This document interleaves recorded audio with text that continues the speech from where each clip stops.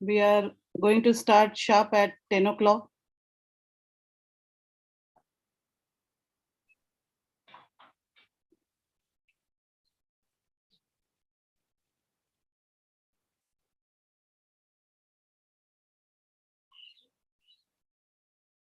We welcome all the guests to this international conference.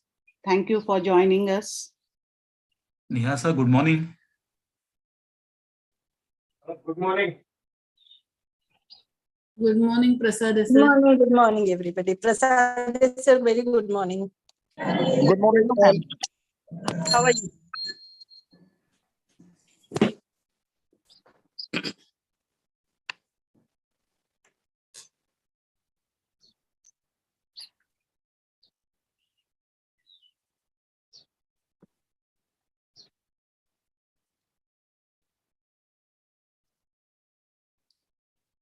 Hello, Renu madam. Hello. Good morning, sir. Good morning, ma'am. Renu madam, our chief guest, Dr. Sanjay Jagtap sir has also joined.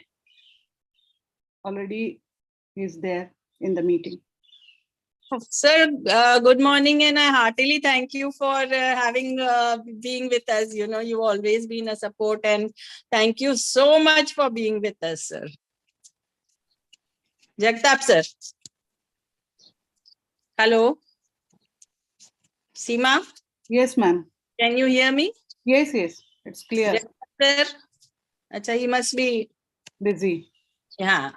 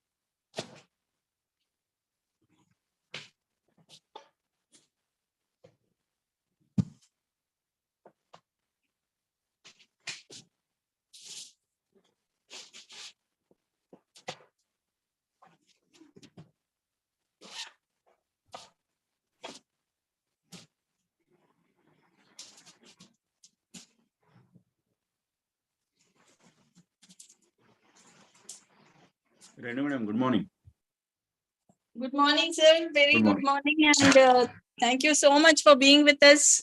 It's a real pleasure, and we are heartily thankful to everybody who's present over here, all the guests. Jagtap sir, in particular, as a chief guest, you know, he accepted the invitation so gracefully. Thank you so much, sir.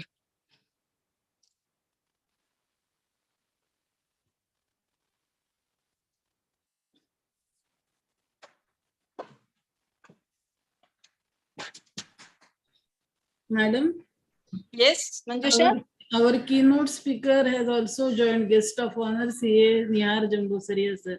Jambusaria sir, most welcome. It's a real pleasure to have you. You know, it's a rare occasion for the institution, and we are highly obliged to you for being with us. It will be a real, it's a real passion for the whole faculty of commerce in the Bombay University. Thank you so much, sir.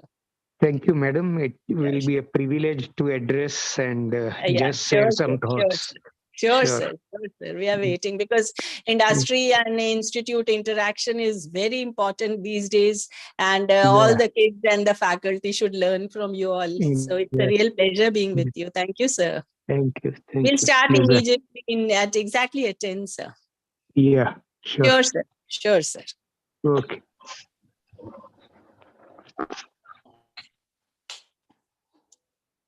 Good morning, madam. Seema, Good madam. morning. Yes, Sunanda. Good morning, Sunanda. Madam, good morning. Good morning, Sunanda.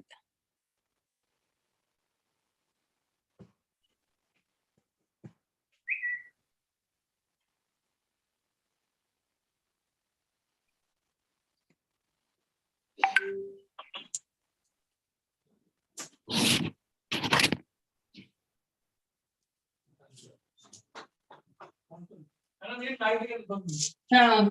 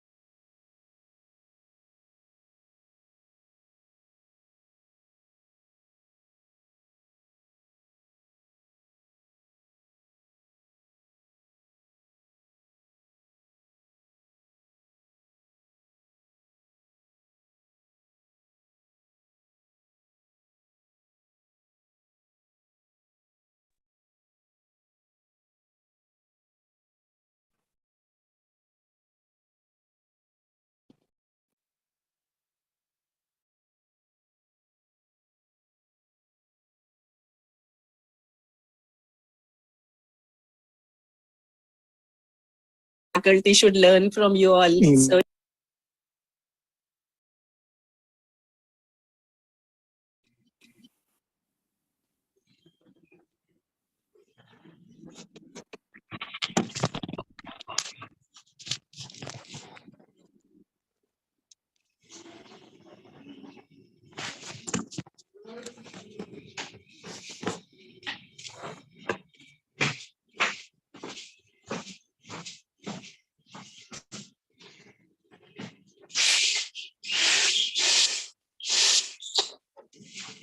faculty should learn from you all. So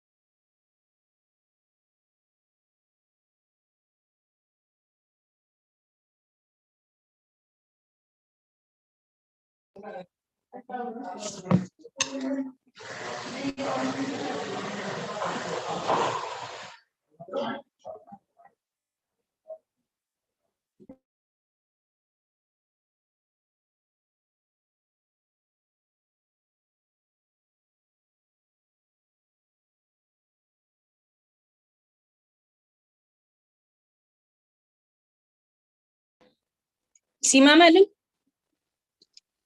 Seema madam?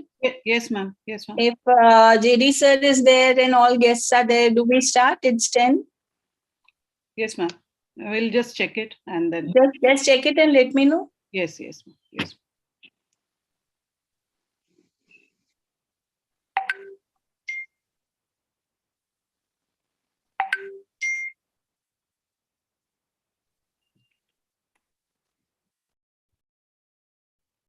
Yes, ma'am.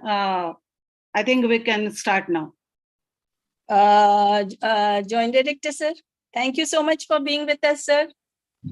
Thank you very much. Sept, sir, it was real pleasure. It was really nice, and you accepted the invitation. We are highly obliged to you, sir. Thank you so much for being us. Do we start, sir? Yeah. Yeah. Jamburia, yeah. Yeah. Everybody? Yeah. Seema, let us start. Yes, ma'am. Let us start. Yeah, Good sure. morning, sir. All the best. God bless everybody. Thank you so much. Good morning, sir. Good morning. Shall we start, Seema madam? Yes, yes. Okay. A hearty good morning to all the distinguished guests, academicians, and students.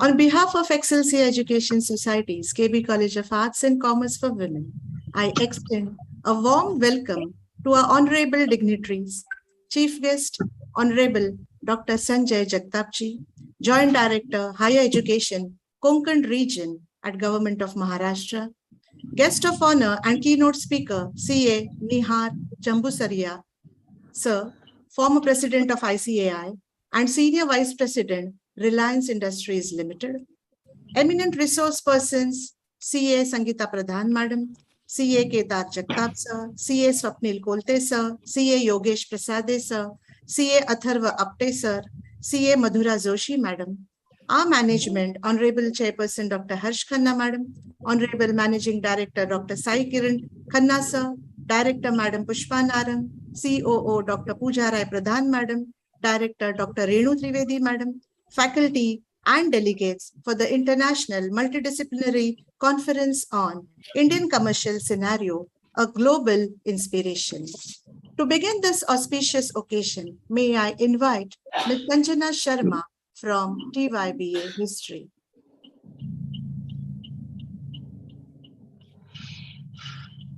Sanjana? Yes, ma'am. Yes, you can start your video and please start the prayer song. Okay, ma'am.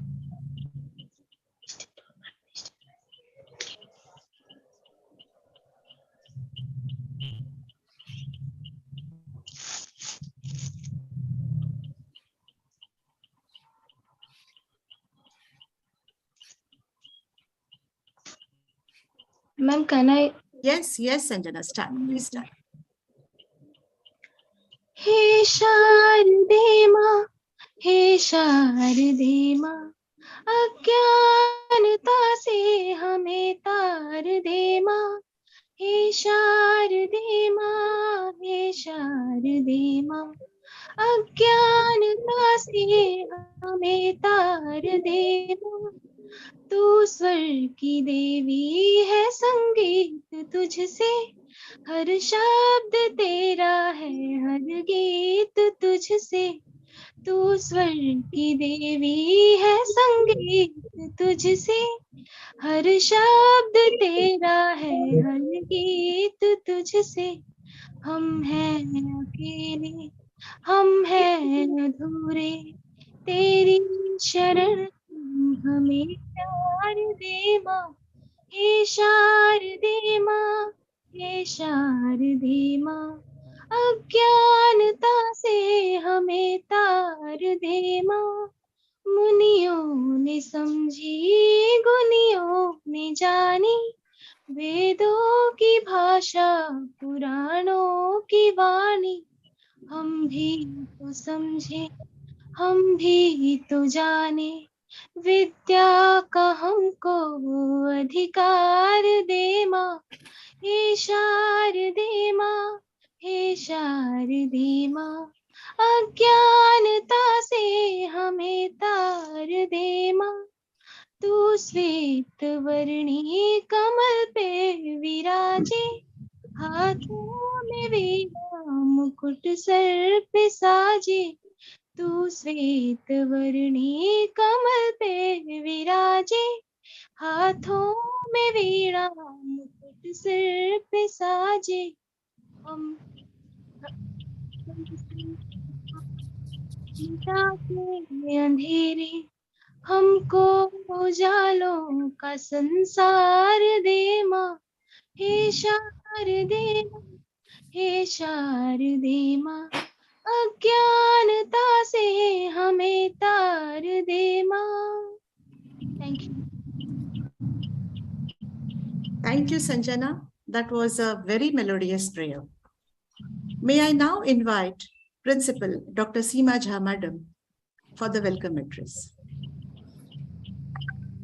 Thank you, Sunanda Madam.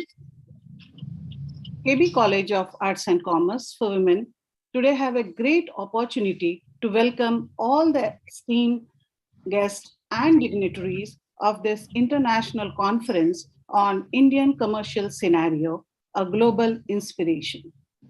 We are extremely delighted to welcome our chief guest for the event, Honorable Dr. Sanjay Jagtap Sir, Joint Director, Higher Education, Konkan Region, Government of Maharashtra. In spite of having very busy schedule that we all know, he has accepted our invitation. We are highly obliged for you, sir, for that, sir. The guest of honor for today's event and keynote speaker, CA Nihar Jambusaria, former president of ICAI and senior vice president, Reliance Industry, is also there. We welcome you, sir. Other resource persons and speakers of the day, CA Sangeeta Pradhan, CA Kedar Jagtap, CA Swapnil Kote, CA Madhura Joshi Madam. We welcome you on behalf of KB College of Arts and Commerce for Women. We welcome our management, Honorable Chairperson of Excelsior Education Society, Dr. Harsh Khanna Madam, Honorable Managing Director of Excelsior Education Society, Dr. Sai Kiran Khanna Sir, our Director, Mrs. Pushpa Narang Madam, our COO, Pooja Rai Pradhan Madam, and all the dignitaries and guests for the day. Organizing research-based seminars and conferences is a regular feature of our institution, and we come up with the seminar proceedings every year published with a very good impact factor, and even in the UGC journal also we publish the papers for the papers of the seminar, papers presented in the seminar. So we invite all the dignitaries, all the research scholars and the experts for this academic exercise from all over the country, all over the world. This is in fact international seminar. So we have received papers and we have the experts from outside India also. In this endeavor, we always get full support and cooperation from our management, especially our chairperson, Honorable Dr. Harsh Khanna Madam, and our Managing Director, Sai Kiran Khanna Sir. Today, Department of Commerce and Accountancy has taken an initiative to bring all the experts of their respective fields to a common platform to share their knowledge and their research with all of us. I'm sure it will be very useful and very fruitful session for all of us, and they are going to enlighten us with their work and their expertise. Once again, I welcome all the guests, all the participants, and the speakers for the day. I'm sure we are going to have a wonderful day today. Thank you, sir. Thank you. Thank you, Madam.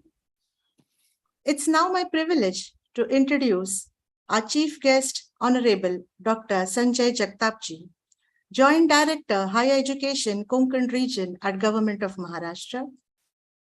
An intellectual personality, Sir is a thorough educationist, attached to research and involved in a lot of research activities. His area of research are phytochemistry and plant physiology.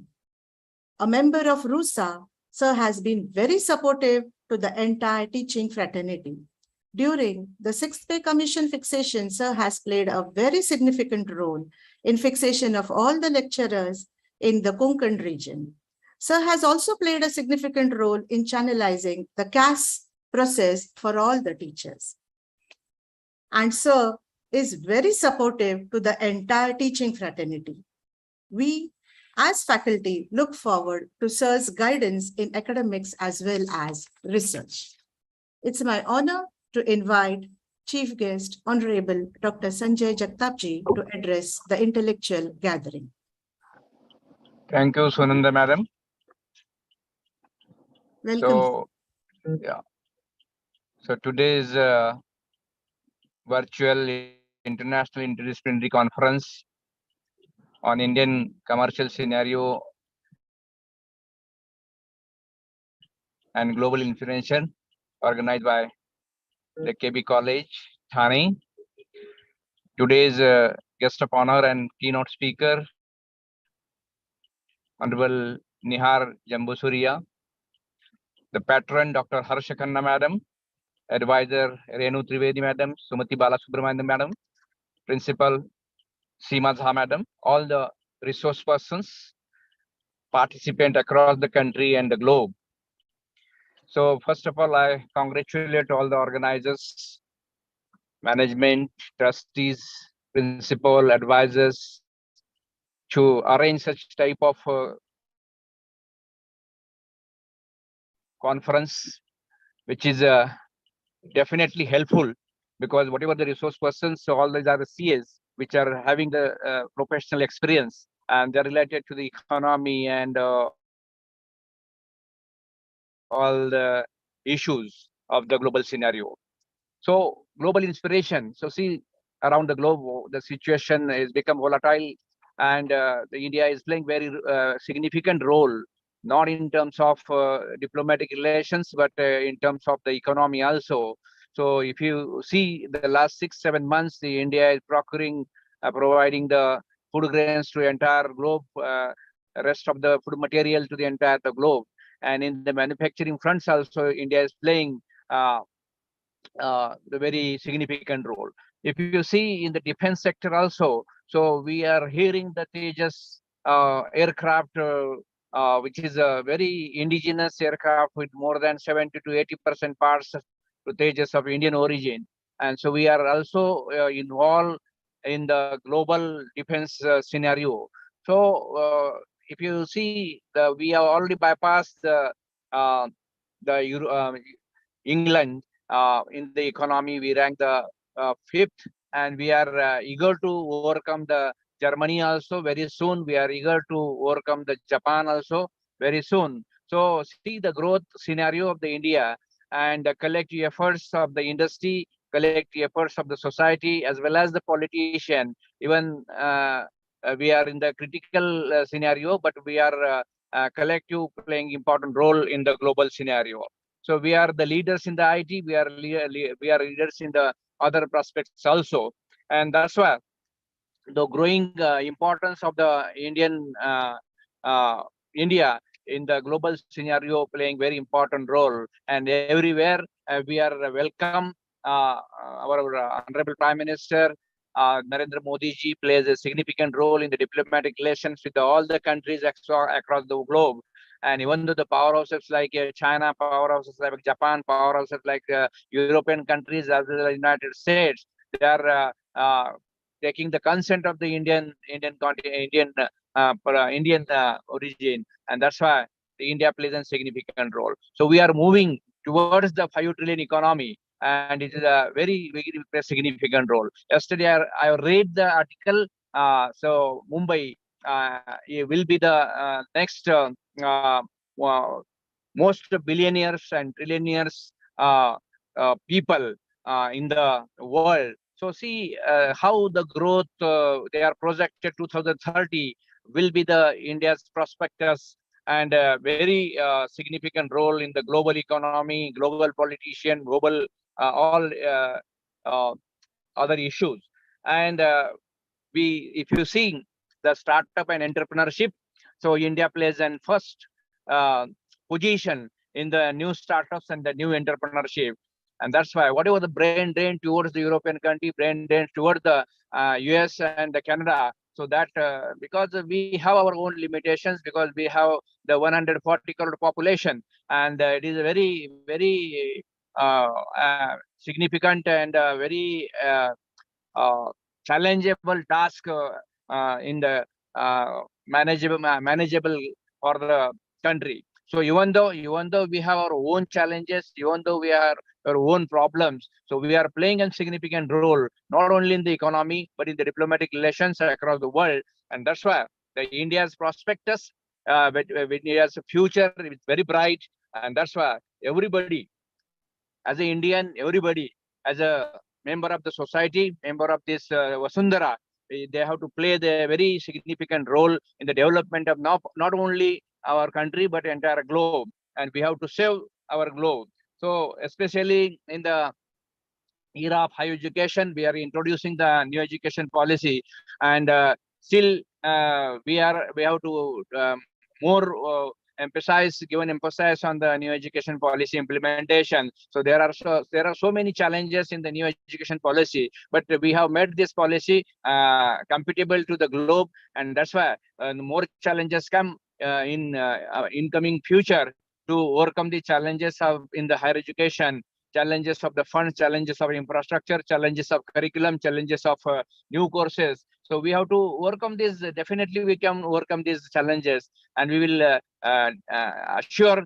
the entire teaching fraternity. So we will definitely overcome the challenges of the new education policy, and definitely our education, Indian education, will be at the top in the global scenario.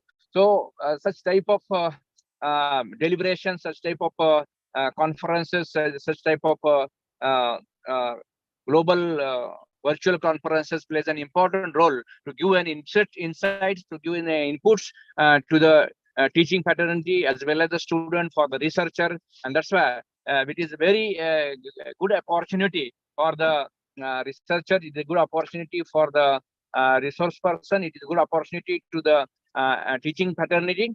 And I congratulate and thanks to organizers to arrange such type of conference with the help of the professionals. I hope definitely the Nihar sir will play an important role, because he has a vast experience in the industry experience, and industry academia tie-up should be required in the upcoming future, and that it is a very important tie-up plays an important role in the implementation of new education policy. So once again, I can thanks to organizers who have given me the opportunity to grace this occasion. So thank you very much. Thank you very much. Thank you so much, sir. Indeed, we are really proud of our country, and I'm sure we are going to lead the globe in commerce, and not only commerce, but I'm sure that one day we are going to lead even in the education sector. Thank you so much for your best wishes, sir. On behalf of the management and the entire conference team of KB College, I'm extremely thankful to Honorable Dr. Sanjay Jagtapji, Joint Director, Higher Education, Konkan Region, for sparing his valuable time and joining us for the inaugural session of our conference. Sir, please accept our heartfelt gratitude for your valuable guidance to all the delegates. Your presence for the conference itself is a big motivation for all of us. Once again, thank you very much, sir. To continue further, may I now request Head of the Department, Commerce and Accountancy, Dr. Vinayak Raje, to take over the session. Thank you, Sunanda Madam. A hearty good morning to all the distinguished guests, academicians, and students on behalf of Excelsior Education Societies, KB College of Arts and Commerce for Women, on the occasion of One Day International Multidisciplinary on Indian Commercial Scenario a global inspiration.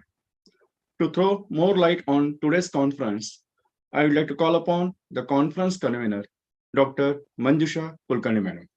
Madam, please. Thank you, sir.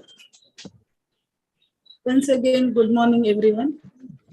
Our distinguished guest for the day, Joint Director, Honorable Dr. Jagtap sir, guest of honor and keynote speaker, former President of ICAI, Nihar Jambusaria sir, Chairperson of our management, Dr. Harsh Khanna madam, Director Narang madam, Managing Director Sai Kiran Khanna sir, our own directors, Dr. Renu Trivedi madam and Dr. Sumati Balachandran madam, Principal Dr. Seema Jha madam, all office bearers of Western India Regional Council of Institute of Chartered Accountant of India, Thane branch, delegates from various institutes, and my dear colleagues. A warm welcome to one and all. KB College of Arts and Commerce for Women has a great pleasure to organize today's conference. The Indian business structure has definitely undergone a paradigm shift over the years. The wide varieties of Indian business definitely offer immense opportunities, not only for India, but for entire world. The transformation of Indian business scenario, government has a very great role to play to better the possibilities and to take exhaustive advantage of business opportunities. The government has introduced major changes. This is in terms of macroeconomic reforms, tax reforms, finance reforms, relaxing capital market, and so on. It was still certain point of time that the overseas business were restricted by a lot of means to get entry in India, such as money transfers, legal formalities, and investment options. But then, to act as a defense of globalization, India went ahead in relaxing many of its regulations. Today, India is in limelight in terms of huge business opportunities in possibly every sector, such as finance, service, telecom, IT, automobile, media, real estate, and so on. It is considered to be most enviable destination for doing business. At present, India is counted among those nations which are least affected by global recession. This certainly proves that India's business potential is huge. India's extensive band of engineers, scientists, management experts, accountants, business experts, and skilled workforce are among best in the world. Today's international conference is an attempt of exploring all Indian business potentials. I thank all dignitaries for joining with us and creating enthusiastic environment for analyzing different aspects of the theme. Thank you once again. Over to you, Raja sir. Thank you, Madam, for highlighting what kind of opportunities are available in today's business scenario.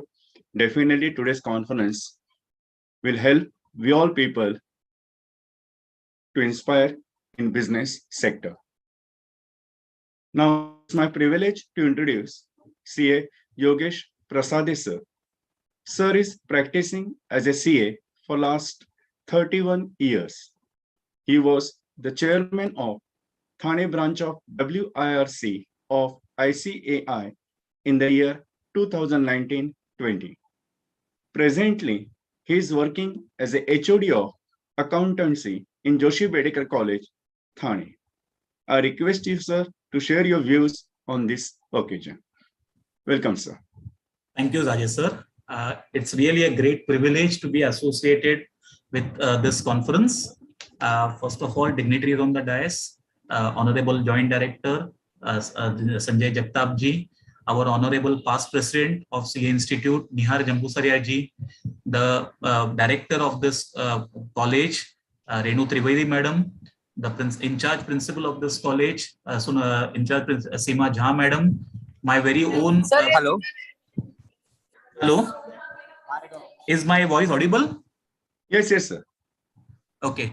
Honorable Principal of this in-charge Principal, Seema Jha Madam, Thane Branch Chairman, my very own Swapnil Kolpe Sir, Atharva Apte Sir, Vikasa Chairman, the management of KB College, Rajesh Sir, the convener of this conference, Manjusha Madam, the accountancy department of this entire college, who have worked relentlessly to ensure that this conference sees the sees a real day of the light.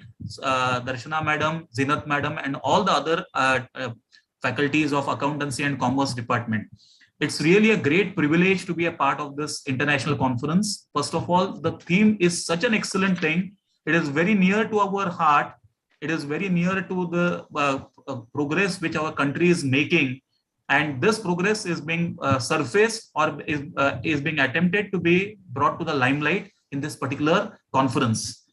So first of all, before I commence with this entire discussion, I would just like to throw upon the importance of today's date and then try to link it with the current conference. Friends, today, that is on 24th of September 2014, India became a only country in the world to launch a spaceship in Mars. No other country in the world had attempted this. This was a very great revolution. It was a great revolution that our country had attempted, and it was a mark of a beginning of a certain very important progress which the country is going to achieve in the near future. The space scientists did a wonderful job. Our industrialists are doing wonderful jobs.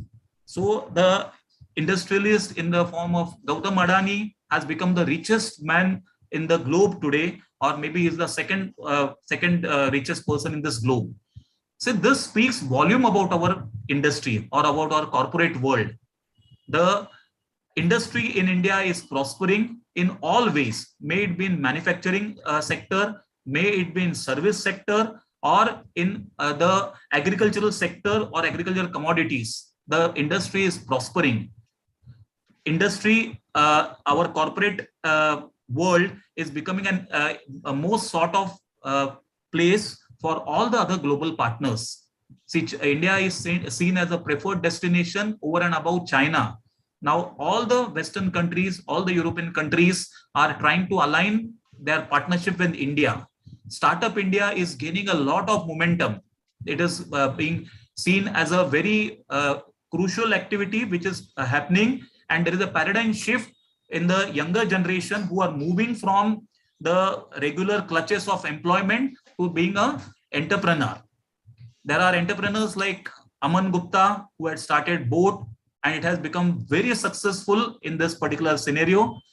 Then we have also seen Lenskart being started by Mr. Goel. It is also becoming most successful of the entire startup units which have taken place in the country. Secondly, our corporate players are marking their stamp. I can give you an example of Ratan Tata. I happened to hear his interview. In his interview, he said that there is a radical transformation in the automobile sector which is taking place in our country. He said that when somebody says that you cannot do it, I do it.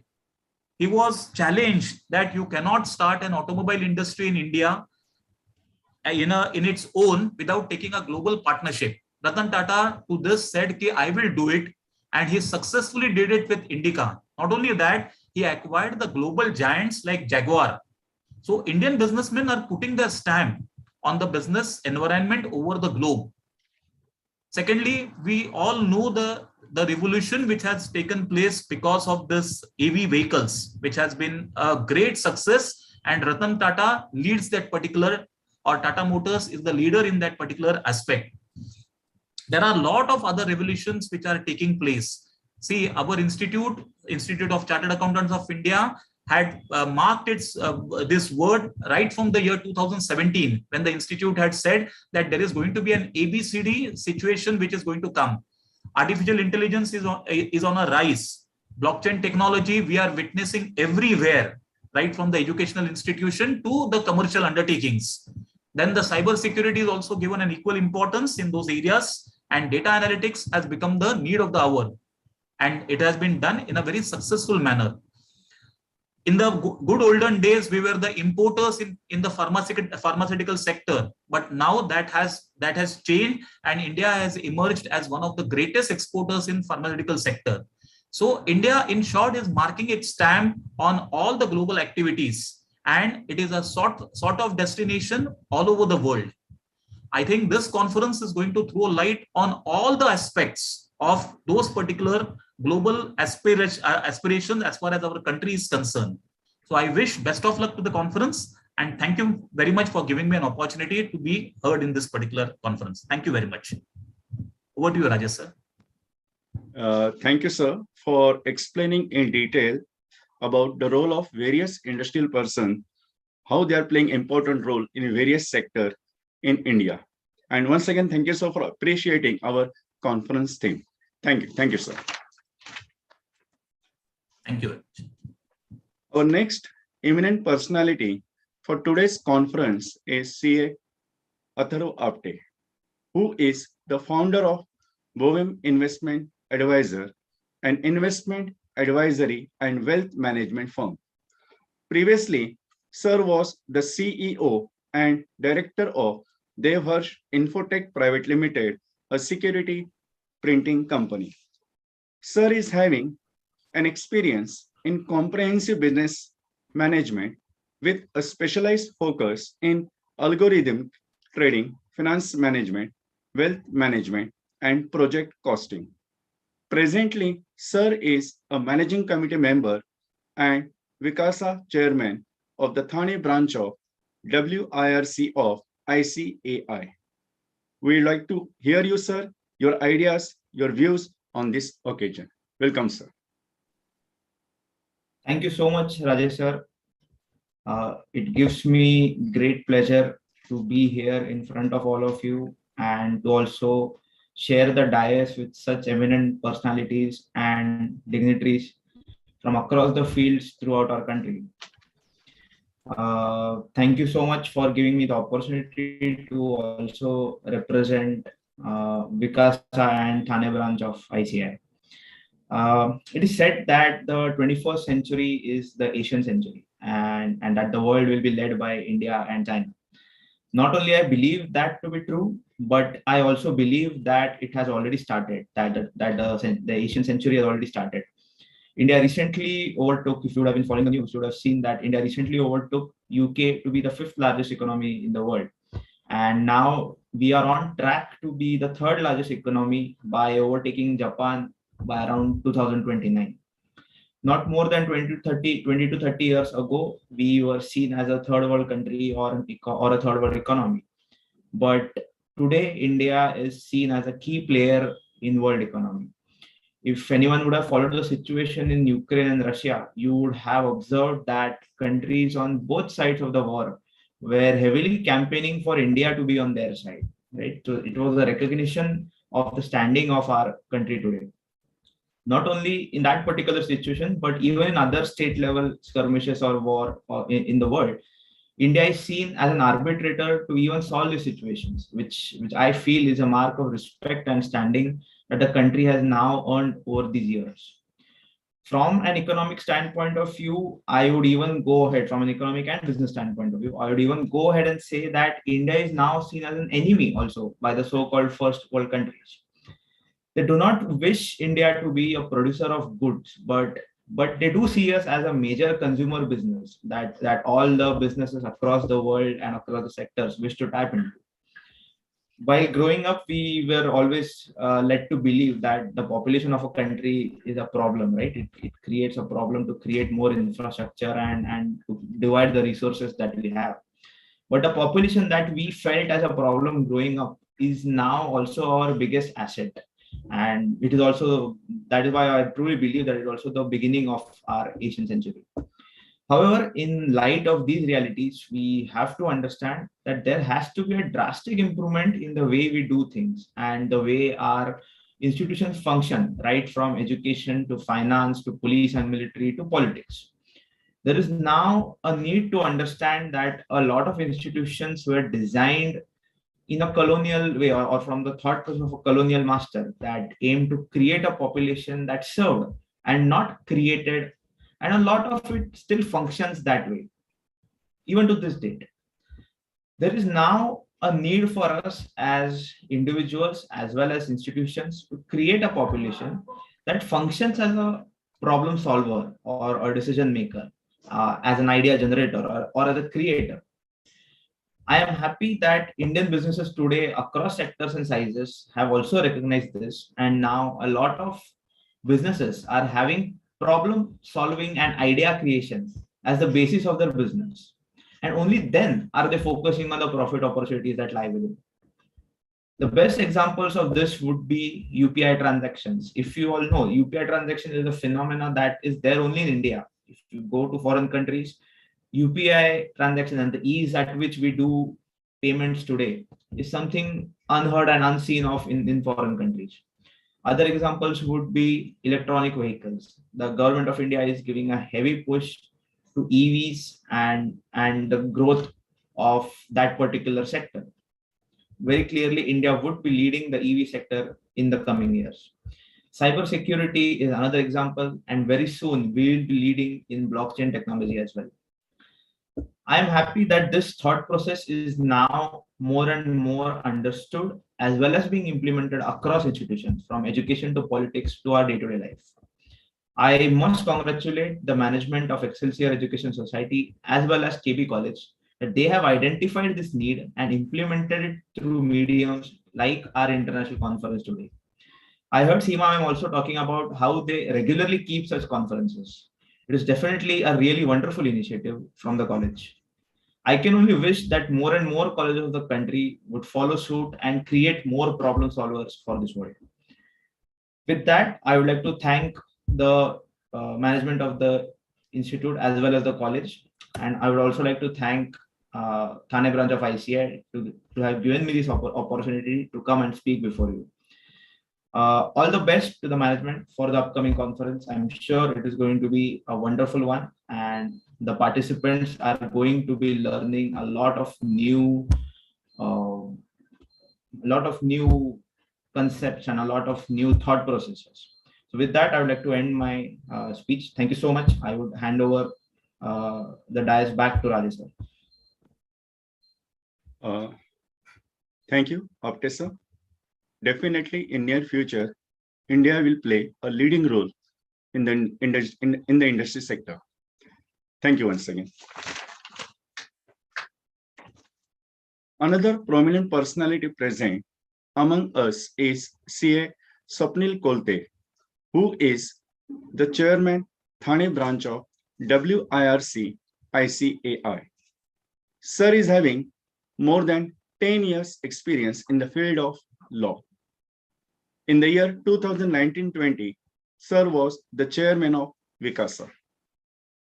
Sir was the vice chairman and secretary of Thane branch of WIRC of ICAI in the year 2021-22.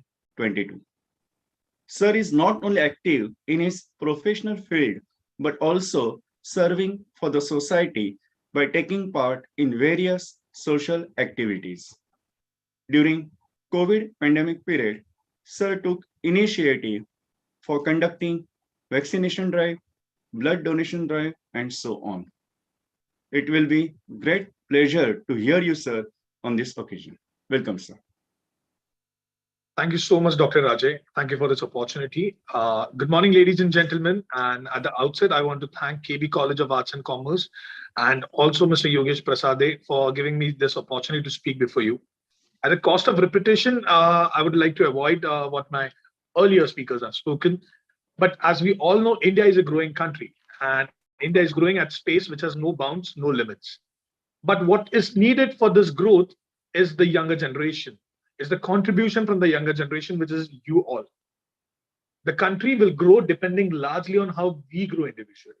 So whatever steps you take, even on the personal front, is a step towards country's progress in the global world.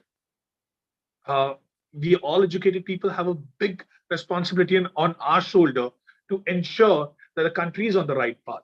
And for this, such seminars are very much needed, which gives us the right direction, which gives us the right opportunities where we could find ourselves on the global front, which also sets a path or a career goal for us. I thank everyone for attending such seminars. And I just want to make a small request that no matter what you do in your life, ensure that some part of your life or some part of your career, you're dedicating some time for the upliftment of your country. And that can be by doing some social cause, some political cause, or in some other manner.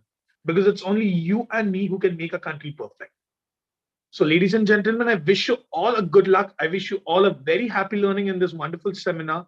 And God bless you all. And I'm looking forward to meet you again sometime in the future. Thank you so much, sir, for providing me this opportunity to address you.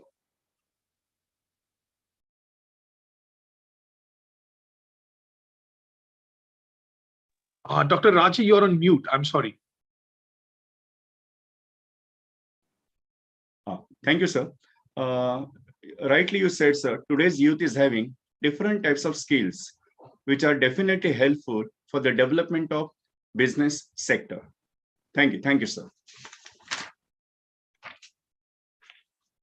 I am privileged to have the pleasant task of introducing our keynote speaker, Honorable C.A. Nihar Jambusaria, sir, former president of ICAI and Senior Vice President, Reliance Industries Limited.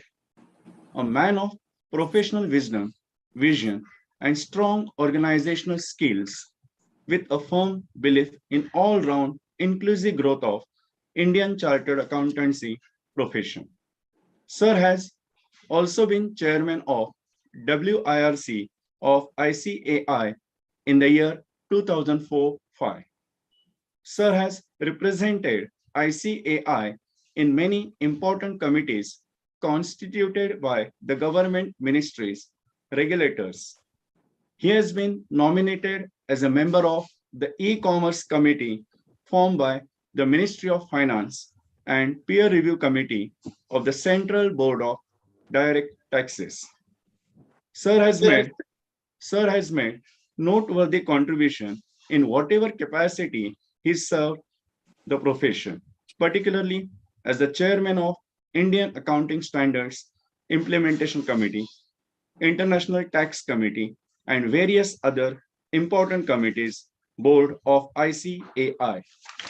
Sir has also served as a member of SAFA Committee on Professional Accountants in Business. Sir has been a prolific speaker at national and international forums. He has attended and contributed to numerous national and international seminars. Sir has addressed more than 900 seminars, conferences covering various subjects of professional interest like direct tax, accounting standards, international tax, and so on. It will be our pleasure to listen your thoughts on this occasion, sir. Welcome, sir.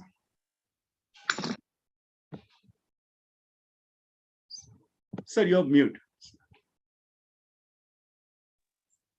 Thank you, Dr. Raja, and all the dignitaries at KB College, dignitaries of the Thane branch, my dear friend, Professor Yogesh Prasad, the faculties and students if they are attending. Good morning, everybody, and let me thank the organizers for inviting me to share my views on Indian commercial scenario, which has become a global inspiration. Friends, let us first look at some historical events that happened in the past, or let us look at the scenario which was prevailing just before the pandemic broke out. I think before probably 2020, India was still considered as a developing country and struggling to develop. When our government had already given call to the population of India that we must achieve $5 trillion economy as soon as possible. And at that time, the target set was 2024. Then suddenly the pandemic broke out. The immediate knee-jerk reaction of the entire world to this pandemic was disappointment. Suddenly, everything came to a halt. Lockdowns were there throughout the world in every country, and people and governments were wondering as to what is happening and how long it will last. Perhaps after 3-4 months, we were still asking questions as to how long this pandemic will last and impact the world. Fortunately, within a very short time, we could see that uh, this challenge itself had become an opportunity for all of us, and we started finding opportunities within this constraint of pandemic. And it is at this time that India started leading the world. First, during the lockdown, the discipline that we maintained in this country was unprecedented. Thereafter, the support that our government gave to MSMEs and small businesses was again an example set for the world. The manner in which our population, and today the younger generation, is listening to this conference, and I'm sure that it is this younger generation's optimistic attitude that led some of the younger entrepreneurs to come forward, and where the world was really asking questions as to how the economies will behave in the current scenario, whether in future the growth will be very steep or whether it will be seesaw type, that is zigzag. And that is why in the world, the other countries were waiting for further investments and they were sitting at fence and observing. At this point of time, the Indian entrepreneurs came forward and they set up some of the startups in spite of so many disabilities. So if we look at commercial scenario in the world, India started leading, particularly during the pandemic and thereafter. If you look at some of the challenges, because let us look at challenges first. Opportunities emerge only out of challenges. We started realizing that this pandemic itself was a surprise and shock. Thereafter, after the pandemic ended, some of the wars that took place, one of the big wars is still going on. The floods, the temperature rise. We could see that in Britain, the temperature rose to a level which people never expected. So many challenges we witnessed, and the opportunities lie in the challenges. The pandemic taught us, and some of the previous speakers spoke about technology, that this ABCD, artificial intelligence, blockchain, cybersecurity, data analytics, all these we realized are the powerful tools for growth. Technology was never so much recognized, although we were struggling to adopt technology as fast as possible. We were still struggling. And during the pandemic, we realized that it was only this pandemic, only this technology, which kept us connected. And we were able to connect with the world so fast with the help of technology. Sharing of knowledge became easy. The other parts of the world also contributed, and we also shared our knowledge with them. And for the first time, we realized that we can, without recognizing the boundaries of countries, communicate so effectively and share knowledge and share ideas so effectively. If we look at risks, prior to the pandemic, all businesses were struggling to address risks. And these risks were identified in the form of a word called VUCA. VUCA. VUCA means vulnerability, uncertainty, complexity, and ambiguity. After the pandemic, we started realizing that even VUCA situation is better or good The situation has become worse, and a different concept for addressing risk was coined, and that concept is called BANI now. BANI, B-A-N-I. B stands for brittle, that is ruthless. The situations have become so ruthless: sudden pandemic, sudden wars, sudden floods, sudden temperature rise. So the situation has become brittle. Anxiety, anxious. The kind of anxiety all these events have created requires a very careful and systematic address. N means non-linear. And non-linear, see, so far we were assessing risk on the basis of past experience. But the new situations which are emerging, they do not have precedents. They have become non-linear. You can't look upon past and take lessons from the past. You have to coin new ideas, address the situation in a very different way. And incomprehensible. Some of these situations are totally incomprehensible. In this scenario, India emerged as a leader, thanks to the leadership at the government, leadership at educational institutions, leadership at professional institutes like our institute, leadership of entrepreneurs. All these people came forward, offered leadership, and started offering solutions to this uncertain scenario. And that is how our country first addressed the problems of small businesses. In every country of the world, it is noticed that contribution to GDP of MSMEs is to the extent of not less than 40%, which is a significant contribution. And therefore, if small businesses die or liquidate, the economy would suffer significantly. And our country took the lead in addressing the needs of MSMEs. Today, if I talk about the Institute of Chartered Accountants of India, last year, we set up a separate committee called MSME and Startup Committee. This committee is doing wonders in the entire country. And they are looking at the issues that the MSMEs are facing.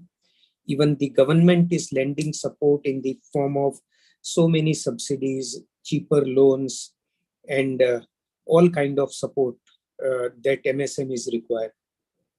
Let us also look at another challenge which the world is facing, and that is the climate change. The temperature is continuously rising.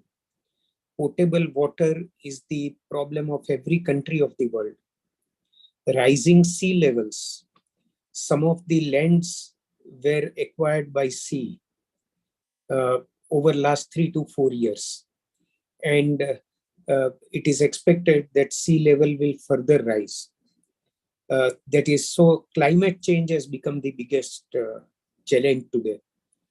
And the World Economic Forum and United Nations came out with a concept called sustainability. And they framed 17 sustainable development goals. If I talk about the few, one is addressing climate change. The others are addressing poverty, education, life on land, life under the water. Gender equality is another issue which United Nations has appealed to all countries of the world. And in the process of addressing all these challenges, the United Nations realized that partnerships have become very important. This conference itself is called Multidisciplinary Conference. Friends, you would have all witnessed in the past that a doctor would practice in medical field. A chartered accountant would practice in accounting field. An MBA would practice in business administration field. A businessman would expertise in his field. But time has come when, if we want to address all these challenges and be on top commercially, and in terms of value creation, then all these professionals and businessmen have to come together and form partnerships. And we call it multidisciplinary approach. When we come together, we can address the problem of health, education, poverty, gender equality, climate change, and everything. The government gave a call which was age-old, which Gandhiji gave Swadeshi. Now the government calls it Atmanirbhar Bharat. Produce within the country and market it not only within the country but in the entire world. To be present on the global scenario, we must encourage local production and show to the world that we can supply to the world. We are not only consumers and we should not be looked upon as only a market. So this is the challenge which India is addressing and trying to grow. In our business achievements, another concept has entered the field. See, as accountants, if anybody asked us in the past, what is bottom line? We used to say in one word, bottom line means profit. Today, our country is talking about triple bottom line. Triple bottom line is profit, people, and planet. And if you look at emergencies, now this is going to take a reverse priority. Planet, people, and profit. With the climate change, first protecting the planet is the first priority. If planet survives, people will survive. So the next challenge will be to meet the needs of people and thereafter look at profits and maximize it. Otherwise, profits will not fetch any value to the earners. So a concept called value reporting has entered. The Security and Exchange Board of India has come out with another concept of reporting. It is non-financial reporting, where every company, every big company, top 1,000 listed companies by market cap, will have to report on what value they have created during the year, how much carbon emission they have controlled, and when they will achieve zero carbon emission. So the concept of value creation has emerged, and the world is talking about what is called ESG, environmental, social, and governance. And India again is leading in this concept. You look at any field, any sector, and any initiative that world is taking, today India is leading every initiative. Our huge population at present is our advantage because more than 60% of the population is young, that is below the age of 45. But at the same time, our government has started looking at balancing the rising population as our geographical area is limited.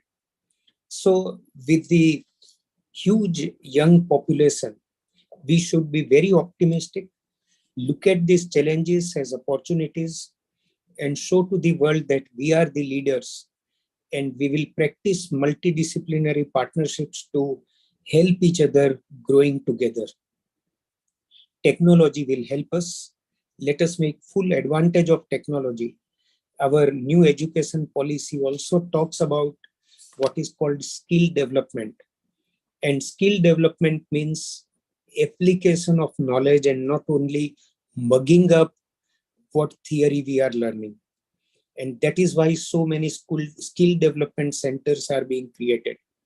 At the Institute of Chartered Accountants, in our examination system, we are trying to introduce open book system in the exam in as many subjects as possible. Perhaps even at college level, this concept will come up soon. And through education, we will see that our commercial scenario further improves and we keep the leadership that we have started taking in the global village, that is the entire world. So with this, I wish the best to this conference, and I am sure that all faculties and students attending this conference will gain a lot of value and will be very effective going forward. Thank you so much for inviting me. It was a pleasure talking with you and sharing some of the ideas which we learned in the recent past. Thank you. Thank you so much. Thank you, sir. With your speech, definitely we all came to know that what kind of challenges and problems we are finding in business sector. But still, by taking the help of technology, definitely whatever challenges, difficulties we are facing, that we can convert into opportunities. Solution to overcome different types of challenges or problems that will definitely help to make progress in each and every business sector. Thank you. Thank you, sir. It gives me an immense pleasure to propose formal vote of thanks on this occasion. I would like to thank our chief guest, Honorable Dr. Sanjay Jagtap sir, Joint Director, Konkan Region, Government of Maharashtra, for sharing his valuable thoughts. I would like to express my gratitude towards entire team of WIRC of ICAI as a knowledge partner, Honorable CA Nihar Jambusaria sir, Honorable CA Yogesh Prasade, Honorable CA Atharv Apte, Honorable CA Swapnil Kolte for their valuable guidance and suggestion. Special thanks to CA Yogesh Prasade sir for giving continuous support to our Commerce Department for organizing today's conference. I express my gratitude to our Honorable Chairperson, Dr. Harsh Khanna Madam, for continuous support to organize such event at regular basis. I extend my thanks to our Managing Director, Dr. Sai Kiran sir, Director, Madam Pushpa Naran, COO, Dr. Pujara Pradhan Madam. I'm very much thankful to our ever encouraging, motivating, and dynamic director, Dr. Renu Trivedi Madam, advisor for this conference, Dr. Sumati Madam, for their support. I am thankful to our principal, Dr. Seema Jha Madam, for taking initiative for making today's conference successful. With this note, inaugural function is over, and it's a request to all delegates to join at 11:15 after 15 minutes break. Thank you.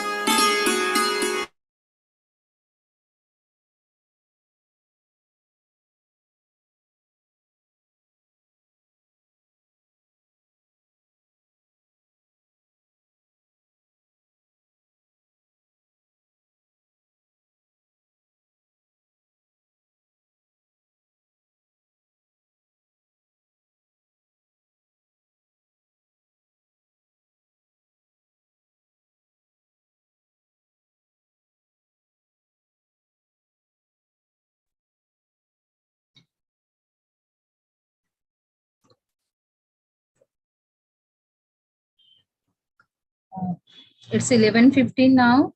Good morning to one and all present here. A warm welcome to today's International Multidisciplinary Online Conference on Indian Commercial Scenario, a global inspiration. It's a pleasure to have CA Sangeeta Madam Pradhan for today's session. She is CWA, ACA, ACS. The best part, she has completed all these three professional qualifications at the age of 23 years. Madam has 30 years experience in food, chemical, telecom, engineering, financial, oil and gas, and now in retail sector. Initial 10 years of her career, she handled complete accounting and finance, direct taxation, and been a company secretary of multinational company Fisher Roseman.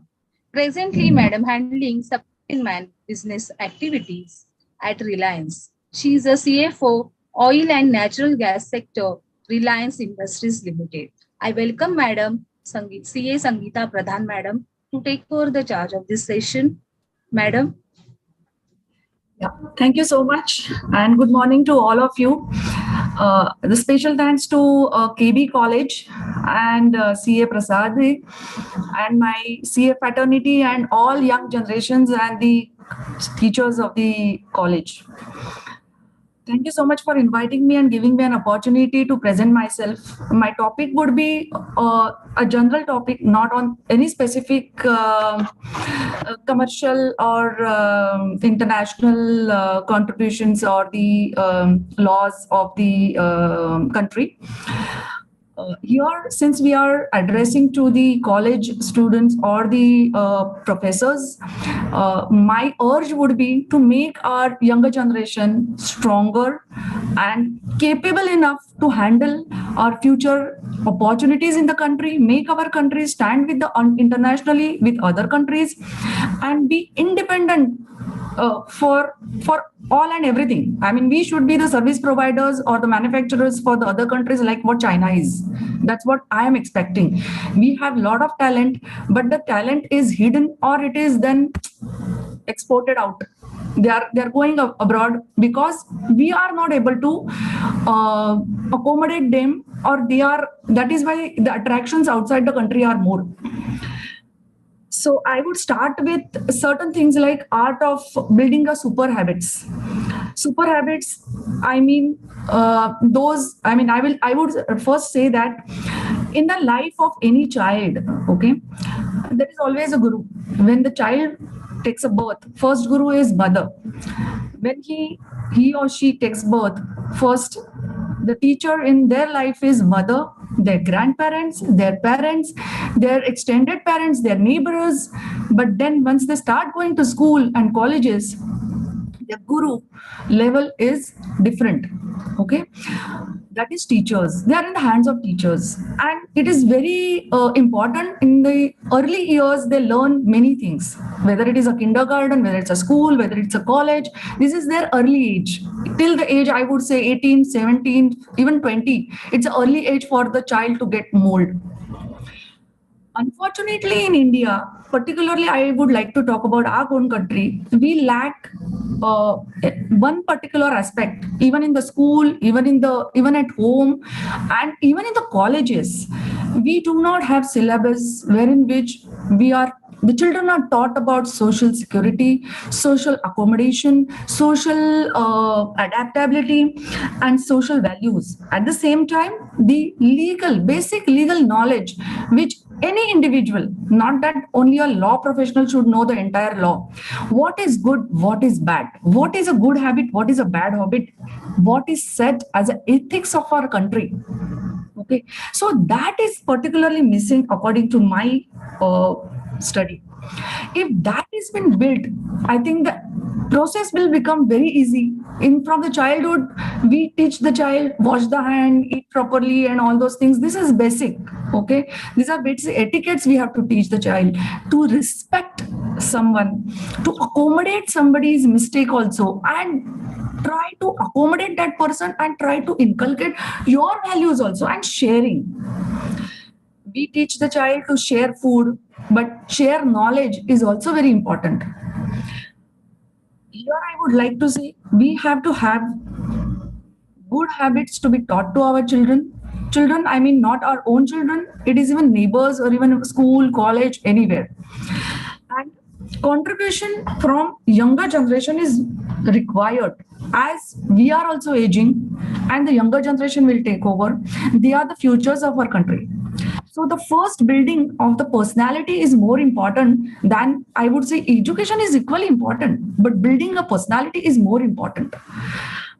What socially is acceptable, what country-wise, legally, socially, and internationally is acceptable to make a full-fledged person as such, to have that capability to hold the stress, have the empathy towards the weaker section of the community, because in the life, there is always a relativity concept. Somebody is going to be a stronger, somebody is going to be relatively less stronger, and somebody is going to be relatively minimum stronger, whether I would say who are in all these capabilities.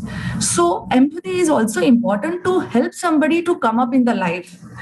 I mean, not that you have to say this profession is good and other profession is not good. Every profession and every opportunity is an opportunity to grow. We have to grab that opportunity looking at its own potential. To know its own potential, we have to help them. And once we help them, we have to make them capable to grow and follow that. We have to make them mentally so strong by which, let there be any difficulty, any stress, mentally or physically challenges, person should be able to get out of it. Get out of it is a managing and other society members to cohese and then support that child. Here I would rather say, together we have to build our own generation. Our past, I mean, our own parents, grandparents had given us the good heritage. Okay, that heritage has taken us to this level, but the internationally and nationally, the challenges are increasing. The kind of challenges we recently faced is COVID. Okay, so these challenges, the children need to have that strength to cope up with it. You must have also faced that in the COVID, so many people have lost their lives. Their families are suffering or suffered a lot. But in such situations, stand with the family, come out of it, stand strongly with the situation and go ahead and achieve something. Government is always there to support. As what Niharji has already said, that MSME is there, wherein which the industry is categorized into the level of capital investment and the turnover. So there is every opportunity for any individual. You can take right from haircutting, Javed Habib. See, earlier that profession was considered as a smaller, it's a balutedar kind of small profession. Now that is not a small profession. So any profession, person should not be hesitant to take it. I have just given the example of barber, but any profession for that matter. For that purpose, you need not have to be a CA, engineer, doctor, or anything else. Anything which you like, which you have a passion, follow the passion, stick to your passion. Other people to take the help and give the help. At the same time, mindset should be a winning mindset, in which what may come, this is my profession, this is my passion, I will follow to it. And for which MSME is there. There are other concessions are also there. Government is giving lot of subsidies to upcoming youngsters as a startup also. There is nothing wrong to start up, and if at all that startup is not working, one can think should have a second plan B. Time management is very important. Let that be managed so well that in case you think that I am not able to do it, okay, so that person should not collapse. That child should not collapse and say that, okay, I'm not able to do it, so it's a failure on my part. Failure is not the thing which should stop a person to grow. He should be able to stand on his own and find out something which he can be doing it in a better way. So any profession for that matter is the best profession. So what I was talking about, resilience. Let there be failure coming in your way. Nothing doing. You have to grow. I have to stand on my own. I have to get my name. I have to have a good personality, not only physically, because unless you are physically strong, you will not be able to perform. So that is also one part of it. And helping others, taking what I would say that a group along with you rather than I am the supremo and rest others are below me. So that social responsibility is very important. Everybody has brain, everybody has its own potential. So that person should also be, I mean, we have to develop a person, a child or a student in such a way, other than the studies that we teach, we should have a person to have the best of the best personality. And that personality should be on the top of it than its knowledge. Knowledge will support, but personality will always live along with him. As he grows, he will pass on that heritage or that knowledge to other person, to make the other person so strong that our country will not need anybody else, but we will be self-sufficient, will be self-compliant in all field. So that was my message. The situation gives a lot of learning to us. Each one, I mean, what our parents, my parents, and everybody's parents have learned will not stay good today in terms of many other things other than values. Values will always stay. But the challenges that we are facing at this age today and tomorrow these children will face, we have to make them able, we have to make them capable, we have to make them so capable that we have to tell them, let government give all these subsidies and all these things, okay, in terms of concessional what you say, some kind of a reservation. So don't look at the reservations. Let reservation be given to the weaker community. I should be so strong that I will go on merit.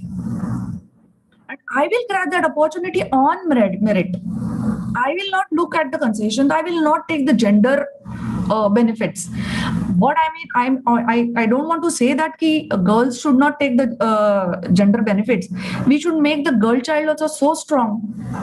Let that be given to the areas wherein which the females are not given so much opportunity in the by the family or the socially deprived females.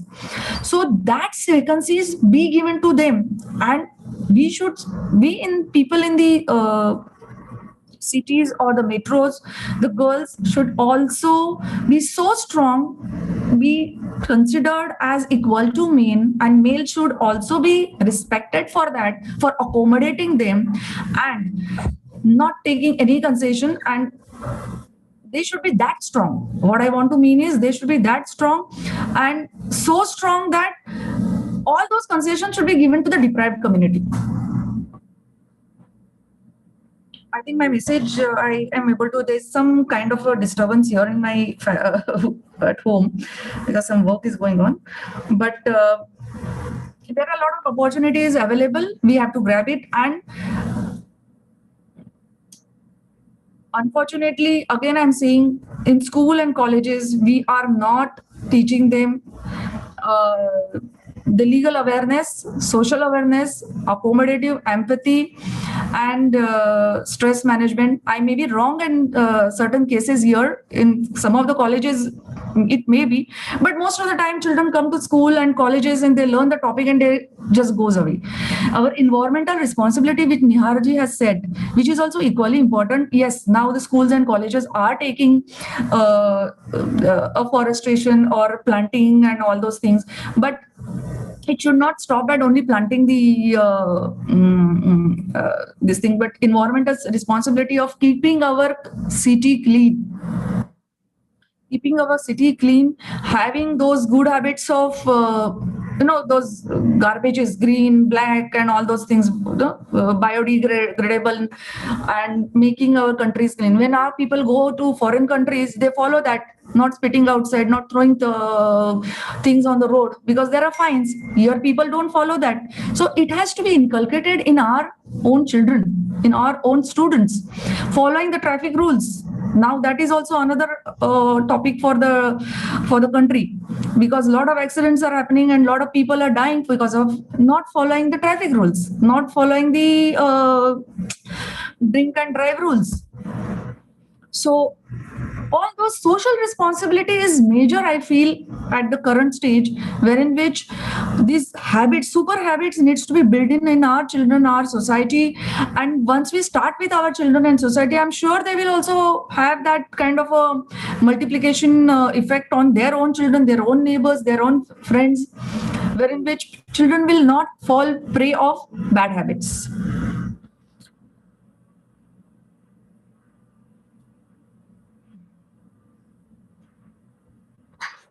So if at all I have to talk about the anatomy of a person, 40% of a daily activity are driven by habits. And subconsciously, if we teach them to follow those habits, I think their life will be very happier. And happy minds builds happy things. Happy emotions will get built in their own family. They will have a good family life, good social life, and country will be a good country for a living individuals. People will feel like working in India than living in countries and going abroad. I'm not saying people will not go abroad. Let them go abroad, learn, but get that technology, get that knowledge back to India, because there are opportunities here. These opportunities should bring them back to our country and develop our country socially, economically, and with ethically. We want to run our country. We want our leaders, because these are going to be the leaders. Unfortunately, some of the leaders are not so strong about ethics and non-ethics.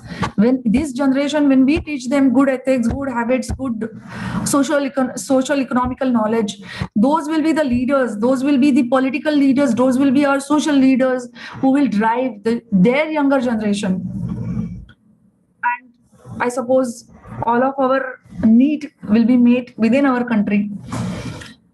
There will be expats interested to come and learn, like people from abroad are now coming to India to learn Bhagavad Gita. Why?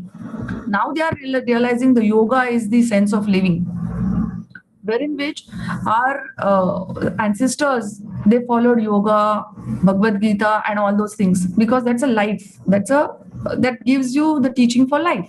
Okay, so now the foreigners are learning. So immediately what I would say, that if we inculcate all these good habits and good ethics and opportunities, I want foreign investors to come India, give good opportunities to Indian generation, and we take opportunity to grow our country. That's my punchline for everyone. Thank you so much for giving me opportunity, and happy to address this. Thank you so much. Thank you, madam. Thank you so much. You have focused on various topics within a short period, madam, like building of a habit of super habits, the importance of social security, social accommodation, basic knowledge of law, time management, stress management, and so on. Thank you, madam. This speech is very, very helpful for us, and it's our pleasure that you have in our session. Thank you so much, madam. Now I will call Dr. Usha Bhandare madam and Dr. Deepak Bansur sir to take over the charge of the next session.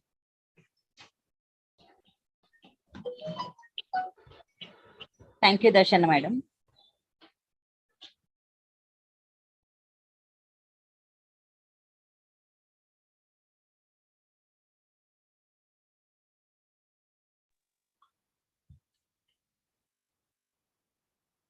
Now, we will begin the paper presentations, and we have the first paper presenter, Mrs. Supriya Dhage from Pednekar College, and her topic is to study preferences of application towards online interviews and offline interviews between Kalyan and Dombivli region. I request Mrs. Supriya Dhage, please start your presentation. Yes, good morning, one and all. Myself, Supriya Dhage from KV Pendarkar College of Commerce, Science and Arts, from Dombivli East. My topic is to study the preference of applicants toward online interviews and offline interviews. The word interview refers to the personal conversation between the interviewer and the interviewee. Nowadays, to hire an employee by interviewing the preference of the applicants, which is online interview and offline interview, is important. According to applicant's preference, an interview will take place and the organization will select the right candidate for the right position. This research paper shows which interview method, which is online or offline, is more beneficial for applicants, and it can also mention points like cost or time, approaches of applicants, different recruitment processes, which method is easy to communicate, and at which place the conversation is takes place. Using this research, we can find out how many applicants prefer online interviews and offline interviews. Recruitment in recruitment methods have undergone a drastic change over the last 2-3 years. Although online video chats have been available for some times and are easier to conduct in some places, in other hand, in some places, face-to-face chats are still preferred. This happens why they agreed that an online recruitment is the preferred method for the new generation and also easier for recruiters. A traditional or face-to-face interview is a formal meeting with one or more interviews who ask questions for the candidates. Conducting an interview is not always easy. Understanding the most effective ways to conduct an interview is essential to building a successful team and advancing in a job market. With today's technology, significance of of my research paper are: with today's technology, interview take almost no time. The other party can sit comfortably in the online method. The other party can sit comfortably in their seat and join the conversation. Costs are lower and a lot of time and energy can be saved. It also presents the evaluator with the objective view. Nowadays, software has evolved. On the other hand, if we talk about offline interviews, face-to-face interaction is still valued by many organizations. No matter how widespread online recruiting is, many companies still have on-site and face-to-face interviews. It's clear that hiring managers value personal interactions. It is very reassuring to understand and judge candidates in person rather than on screen. Using online method, they would still prefer to do final assessment face-to-face. Not everyone convinced for online interviews. Some people refer offline interviews because face-to-face interaction can provide an accurate analysis of a person much better than the online method. Now we can see the impact of COVID-19 pandemic on online and especially on offline interviews. Virtually interviewing become essential in 2020. For most companies, when in-person job interviews are stopped suddenly due to social distancing orders, experts believe a combination of the two interviewing methods will be way recruiting and hiring is done post-pandemic, as traditional hiring practices may come back alongside recently adopted virtual process so that interviews are done by both methods. Here, the preference of the company and applicants matter, as we see in the further difference of the online and offline interviews.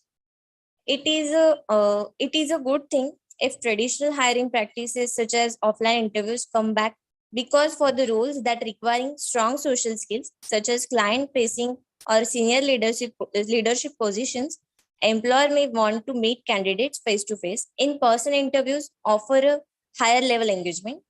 You can read body language in offline interviews. You can read body language better and get a better sense of someone's interpersonal skills and will be more beneficial to company or organization for their profit maximization, image and identity point of view.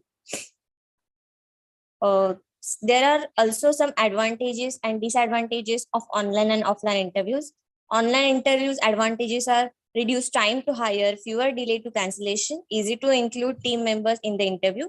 You can use multimedia, saves on cost, and disadvantage are you need to write video conferencing platform, connectivity issues, background noise or distractions candidate miss out of the sense of the company culture. You could both the missing non-verbal issues. For offline interviews, advantages such as allow for more in-depth data collection, body language and facial expressions are more clearly identified. The interviewer can probe and explanations of responses. Interview length can be considerably longer since the participants has greater commitment to participate. And disadvantages are interviews are more time consuming to conduct and select employees on the right job. As a result of timing and travel, interviews can be expensive. So the analysis of the research are today in 72% of the search of jobs on their phones because of offers a more convenient way to get the best opportunities. HR is also experiencing a massive digital transformation with advance of AI investment in machine learning. It will change the way interviews are conducted as companies look to use video platform instead of sticking on traditional face-to-face meetings. Good recruiting tools will not only save your money and time with respect to offline interviews, but also properly evaluate candidate based on their skills and abilities. Recruiters can advantage of some other great tools that make virtual interview easier. This include resume screening, online critical analysis assessment, e-interviewing schedule, and much more. The fundamental aspect of interview and screening candidates remain the same, and hiring based on talent will never go out of style. Hiring the right employees who are willing to learn is one of the strengths of a good recruiter. With the job market straight of late, companies are constantly looking for talent and can depth the dynamic in a digital environment. Almost 75% of HR staff revealed the difficulties and recruitment mainly due to gaps of candidate skills and abilities and knowledge. The use of question banks along the inclusion of relevant skill-based tests is one of the most important assets in hiring candidates. The online recruitment tools enable this inclusion, making the onboarding process easier.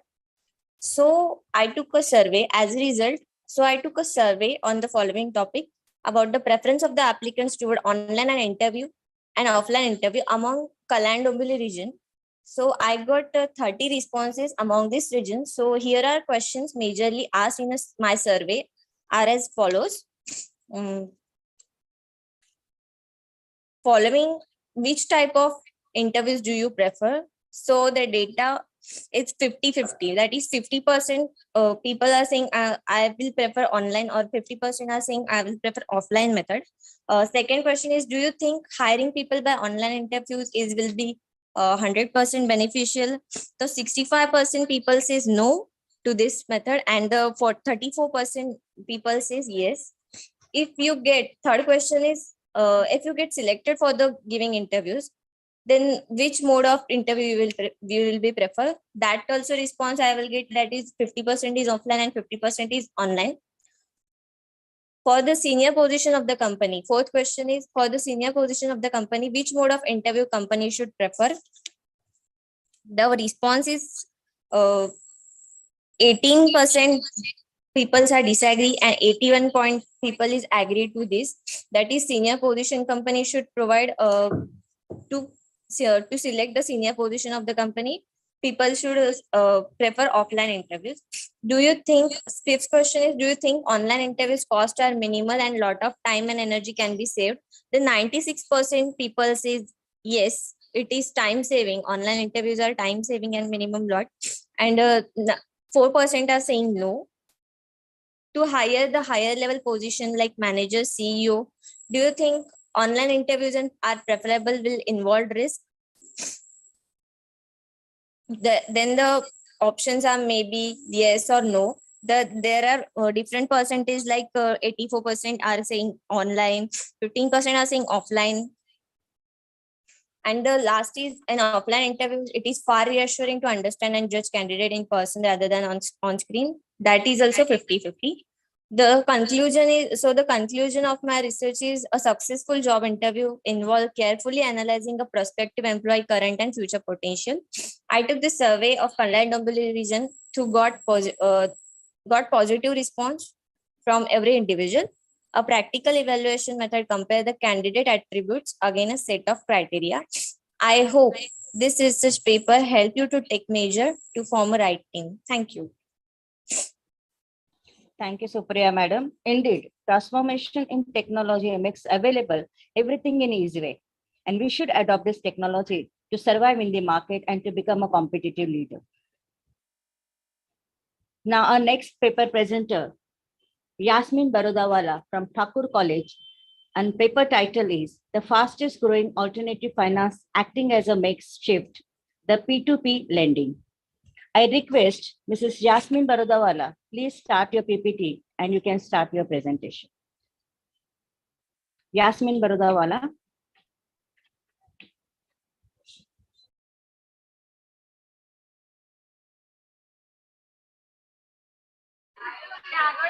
Hello.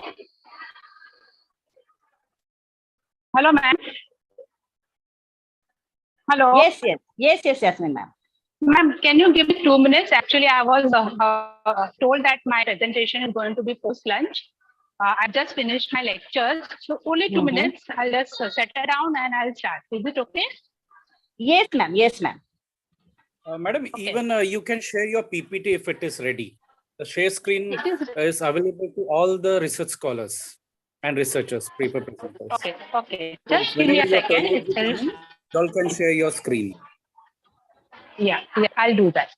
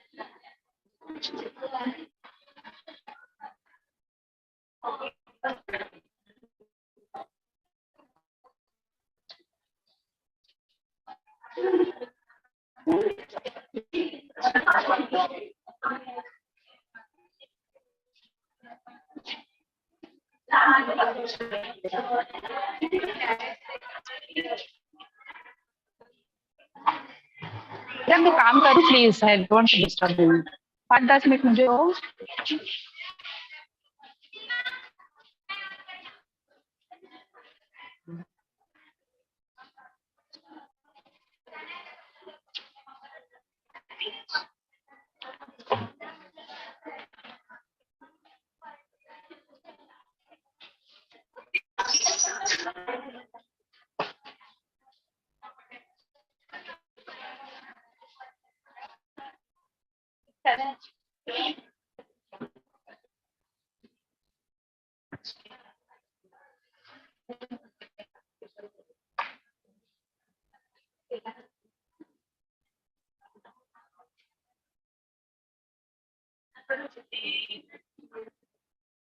Yasmin, ma'am, if you find any Yes, difficulty, yes. you can share your PPT with us.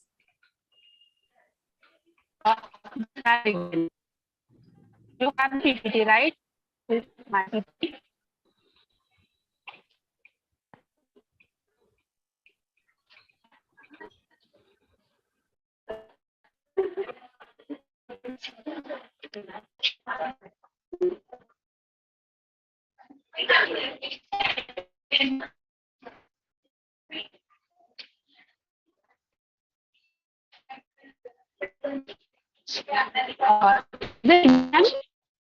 Yes, now it's visible.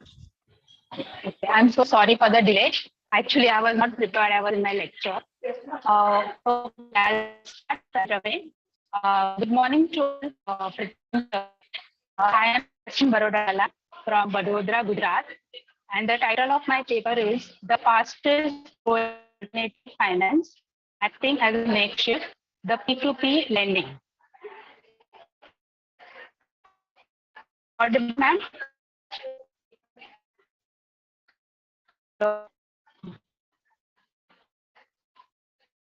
Hello? Yes, ma'am, you can start. Was I audible in my first slide? Yes, yes. Yes, ma'am. Please go ahead. Okay. You're audible. Okay. Yes. So we can start with the introduction. Peer-to-peer lending is done from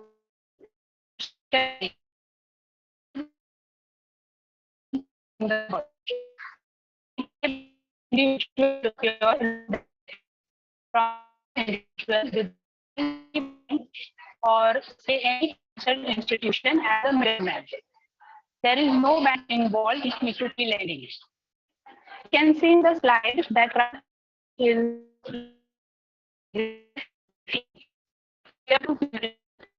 side. About the history, in UK in 2000,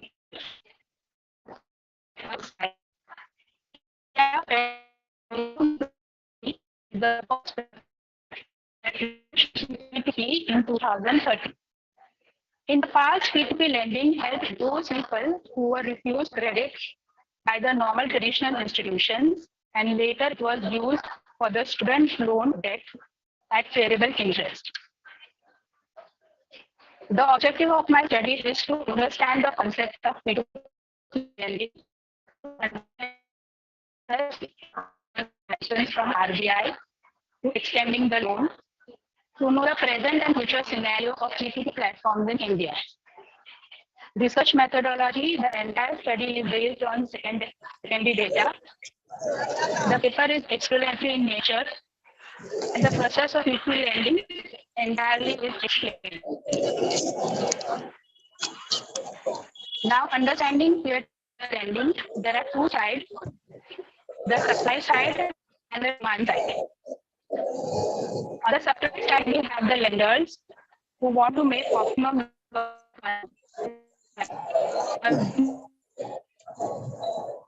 What झालं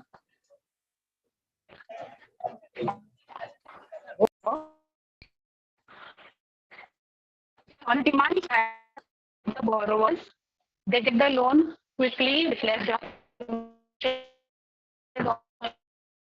interest rates are stable, and they have an option of easy payment.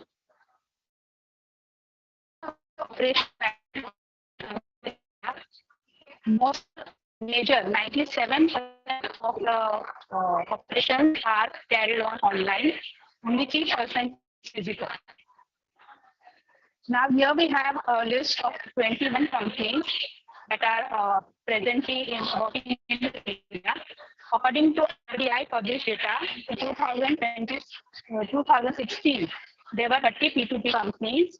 In 2019, there were 19 P2P companies. And in May 2021, there were 21 P2P companies in India that were licensed by RBI. The chart shows city-wide distribution of companies, where Mumbai has the highest number of the companies, that is 9, followed by Hyderabad 4, Bangalore and Delhi 3, Kanpur and Chennai 1 each. To summarize and give a better information, the top 6 P2P companies, that is platforms or a website, is displayed in the table, showing the name of the company, date of establishment, its founders, location. Future of P2P lending. The market size of P2P lending is expected to reach $10 billion in 2000. The reason for such growth is transformation lending, use of blockchain technology, Indian government's motive of cashless and global. The market was $80.9 million, which is expected to reach 705 billion.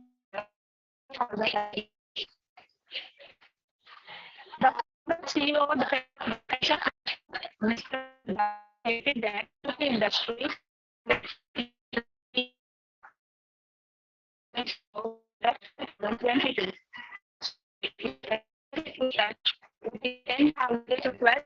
the coming years.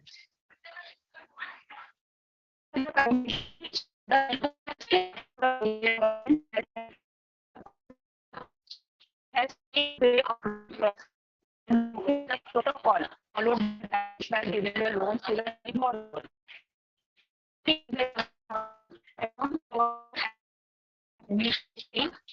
a manner and an economic side of it has over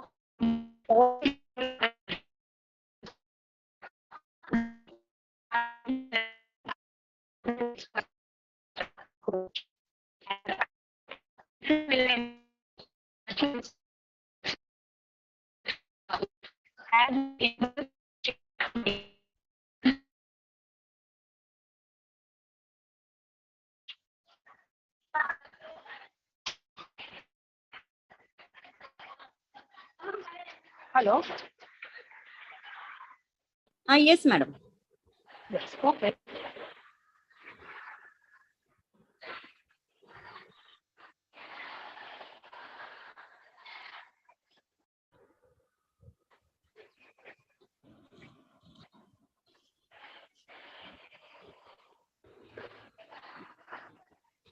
Thank you, madam, for throwing light on P2P lending in Indian market. Though it was introduced in UK in 2005, but I think in India it is growing in the fastest rate. Thank you very much. Our next presenter is Dr. Sapna Sharma and Aditi Anand from SK College, and topic name is Impact of Service Sector on Global Business and Economy during COVID-19 pandemic situation. I request Dr. Aditi ma'am, Dr. Sapna ma'am, and this is Aditi Anand. Please start your PPT. Madam, you can even share the screen. There's an option available and it's available to every presenter. So you can present through PowerPoint also.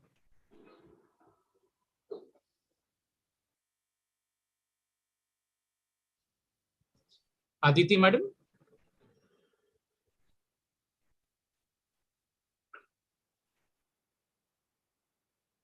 Aditi, madam?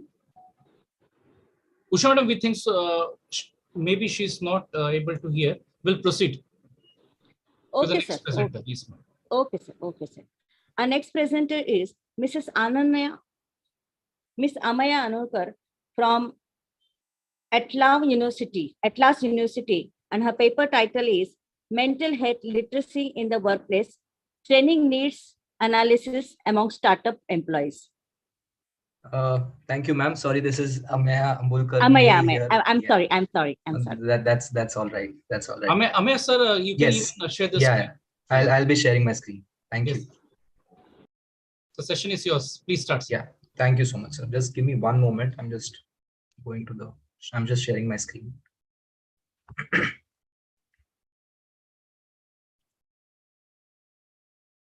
So is my screen visible? Yes, sir, it's visible. You can start your presentation. Okay. All the best. Okay, thank you. So a very good afternoon. We have 1 minute to go. Good morning to all the presenters and the committee who has organized this. So thank you very much for giving me this chance to present my research paper and also the findings from this particular research paper. So to give a context, I'm sure all of us know the impact of COVID, which has happened on our physical health as well as the financial health of individuals from the country.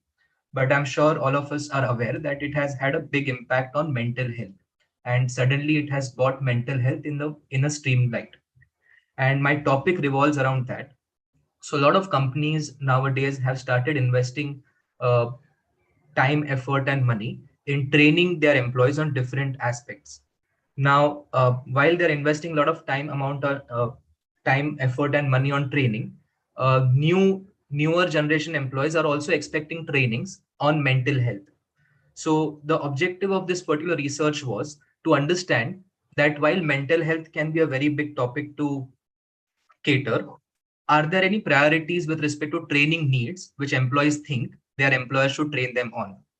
So that was the broader objective. So what we did was we shared a survey form with around 200 employees working with startups, asking them a very simple question and set of simple questions, and questions being that if your employer was supposed to undertake a mental health training for you, what kind of topics would you prefer? So the list of topics given to them, list of topics given to the employees were these. These are different topics around mental health. Just to quickly read them: work-life balance, manage anxiety, meditate effectively, manage self-esteem, manage work stress, how to stay motivated, how to deal with grief, how to deal with panic attacks, how to deal with financial stress, and how to keep a positive outlook. Now, these were the different topics shared with the respondents, and they were asked to select top 5 topics which they feel should be the topics which their employers should take trainings on. Just to keep the context in background. So all these employees were startup employees. They were working with companies who have started in the last 5 to 6 years. With respect to the respondent details, we had fairly more or less equal percentage of male female represented. We had employees from 3 different generations: Generation X, Generation Y, and Gen Z. So majority of the population came from Generation Y and Generation Z, considering these were startups, and more or less it seems like startups attract more of individuals from these generations. And we had representatives from all the 3 management levels, while majority of them still were the first line managers who responded to this particular research paper. Now, what were the key findings from the research? So when we analyzed the data, we understood the top 3 drivers or top 3 topics which these employees feel that they should be trained on were work stress, work-life balance, and how to stay self-motivated.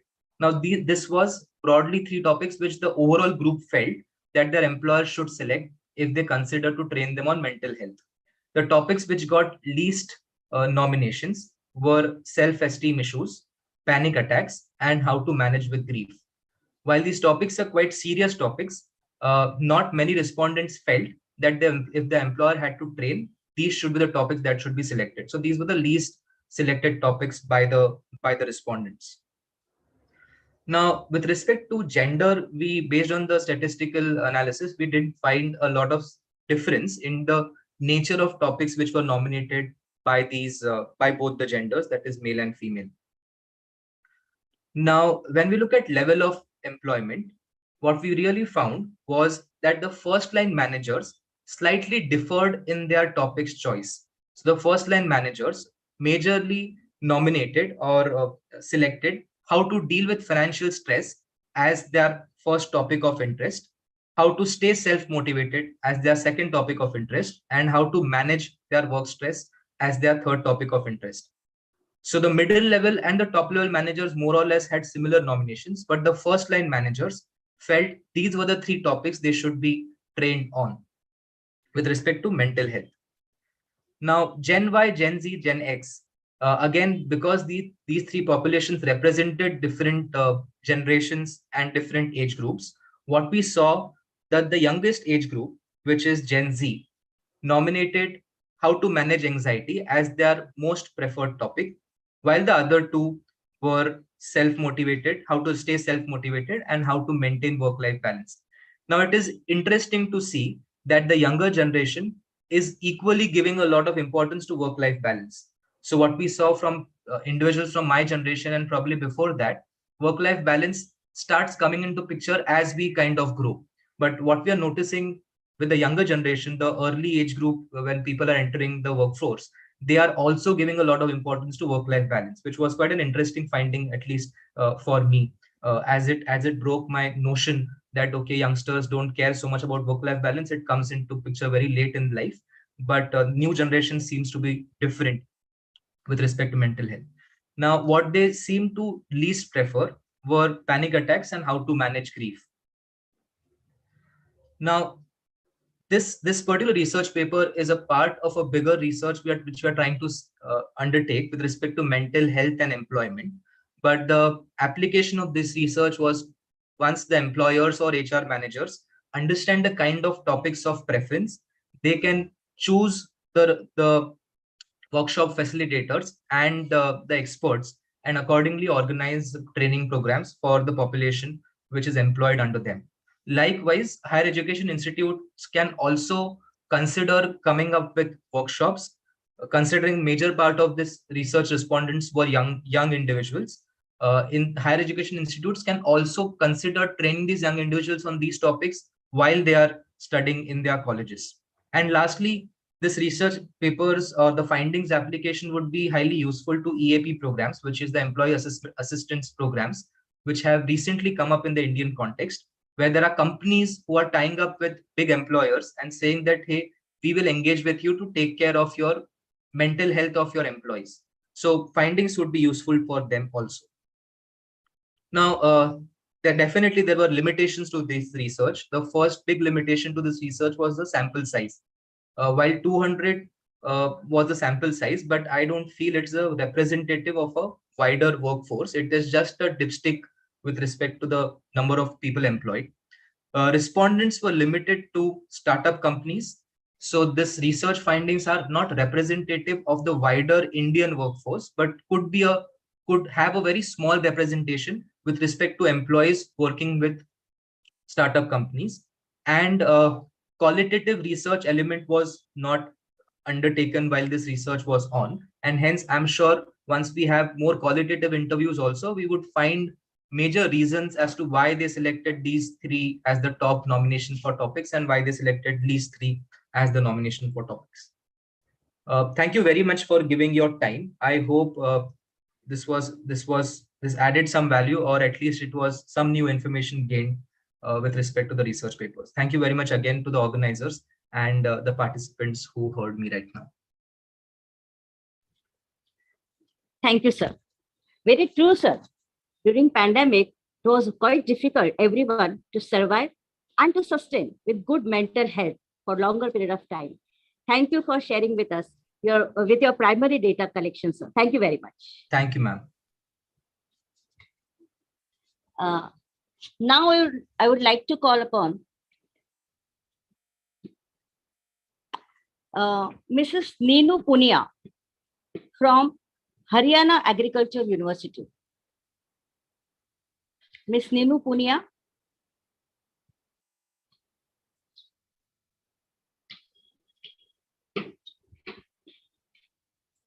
Deepak sir, I think she is not present.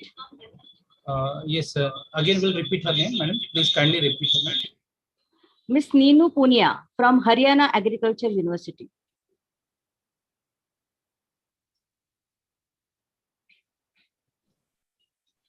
I think so. She's not able to listen, or maybe she's not in network. Madam, will Aditi, madam, she's present. Aditi, madam.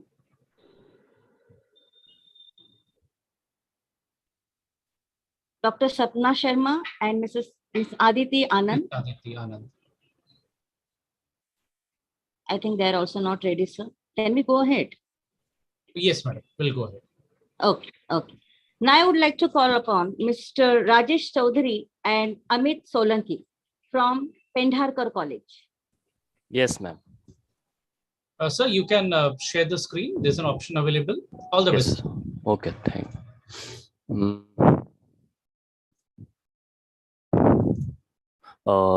Is it visible, sir? Yes, sir. It's visible. Yes, sir. Okay. Go ahead.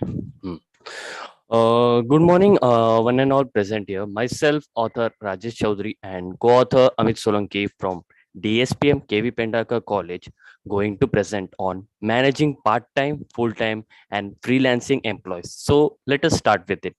Freelancing, in simple words, mean working independently without any work pressure, like working in a company. So what are the objectives? We should go for it. Employees are one of the largest assets of the organization. Think of them as your commercial enterprise name, popularity, and the services which are offered to them. Management is an artwork of handling people, which takes willpower, planning. The more correctly you lead, the value value. So wait a minute. Value and loyalty, the more likely to get in return. So what are the objectives we should keep in the mind? Full-time employees, the employees which have fixed schedule of working hours by the employer for a particular organization and fully dedicated to the organization. Part-time employees, part-time work in which employee works few hours less than what an employee considered to be a full-time. They work for only part of the each part of the day or week. uh, Freelancing employees, are self-employed professionals who work on a project by project basis and not necessarily committed to a particular organization or employer for a long time. So next is going to be continued by Amit Solanki. Hello. So, good morning, everyone. As Rajesh introduced myself, Amit Solanki, as a co-author presented here. So I will continue with the report, which we have analyzed by our research. Says that age between 18 to 22, 50% of the people are aware about the freelancing works, and about age between 23 to 38, 44% of people are aware about the freelancing, and age between 39 to 54, 30% of the people are aware about the freelancing work. So as per this data, 96% of the new freelancers will do more jobs in the future than compared to present. There is a boom in freelancing employees due to the pandemic, and organizations are also focusing on online work to reduce their cost, as there is no need of any infrastructure. So what we find from this research are work from home and freelancing in the organizational have successful and provides career opportunities for all the employees. Provide better training to the employees to do work in the organization. More motivational policies should be implemented and promoted the work culture.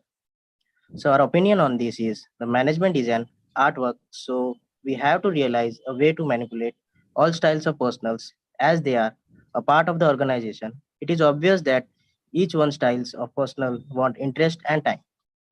Adapting your techniques will make certain to enhance communication, productiveness, and your counting together along with your group. Rajesh, please next slide. So our findings.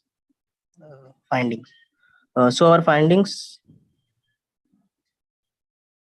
From the research is work from home and freelancers in the organization have successful and provide career opportunities for all the employees. So here we conclude our presentation. By the conclusion, freelancing has both positive and negative aspects. However, it is not hard to see that the advantages outweigh the disadvantages. Although becoming a freelancer turns out to be much harder for most people when they actually try it, some workers still enjoy all the aspects of this opportunity. Thank you so much. Here we conclude our presentation. Thank you, sir. It's very actually true, sir. Being a freelancer, you can definitely maintain a very good work-life balance. You can balance it your both life, that personal as well as your work life. Very true, sir. Thank you very much. Now I would like to call Mr. Sujit Raman and Mr. Mukul Kulkarni from SIA College. Good afternoon, everyone. Just give me a second for presentation. Yes. Okay. Yes, myself is Mukul Kulkarni, and I am along with my colleague Sujit Raman presenting a paper on changing financial markets in India, journey towards financial inclusion.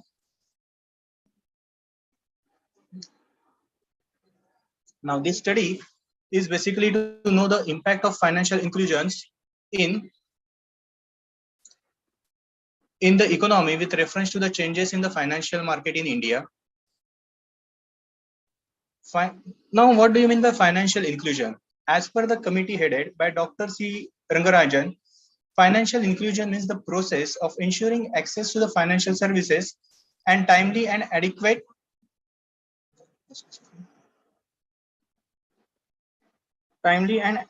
credit where needed by vulnerable groups such as weaker sections and low income groups at an affordable cost.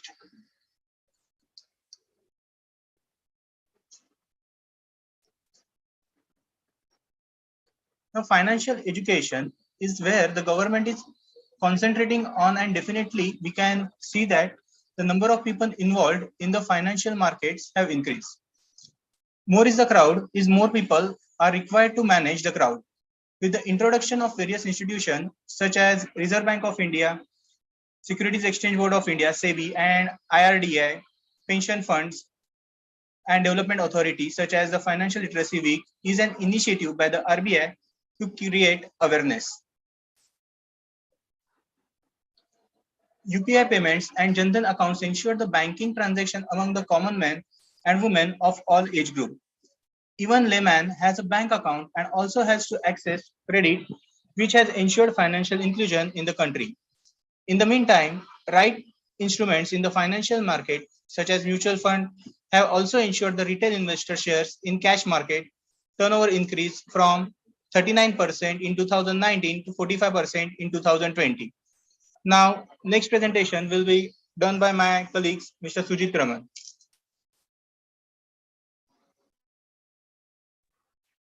Good afternoon, everyone. Myself, Sujit Raman, and we are continuing with the presentation on changing dynamics in the financial market, which happens in the Indian economy with effects to changes in the Indian financial market. See, what exactly happens is when let's see, it's actually like 4 stages. What we have understood is like 4 stages. There should be correct education. It should be introduced in the right market with the right instruments, and automatically that can be helping into creation of financial inclusion, which is ideally the target which India is trying to achieve. So when we talk about this, financial education part has been conducted very nicely by the government. It has been trying to educate people to various institutions. Financial market has also been developed in a proper way, but slow. It's a little bit slow. Then afterwards, when you are introducing financial instruments, you have also ensured that the instruments are slowly. We don't have too many options in capital market and money market, but still it has been working in a smaller way, but still it's in a good way. So slowly we can see that the number of people who are getting involved in the financial way has increased. And this can be seen with the data. Like we have near about 443 million accounts for Indian households since its induction, right? That is August 2014 from the early 2000 to January 2022. So what are we trying to see? The objective of this study ideally is to ensure that to know what are the steps which are ideally taken by the government or the institution to bring a change in the financial market. It is also a study to understand the impact of capital market on financial inclusion, because when you say capital market, automatically the ideal layman, for the ideal layman, it becomes extremely difficult and to understand that basic concept, however easy or however difficult it may be. It is also an effort by the government and the institution to ensure that the middle and the lower income group is included into the financial market. We are trying to understand the relationship between financial education, like I told, financial market, financial instruments, and going ahead like financial inclusion. So if these three things are working properly, automatically the fourth segment, that is the financial inclusion, works in a proper way. Because there is time restriction and we had tried to involve only the secondary data. We do not have any kind of primary data. We collected the data from the various articles website, more or less RBI websites. And we are using those data to try to prove that what exactly is our study. So when we analyze, we see that from 2018 to 2022, we see there's a huge change in the payment system. Like because of Jan Dhan account and online payments, the UPI systems. In 2018, we can see that the number of people involved is number was only 1 lakh. In 2022, we can see that it is near about 84 lakh. That's a mighty change. And same applies with Bhim Aadhaar Card. There are like 78 crores, and that has been now into 6,113 crores. So we see that the right education and right instruments in the right time, right, that obviously led to even a layman being included into the financial inclusion. Happens with the savings deposit. Previously, we didn't have a lot of people who are having saving accounts in commercial banks, but with the introduction of Jandan account and the variety of zero balance accounts, automatically we say that there's a mighty change in the number of saving deposits with the commercial banks. This can be also seen in the mutual funds. Mutual funds was ideally into negative when we're talking about in 2008 and 9. That is actually basically a net resource mobilized by the mutual funds. And now we can see there's again, it is also in positive and this is like going into very nice flow assets.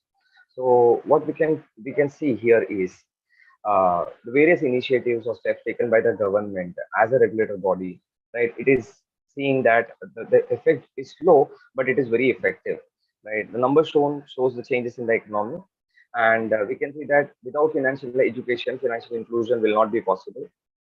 People should understand it, then people should be able to use it, and the right timing is also important. The financial market should also be, rightly timed with correct instruments. Then people are tend to using it. This is what we found. And what are the suggestions? We have suggestions like our suggestions into three parts. Most of the initiatives in education are like educating the people. But what happens is the people in the towns are already aware of these particular instruments or markets. However, when you talk about villages, people are not having ideal channel to access it. There should be more introduced in, yes, right infrastructure should be used for introducing into villages and rural areas. The instruments should be simplified, like people still are scared to enter into financial markets, but through mutual funds and correct advertisements and it is actually brought in front of the common man, and now the people are ideally introducing into mutual funds. Like SIPs have been running very successfully. Many people are getting involved in it. Along with the instruments, we also need accessibility, right? We want smaller, not the people with the lower income also to access it. So there are like three simplified instruments, right instruments, and taking initiatives into introducing these things into the correct market. So what are we concluding? We conclude saying that in the large economy like India, it is a long journey, slow but long journey, slow and the safe steps taken properly, right? We can ensure that financial inclusion is happening very nicely. We see this happening around in our country, and like our government always says, we don't want cashless economy. We want slowly but into a less cash economy, and that is how we would conclude our presentation. Thank you so much. Thank you, sir. Indeed, sir, without financial education, financial inclusion is not possible. Sir, your suggestions are really remarkable. Even though volatility in financial market during pandemic, but government schemes like Pradhan Mantri Jan Dhan Yojana and Bhim Aadhaar Card, many people survived. Thank you very much, sir, for sharing your paper with us and your valuable knowledge. So we request you to please stop share that.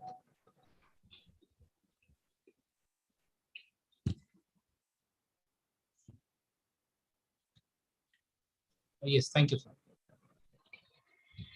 Usha madam will continue. Yes. Now I would like to call upon Mrs. Valentina Kini madam and Dr. Varsha Ganatra from Ramanand Dehevi College. Thank you, I ma'am. repeat? Yes, Okay, yes, okay. ma'am, I'm ready. Okay, thank you. But you can share the screen if PPT Yes, is, yes. Sir, is my screen visible? Yes, ma'am. Okay, ma'am. Yes, madam, it is visible. Just give me a minute.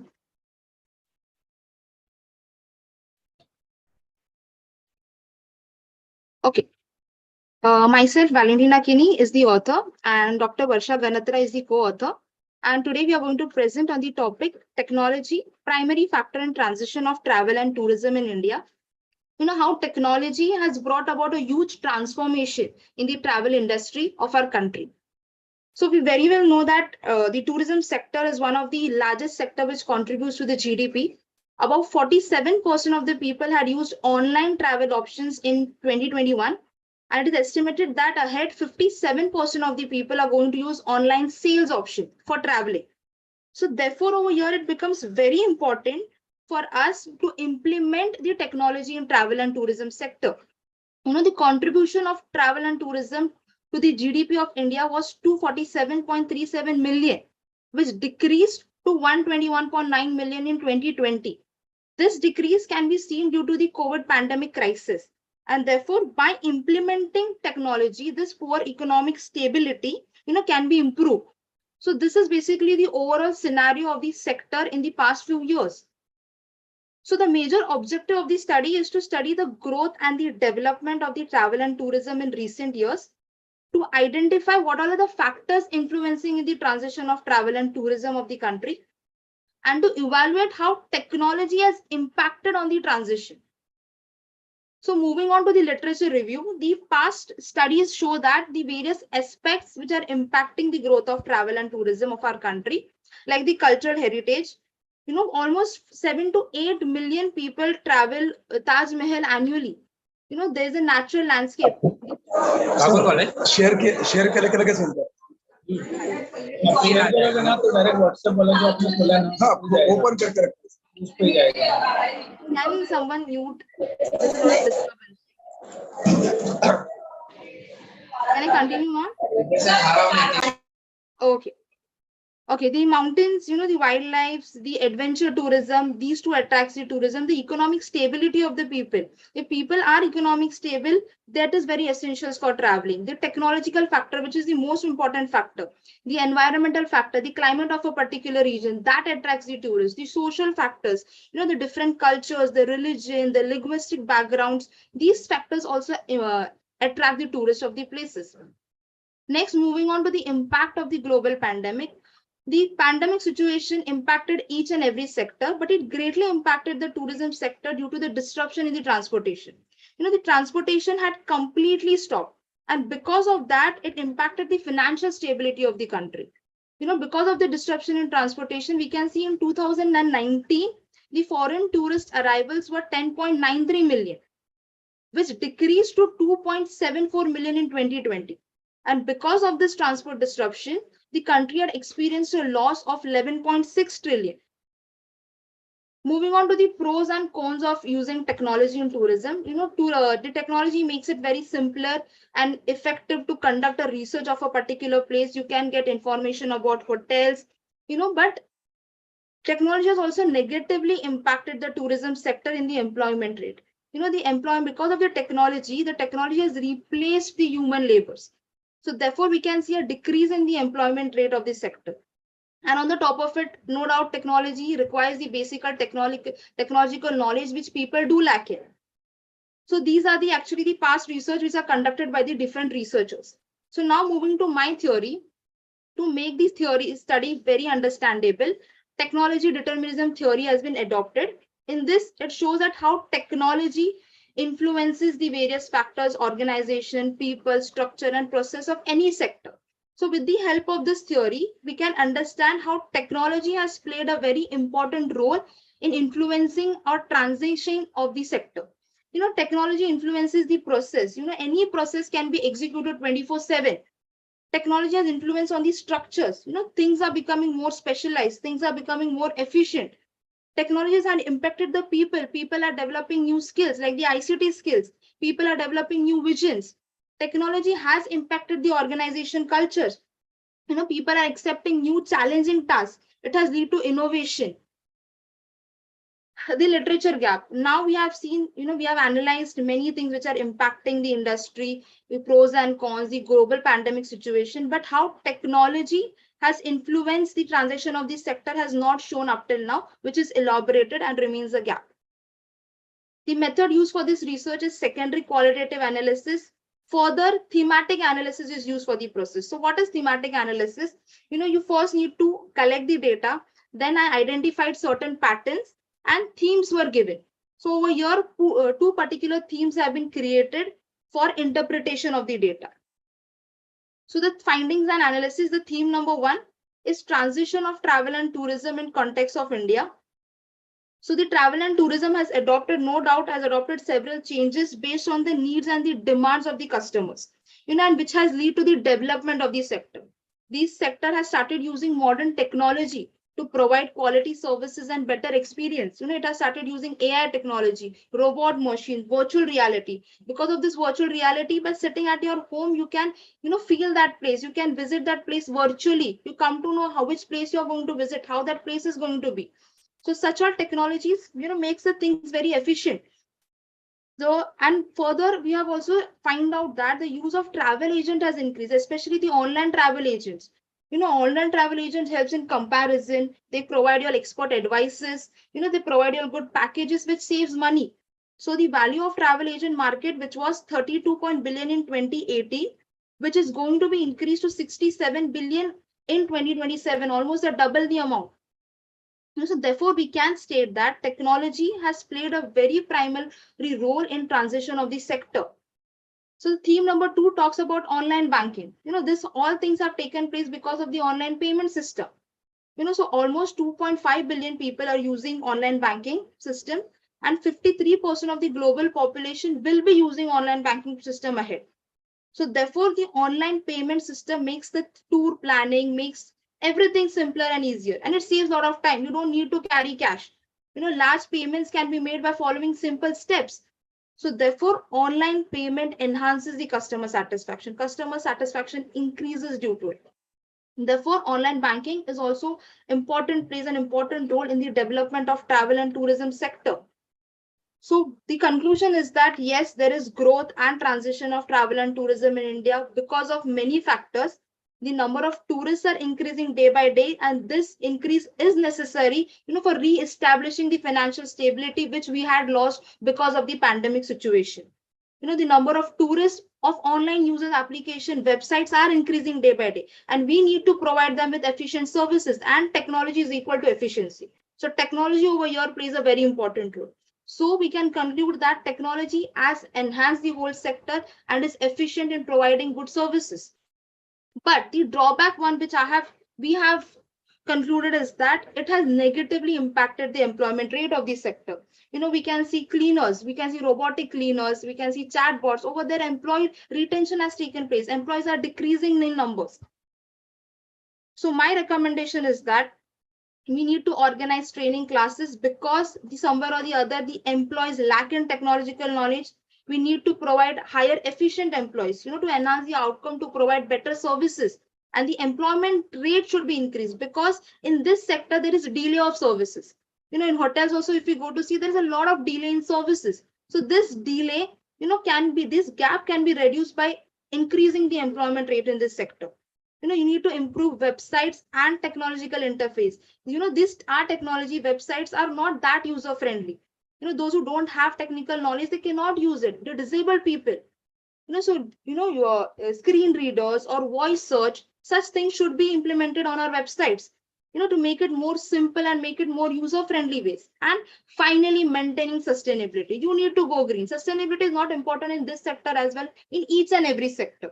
You need to protect the environment, you need to protect the cultural heritage, provide social economic benefit to those people living there.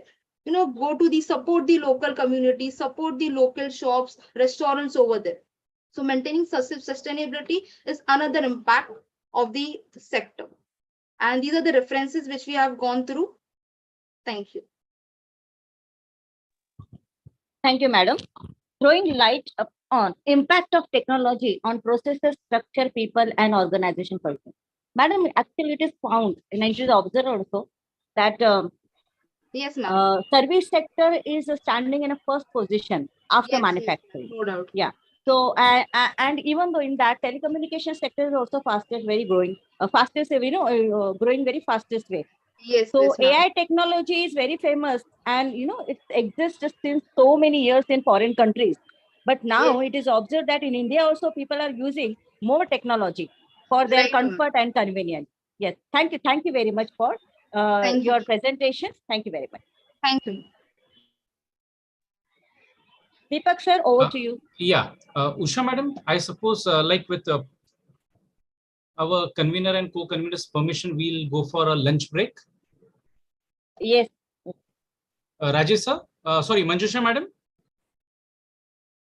Hello, sir. Sorry to Yes, sir. interrupt, but I was supposed to present before lunch in the group we had. I think you have missed my name. Sir, please continue, sir. Hello, Nitin Kumar Patil. Yes, Hello, yes, sir. Nitin Yes, Kumar Patil, sir. yes, sir. Okay, so Yes, you're going to. yes, So you're ready with your presentation? yes, sir. Okay, sir. We'll start the presentation, and after that we'll take a break. Yes, sir. So please start. So next presenter is Nitin Kumar Patil, sir. So you can share your screen. There's an option available. You can share the screen if it is ready. So over to you. Sir, is it visible? Yes, sir. Yes, sir. Yeah. Sir, I don't. Yes, sir. Sir, I'm audible, sir. So you're audible, but screen is not visible. Screen share. Please share the screen again. Okay, sir. That is visible, sir. Sir, it is not yet visible. We'll wait for 2-3 seconds. Yes. Sometimes it takes a time. Yes.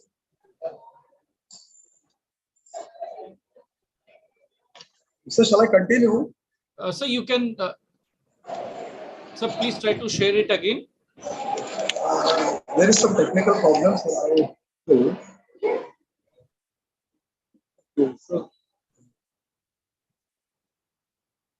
So shall I continue, sir? So it is starting. Has started. Yes. So yes, you can share. You can start the presentation. Yeah. It is there, I think.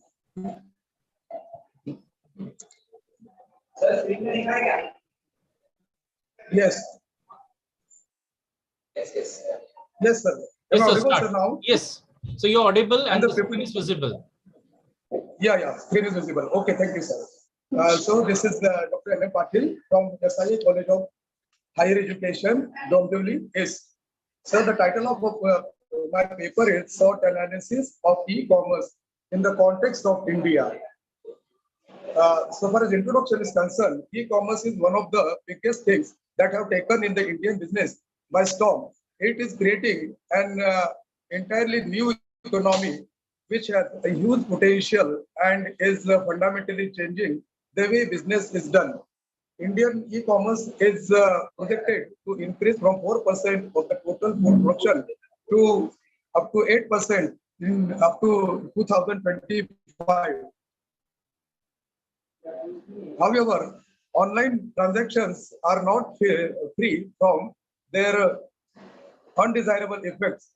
With this view, an attempt has been made in this paper to understand the status of e-commerce in the Indian context by using one of the reliable techniques, that is SWOT analysis. In fact, SWOT analysis is a simple but powerful tool for sizing up an organization's resource capabilities and deficiencies, its market opportunities, and the external threats to its future. It is a process that involves four areas in two dimensions. It has four components: strengths, weaknesses, opportunities, and threats. Strengths and weaknesses are internal factors. However, the other factors are external factors. Now, so far as the study area is concerned, we have selected India as a study area. India selected as a study area is geographically the seventh largest country in the world and has the second biggest populace on the planet. India's population is 17.3%. However, the land cover area is only 2%. Today, e-commerce has become India's rapidly growing and most exciting channels for commercial transactions. The Indian e-commerce market is expected to grow to US dollar 200 billion during the period of the next 5 years. Now, so far as the objectives are concerned, there were two objectives: to conduct a SWOT analysis of e-commerce in the Indian context and to make suggestions for minimizing weaknesses and threats to e-commerce in India. Sir, so far as the materials and methods are concerned, the total this entire research work is based on secondary data and it was supported with the help of empirical data. Now, so far as the strengths of the e-commerce is concerned in India, it has certain positive things. Quicker buying method. This e-commerce method is quicker buying method. Online buying saves both customers and sellers time by browsing through many items at a time and buying as per the choice of customer. The second one is fast exchange of information with high level accuracy. The third one is product and price listing creation can be done. Then cost reduction will be there. Affordable advertising and marketing can be done. Then flexibility in customer services will be there. Then multiple modes of payment can be can one can use so far as this e-commerce is concerned, and it enables easy exports. So far as the weakness is concerned, there is a limitation in taking trial and testing products. So one cannot test product physically, and one cannot touch the product physically. Then possibility of delay in delivery. Then limited exposure in areas where there is no internet accessibility. There is limited scope for e-commerce. Then limitation of products are there. There are certain products like gold, valuable products are there. One cannot buy through this e-commerce, and cost of technology is high. Limited advertising can be done with the help of e-commerce, and dependency on technology is high. Lack of physical examination of that particular product is not possible. It is there. Then, so far as the opportunities are concerned, changes in rules and regulations, it is frequent, and it is because of this, it is not well versed. Then, privacy concerns are there, no direct interactions, and therefore there is no negotiations. Online frauds may occur, and it threats the system. Then, so far as the threats are concerned, changes in rules and regulations are there. So far as the cyber crimes and other things are concerned, the rules and regulations related to all this e-commerce are concerned, which the changes frequently, and it hampers the system. Then privacy concerns are there. So far as the leakages and misuse of information and data create tension among sellers and buyers. No direct interactions with the seller and buyer. E-commerce does not offer in-person interactions between seller and buyer, thus fewer chances of bargaining. Online frauds may occur over there. So these are the threats to the e-commerce system. So far the suggestions are concerned, I've given certain suggestions. The first one is there should be fair and healthy competition among sellers by imposing prohibitions on unfair pricing and self-preferencing abuse of dominance and malpractices. Then efforts should be taken to increase computer literacy in the country. Computing devices should be made available easily.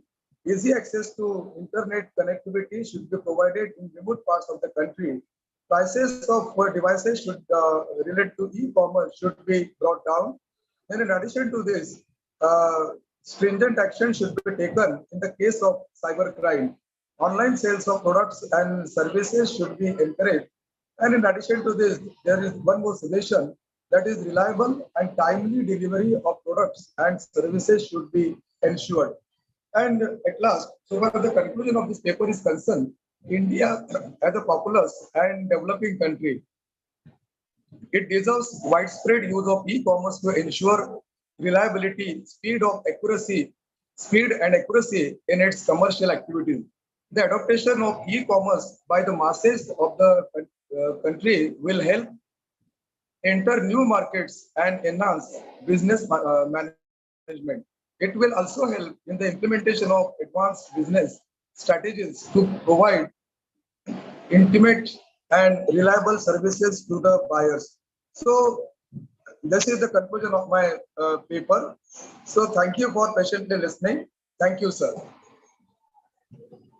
Thank you, Nitin Patel, sir. Indeed, it was a very good presentation wherein you gave lots of your information about how the e-commerce is going to impact our developing country like India, what are its positives, what are its negatives. Very nice presentation. Our next and final presenter for a pre-lunch session is Ekta Madam. Ekta Madam? Yes, sir. Am I audible? Yes, Hello? madam. Madam, 1 second. Patil sir, can you please stop sharing the screen? Patil sir, it's a request to stop sharing the screen.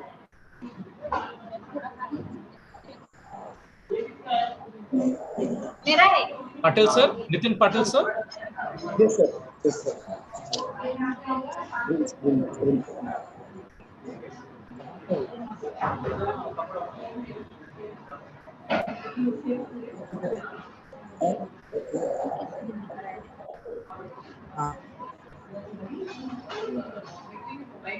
Yeah. Nishant sir, can you please? Yes, sir. Yes, sir. It is okay now. No, sir, your Hello. screen is still visible. Nishant sir, can you please help him? Yes, sir. Now it's. So done. Yeah, done. Thank you, sir. Nishant sir. I'll share the screen, sir. Hello, madam. Yeah, Ekta madam, please share the screen. I'll do it with you, sir.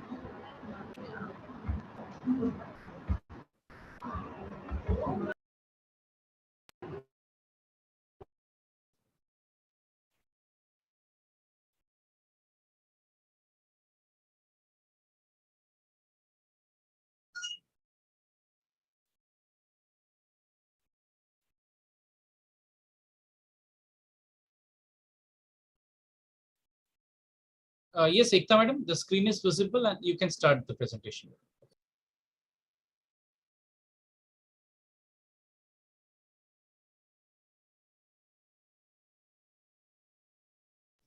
Ekta madam, you're not audible.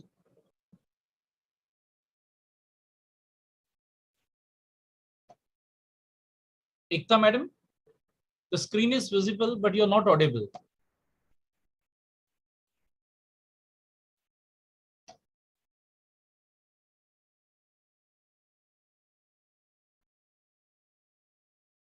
Ekta madam.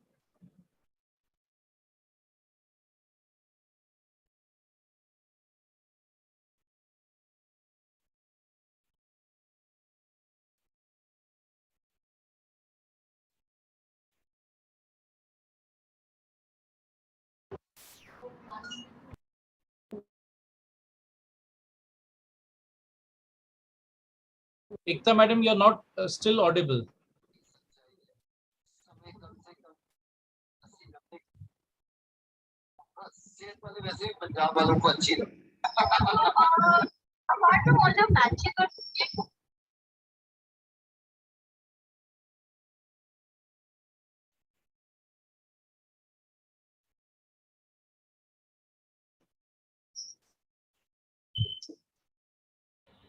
Ekta madam. Ekta madam, there is an audio issue. Madam, please connect it through the cord or without cord. Just try.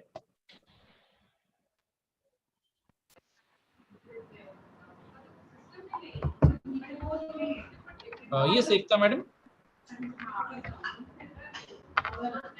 Yeah. Am I audible now? Yes, madam, you're audible. Sorry, I don't know what happened. Yes. Is my screen visible, sir? No, Think not so. yet. Your screen is not visible. Okay. I'll do that. We'll share it again. I think We'll share it again. networking. Yeah, I'll do that. For the inconvenience.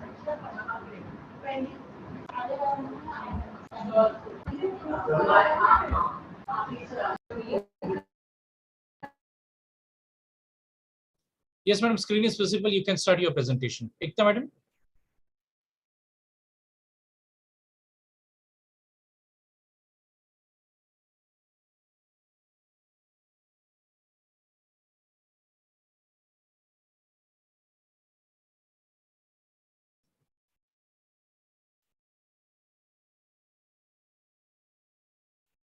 Madam, screen is visible, but you're not audible.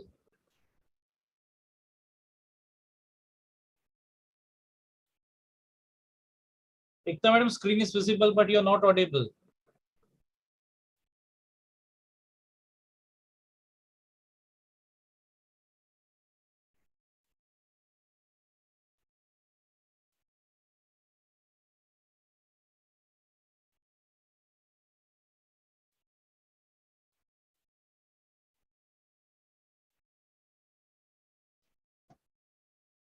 Ekta madam, You're still not audible.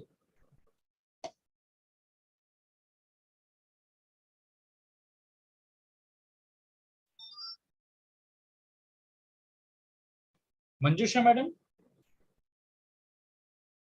Sir, now her madam screen is visible, but she is not audible. She's not audible, yeah. Ekta ma'am, rejoin the meeting.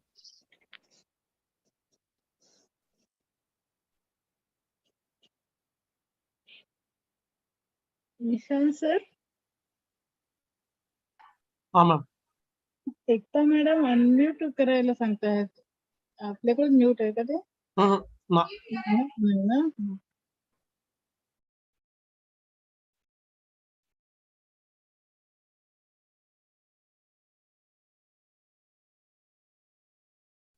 So let her join again.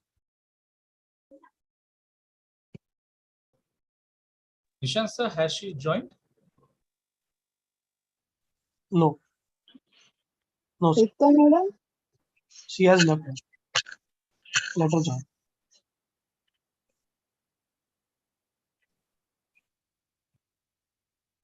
She has sent a message, some technical issues there.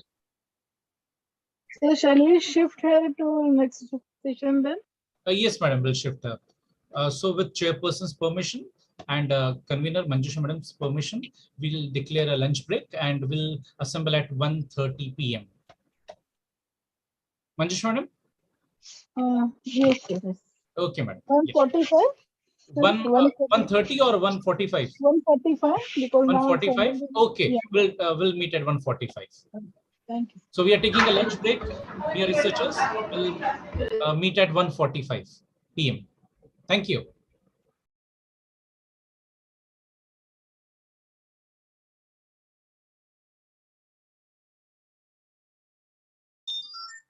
Nishant sir? So she had joined actually. Just she had joined.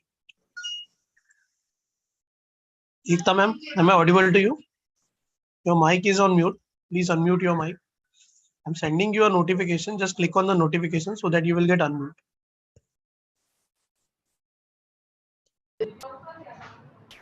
Yes, ma'am. Now you're audible. Hello, ma'am. Are you there? Hello. Yes, I'm there. Yes, Ekta ma'am. Are you there? Yes, yes, I'm there, sir. Hello. Am I audible? Ma'am, we have just declared a lunch break for.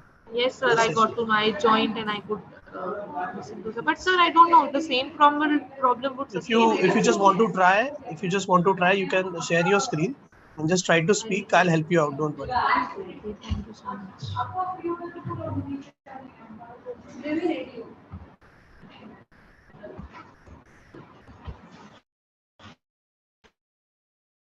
Yes, it has got shared now. Now just try to speak. Unmute yourself first. The mic is on mute.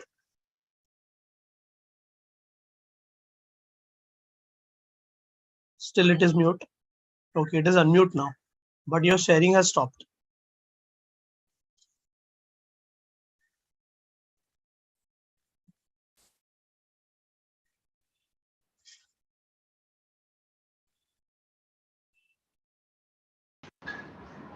Hello. Yes, ma'am. You're audible, but while sharing your. Yes, while I share, no, this mic is getting mute actually. Right. Try one more time, ma'am. Try one more time.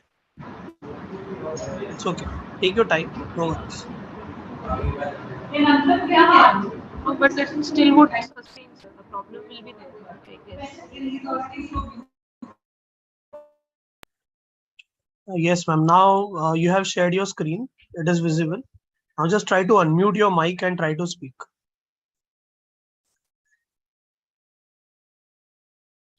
No voice. Still no voice. Yes. Now it has got unmute. Now please speak. Hello. Yes, ma'am. You're audible now. So you can do the same thing at. So is the screen visible? Yes, yes, absolutely. It is totally okay now. Do the same thing on 8:30. We'll meet at 1:30. Thank you. You want me to try it again? No, it's okay. It is fine. It is working Okay, totally so fine. we We are resuming joining at again 1:30. Sir, Nishant sir, 1:45. 1:45. Okay, so we are resuming at 1:45. Okay. Nishant sir, it's still live on YouTube. So can we stop recording? Let me check with the organizer. Yeah. And the host. Yeah. I'll check. It's okay, sir. I'll. Otherwise, it's fine. Otherwise, it's fine. No issues. Yes. And put some soft music and with the brochure. Yes. Will be okay. Yeah.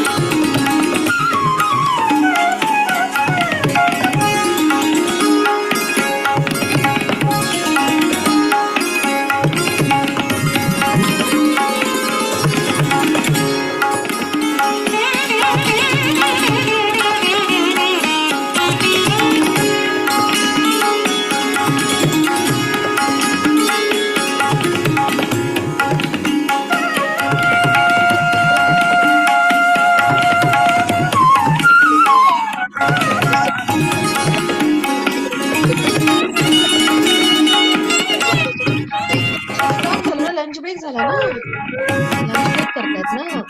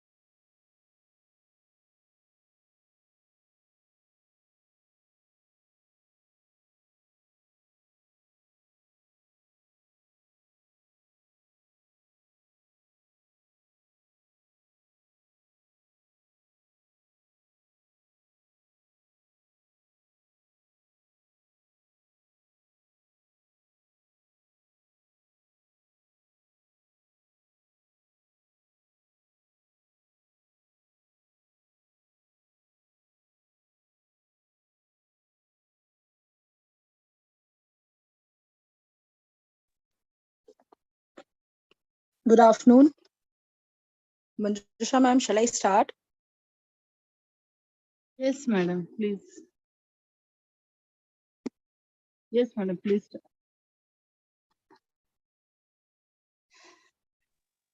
Good Zinat, afternoon, everyone. Yeah. Hello. Can you please hear start, me? Am madam. I audible? Yeah, please start, madam. Thank you, ma'am. Yeah. Good afternoon, everyone. And guten Morgen to our next speaker. It's a pleasure to introduce CA Kedar Jagtab, who is joining us from Germany. He has been a bright and sincere student, a rank holder in TY BCom at the university level. He has been amongst the All India rank holders during his CA intermediate exams. He is a qualified chartered accountant, a certified information system auditor, and a certified internal auditor. His work history and experience is fascinating. 18 years and more dealing with accountancy, digital business, finance process, SAP, ERP, etc. He began his career as a consultant in Deloitte and kept moving up the ladders with his grit and determination. While working with PwC, a leading auditing and consultancy service organization in India, he got a secondment to PwC in Germany. C.A. Kedar sir's love towards language reminds me of Nelson Mandela's quote. Yes, if you talk to a man in a language he understands, that goes to his head. While if you talk to him in his language, that goes to his heart. So this bond the German language and Französisch, the French language. Presently, he is designated as the head of global services in Schleich GmbH located in Schwäbisch Gmünd, Germany. Privileged to have you, sir, with us today. We welcome you, sir. तुमचे स्वागत आहे to your very own Thane through this virtual meet. Over to you, sir.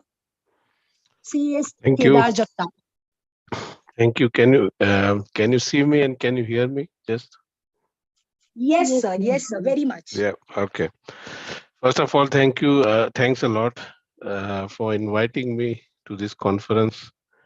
Of course, I feel privileged to talk to all of you through this conference. And I will get right to the topic. Thanks for a good introduction from your side. I'll get right to the topic which I want to talk to you about is about opportunities for Indian finance professionals in Europe.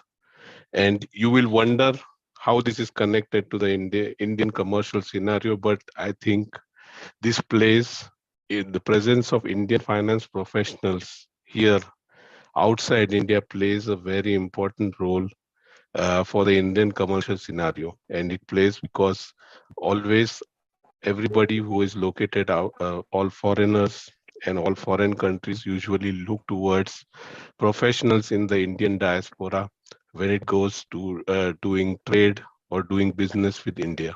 And hence, presence of Indian financial professionals in Europe, in Americas, in Australia, or in Asia Pacific, or in Africa, of course, it plays a really important role towards the growth of India, of course. I will, of course, focus my talk here for the next 20 to 30 minutes on opportunities for finance professionals in Europe, because, of course, I know Europe much closer, being here for the last 12 years, I've seen Central Europe and Western Europe quite closely. Also, the economic scenario here, hence I will focus on Europe as such. So when it comes to opportunities for finance professionals in Europe, basically, I can categorize those opportunities into 4 to 5 segments. First one is the core accounting roles. So core accounting roles can be also classified much more into like accounts payable, accounts receivable, normal single entity general ledger accounting. Then you have a specialized role of group accounting, these are professionals basically responsible for compliance with international financial reporting standards in Europe, and also are responsible for the consolidation of all the financial statements if the company is an international company and has multiple entities across the world. Then a very important budding role also coming up, which is called as technical accounting. So you might wonder what is technical in accounting now.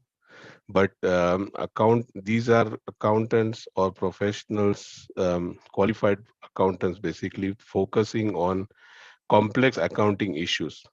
And you will know that in the last years now, accounting profession has evolved, and there are a lot of complex accounting topics and issues coming up, like revenue recognition, lease accounting, accounting of non-fungible tokens, cryptographic assets, and also topics which are coming up in the area of environment, social and governance, which is known as ESG, with sustainability accounting being the center of focus there. So that's another one. Then I'll move on to the next category, which is called as controlling professionals or financial planning or analysis professionals. These are individuals basically who are focused on doing the planning, budgeting, forecasting for any company, and also keep a very close eye on the performance of the company, looking month on month on the profit and loss of the company, growth of revenues, looking into, of course, gross margins, looking into operating expenses spends of the company, and of course, at the end, to get the right EBITDA or the net margins for a company straight, And I think these professionals coming in from the classic role of doing controlling jobs are also now sparring partners to the business, giving proactive ideas, of course, to sales and marketing and other people in the company, how they can drive sales or make new business strategies, how they can actually spend money intelligently so that they can drive margins more to a good level, and also control operating expenses so that at the end of the day, your net margin is sustainable and leads to the growth of a company. Then I will come to the next topic, which is tax professionals, basically. Tax professionals opportunities, of course, are also quite good. These are individuals which focus on tax related issues, direct tax issues, indirect tax issues, and also international tax topics like transfer pricing, cross-border transactions, etc. And this also is a very widely coming up profession now. Although people would think that taxation matters are quite local, yes, they are. You need to know that the law of the land for that. But it is quite important that you have a background in tax. Not doesn't matter from any country. Of course, at the end of the day, if you have the will, you will, of course, also adapt to any other legislation of any other country. Then next part which comes into is treasury. Also quite interesting area. From my perspective, these are individuals which actually control the cash flows of the company and have good eye on how they can actually increase cash flows and also manage actually the funds of the company properly, inflows and outflows, doing cash forecasting, etc. But also with the growth of the global market now, actually giving good emphasis on how you can actually manage foreign exchange risks if you're doing business across borders, and also focusing on doing complex accounting transactions like forwards, hedges, etc. in the companies. So that's one. And then there are other couple of areas which are also interesting. Personally, I worked in them. One is financial processes. very, very keenly visited profession here, of course, across the world also, where people actually focus on transactional accounting, which is like AR, AP, general ledger, etc., combined with implementation of new ERP platforms, and also transforming financial processes from going away from manual processing into automated processing, transition of activities from and to shared service centers, etc. So quite an interesting area also. And another area, of course, internal audit or auditing, where of course the internal audit function, as we know, is supporting, of course, the business to know how to improve processes, how to improve the financial performance of the company, etc., by looking into various topics of the company, looking into the financials, looking into operational processes, looking into IT processes also now, quite important, and coming up with concrete recommendations and suggestions so that the company can adapt to best practices and standards to take the performance to the next level then. So those are the 6 to 7 professions which usually finance professionals focus themselves on. Then what's the route basically for each and every individual path? What do you need basically to get through and get a good opportunity outside India or in specifically in Europe? Of course, the important thing is basically to know that you should be clear in your mind. First thing, that what path from these 6 do you want to choose? Because you can't say today, okay, I want to focus on accounting. Tomorrow I will focus on internal audit. Basically, through the journey, of course, you can change from one path to another logically if the company allows. I think somebody has a question. Let's raise this hand. Yes, sir. Prasad sir wants to say something. So raise his hand.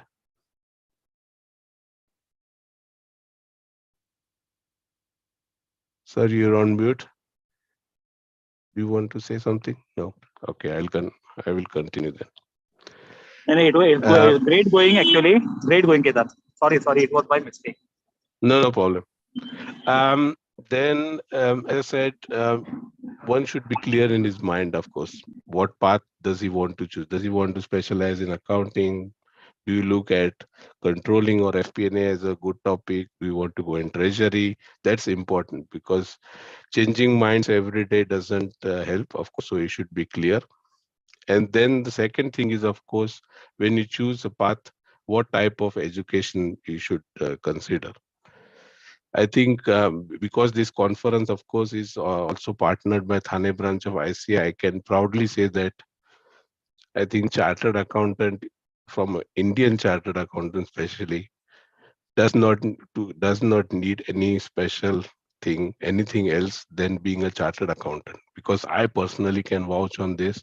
There are a number of professionals also in Europe which can vouch on this, that you don't need any further special education apart from being a chartered accountant. All the fields which I mentioned, 6, 7 fields, you can easily choose your path and get into it. And your profession is also looked upon and also recognized in outside your country. So it's important. I mean, everybody knows, and now that there is a good number of Indian CAs also in Europe, also in America, we can tell you that there is a lot of good ground which has been created by the Indian diaspora here, so that people know exactly what is the Indian CA curriculum, what have you studied here, what rigor have you gone through, and hence you can easily adapt to any of these 6, 7 professions if you choose into. Then, of course, if you're not a CA, doesn't mean that you can't make it here. Of course, there are other paths you can, of course, for example, for being a financial planning and analysis specialist or a controller, You can, of course, choose to be a CWA, ICWA path also is good. Another paths which can also lead to FP&A, treasury, and also to financial process as the path of doing MBA. Of course, after doing your post graduation, important is, of course, when you do your MBA, to choose the right educational institute. um, Sometimes I know that the competition in India is so fierce. Actually, most of the candidates do not get into admissions into Indian colleges. Sometimes they get admissions into foreign colleges, of course.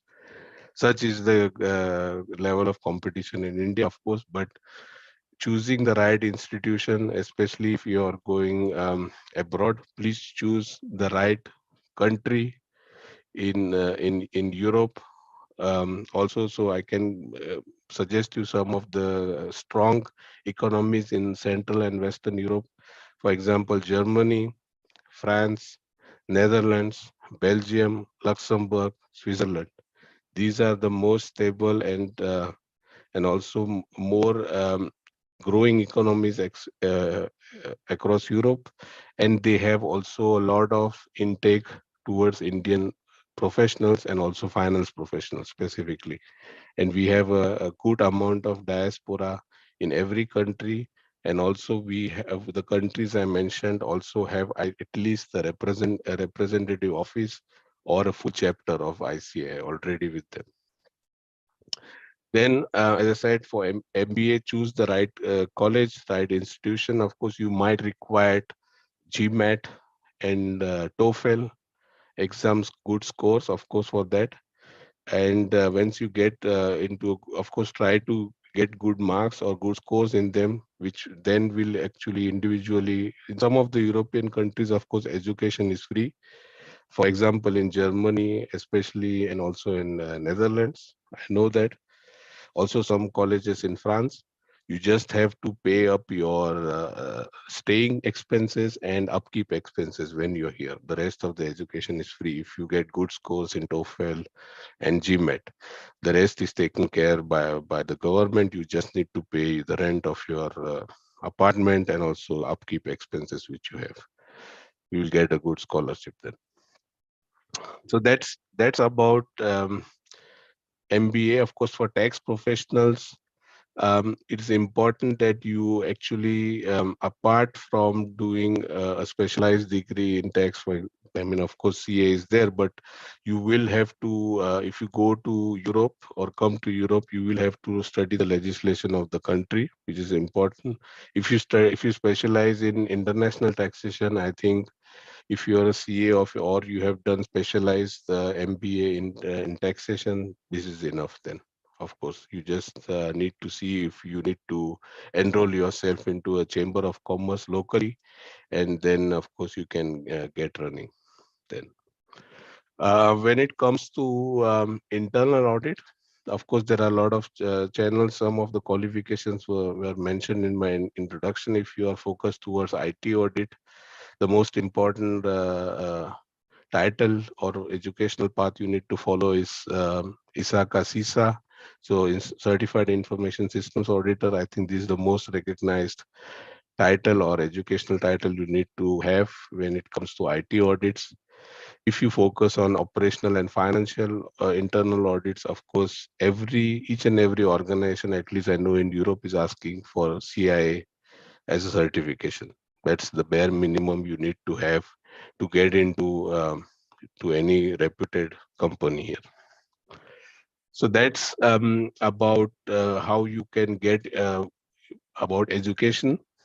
Another important aspect I will focus on, because of course people have a lot of aims and they want to move out and come to Europe, want to have a good life, and of course then try to be the bridge between our country via our diaspora. But you have to remember that coming to Europe is a little bit different than going to United States or UK, Australia or New Zealand, because Commonwealth countries, of course, you are in your comfort zone with the language of English. Everybody speaks English in India. You are in your whole comfort zone. You might just have to adapt to their dialects. once you go there, of course, you will adapt to their dialects quite fast. But when you come to Europe, in the countries which I mentioned, like Germany, Netherlands, Belgium, Luxembourg, France, Switzerland, you need to talk the language of the land here. For example, in Germany or France, in Germany, you need to talk German, and that too business level German. And if you go to France, you need to talk business level France. Otherwise, you might be expat here, but you will never make the connection with the local people.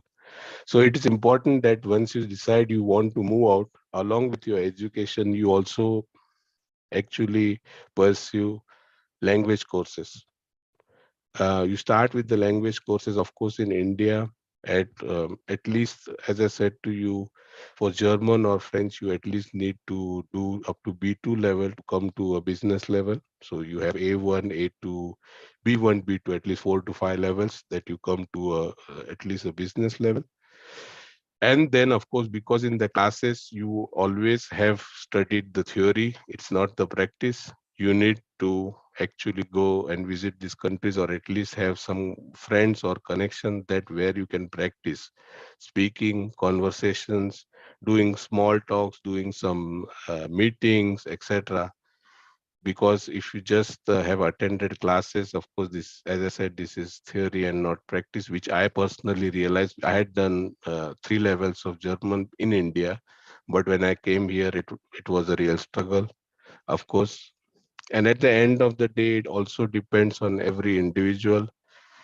How deep do you want to actually, if you want to make yourself successful here, you need to take those extra efforts, of course, by going through different types of forums. For example, there are other methods of also learning language, not only attending classes. For example, actually looking into local television, looking into movies, looking into hearing sports commentaries, etc., picking up words from them, hearing business meetings, hearing YouTube videos. All mediums are today available to you.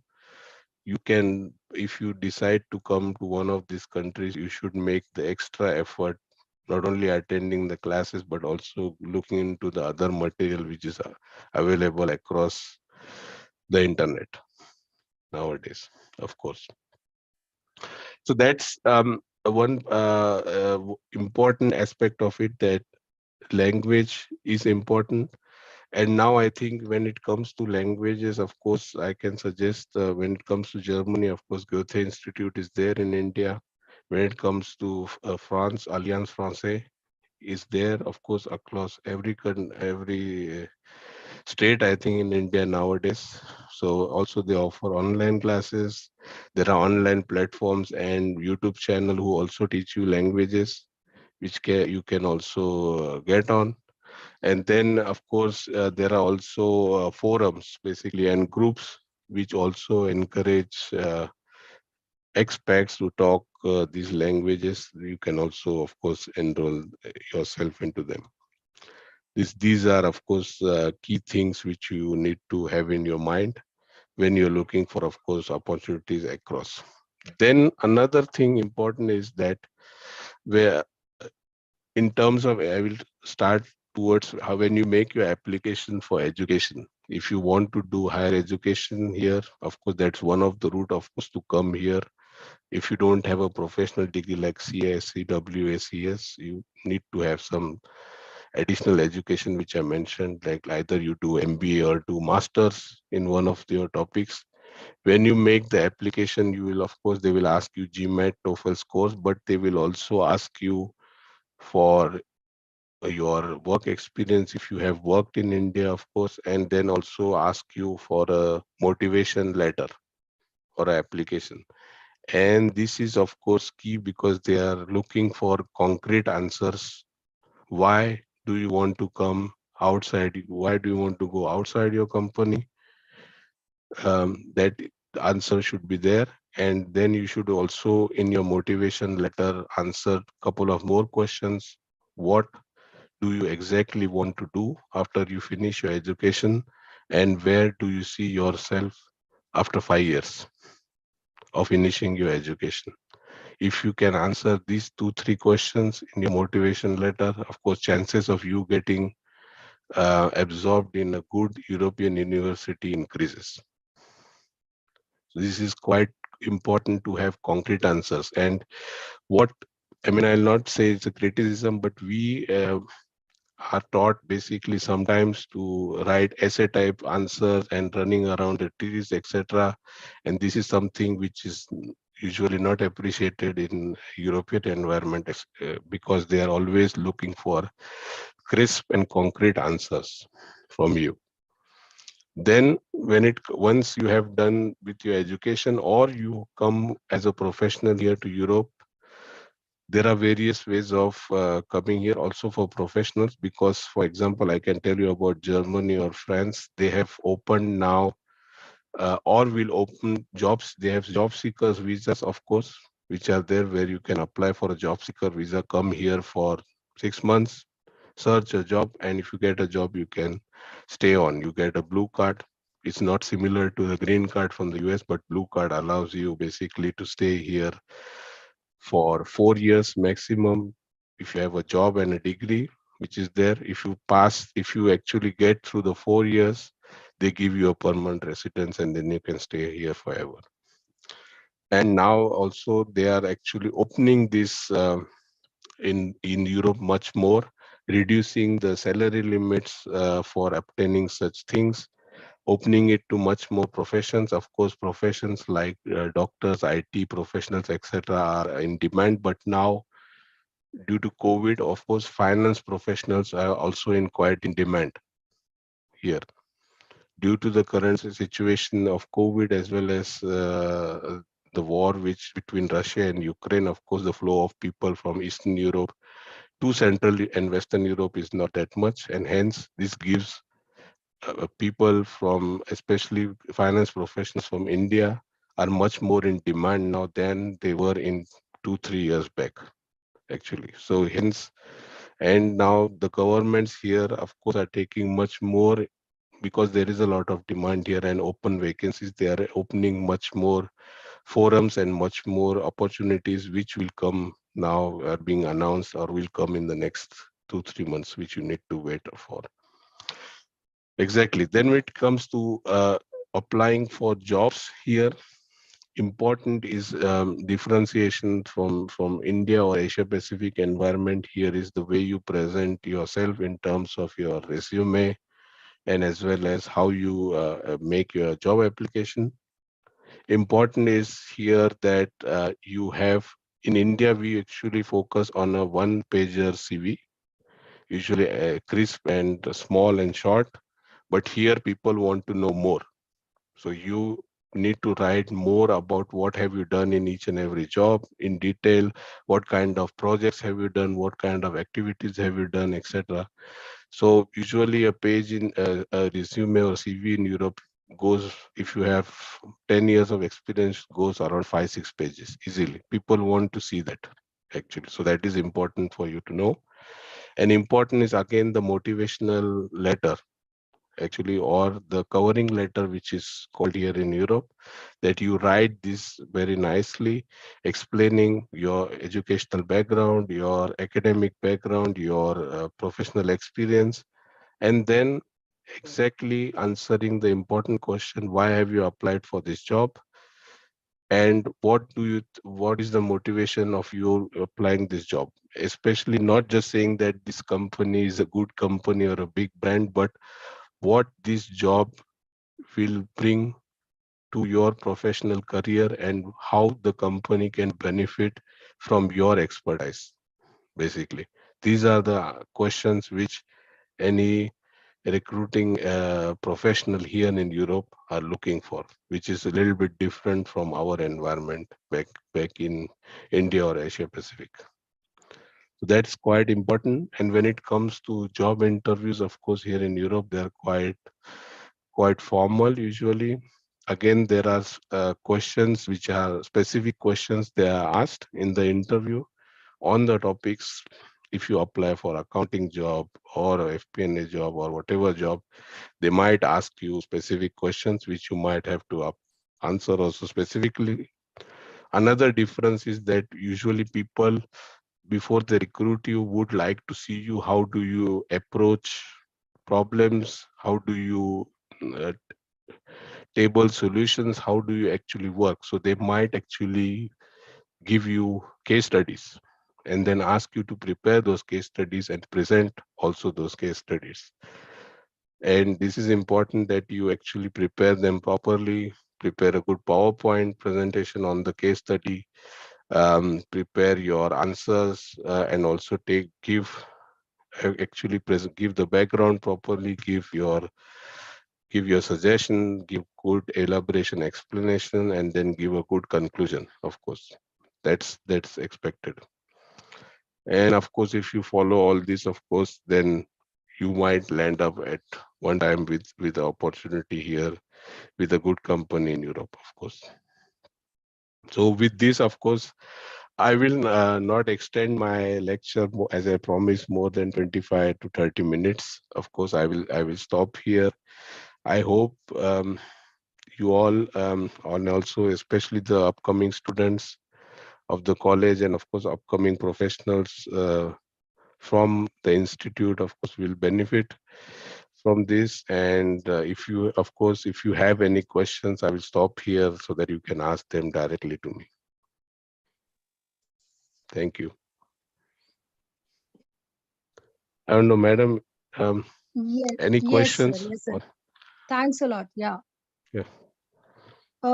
Sir, CA Kedar Jagtap sir has already encapsulated all possible tips and tricks to find a job pathway to Europe. He summarized the popular job opportunities, the route which can be taken, the importance of local language over there, different ways and means for entry in the country, the resume building path, and also he has spoken about the educational requirements. Still, if you have any doubts, the floor is open to questions. Participants, research scholars, and audience, you can raise your hand or you can post in your question in the chat box. I'll read for you. Please go ahead.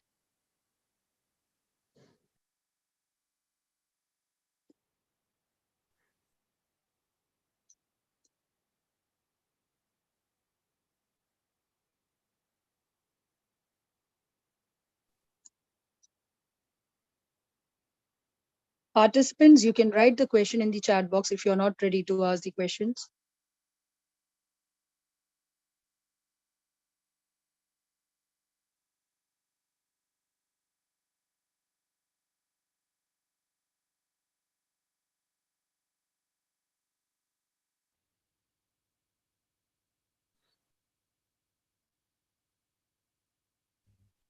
Sir, I would like to ask. Yeah, sure. So, like, my name is Orel Moses Collet. So, I am qualified chartered accountant from India, the ICI. So, given my qualifications in India, will I directly get accepted in Europe if I want to shift, or I will have to get some additional degrees, or this Indian CA and Indian MCOM and Indian degrees are recognized? Mm-hmm. Usually, as I say, if you are a chartered accountant and if you have worked in a good company in India, or if you have your own practice which specializes in, like, I don't know, intern audit or doing accounting and taxation, etc., then you don't need any other specific education. Your professional experience there in India, with that, of course, you can go on various portals here in Europe and start applying for jobs directly on basis of the tips that I gave you, how to apply for jobs here and what things you need to keep in mind when applying. Of course, one thing will help if you apply to a country here in Europe. It would help that you take foreign language or language skill sets with you. For example, I know that ICA already took those steps by offering German language, Spanish language, French language, Japanese language courses, etc. So I think Institute's doing a fantastic job there. Even I actually attended French language course via the Institute. Sitting here, I attended Institute's French language course, which was quite good, actually. So apart from language, I don't think a chartered accountant needs anyone, because I personally, working in my other companies, have recruited at least 5 to 6 Indian chartered accountants. of course, which came here with their husbands or came directly from India. So there is a good amount of demand actually. And regarding the taxation laws, I think that we need to completely learn Yeah, I newly mean, for if you are your. specializing in taxation, of course, you will have to, unless and until you are focusing on international taxation, which is, of course, across the globe, same topics, of course, of transfer pricing and cross-border transactions, you will have to get in the local law, of course. Hence, actually, so the taxation path is a little bit longer than the other ones, of course. Thank you, sir. Another question by Dr. Sagar Kulkarni. He is asking, what are the major challenges? I think the biggest challenge for professional or any other person for European region, especially, is the language. If you break the language barrier, I think more than 60-70% of the barriers you have broken. And if, of course, if you don't possess a professional degree, it is important then that you get a degree in at least if you do a MBA or do a master's in Europe, then that also covers up for that. So basically, main two focus points important required for opportunities here: language skills of the country and education. Thank you, And sir. yeah, another point I would like to also mention, because in terms of challenges, because I'll go one step further, if you actually make it here for education or doing jobs, another challenge is, of course, when it comes to working here, etc., you have to adopt to the culture or the working culture of the company. For example, here, of course, 1 p.m. means 1 p.m. It does not mean 1:30 actually. So it because depends. In Italy, of course, 1 p.m. means 2 p.m. actually. So it depends on country to country. So you have to be, of course, punctual here. You have to be very, very to the point. You have to have concrete suggestions and answers and ways of working, no running around the trees, etc. So that's quite important when it comes to adopt. So you have to actually, if you are have worked in an Indian business environment or in a Asia Pacific in business environment, when you come across now here to Europe, you have to adopt to those intercultural skills. And of course, there are companies who offer intercultural courses also. And I recommend you that if you come here, if you make it here, please do attend those intercultural business skills courses. Thanks. I'll stop here for that question. Yeah, thank you, sir. CA Yogesh Prasade sir has a question, and he's asking, are there professional opportunities available to Indian chartered accountants? Yes, they are. I mean, as I said, if you break the language barrier, I think most of the professional opportunities in core accounting. I mean, of course, I will just differentiate between getting a job with the industry here. Possibilities much more. Building up the practice, also people have done here. The route they have taken here is they have first come here, done the job here, looked at the business environment for 5-6 years, and then actually gone into freelancing or doing their own practice.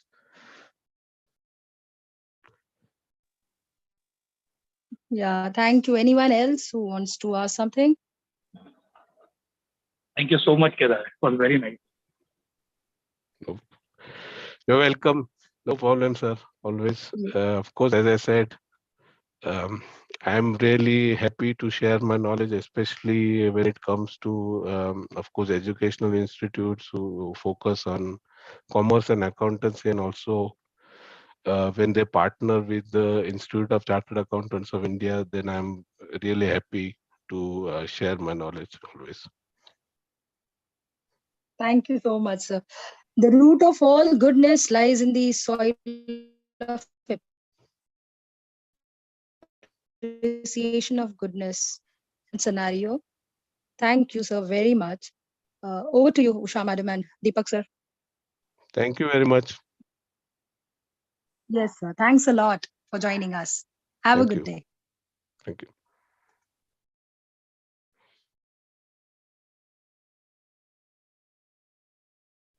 Thank you, Zinat, madam. Now we'll begin again Yes, the paper ma'am. Thanks. presentation. We'll start the paper presentation from Miss Ekta Singh. If ma'am is ready, then we can start from her. Yes, ma'am. I have been waiting since long. I'm ready. Yes. Please go ahead. I'll share the screen.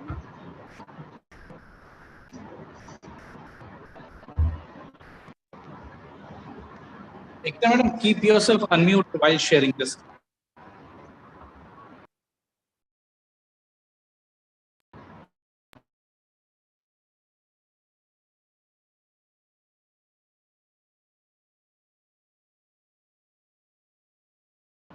Is my screen visible? Yes, ma'am. I am audible as well. Yes, ma'am. Yes, you're audible also. Screen is visible. You can start.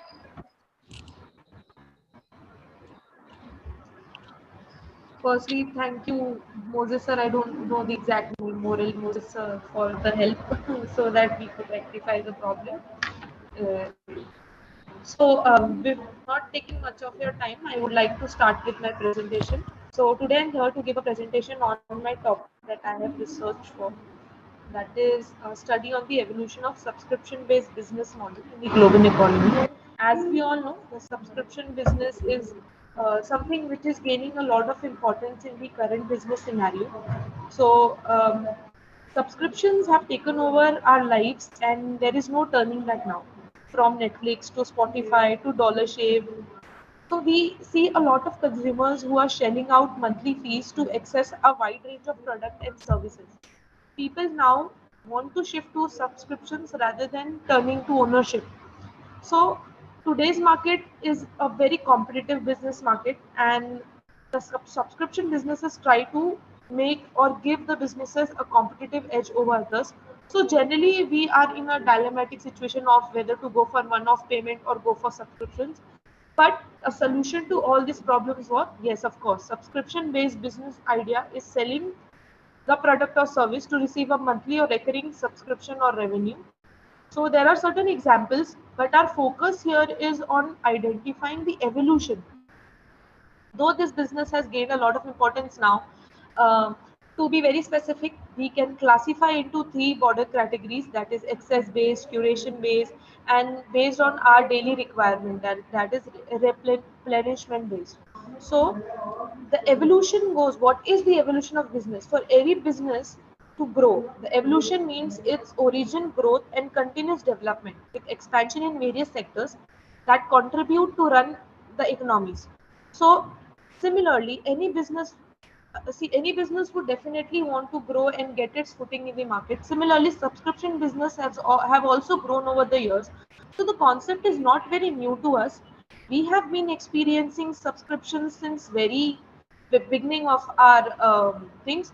See, through my study and through my research, which is more based on the secondary data, what I could figure out is the subscription business can be classified under the following eras.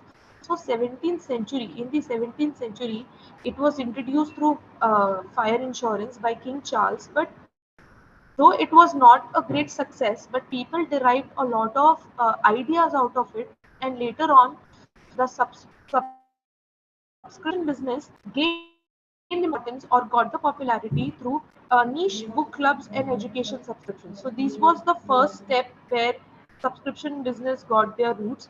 Then later on, it is said that the book publishers or the publishing industry or publishers of periodicals are said to pioneer or are said to establish the uh, business model in the 17th century. A, 18th century came the subscription towards charitable organizations. Then few funds were collected to build various theater subscriptions also gained importance and were recognized in the 18th century. Then 19th century was the era where it really got its importance and all the required attention through live opera. And it was also noticed that people are shifting for their daily essentials from regular payment to subscription payments. So 20th century is the main era where we consider a lot of changes that have happened. So 1900, the subscriptions were restricted only to newspapers, but later on in 1920, it started all with clubs. Then came the birth of pay TV, that is the cable TV network that we all have experienced. Then video rentals, that is one such example was Netflix. Then we have in the 2000, the SaaS model came into existence, that is software as a service. The services that we use even now, like the cloud computing, where you are given a digital space to store your data and everything. So even this SaaS model brought a lot of importance and helped in the evolution of the current business model. And finally, now what we experience is a lot of subscription boxes that are seen altogether. So what I could make out, or what could be seen, that the main focus or the objective of the study was to understand how the business model has grown over the year and what is its footing in the current scenario.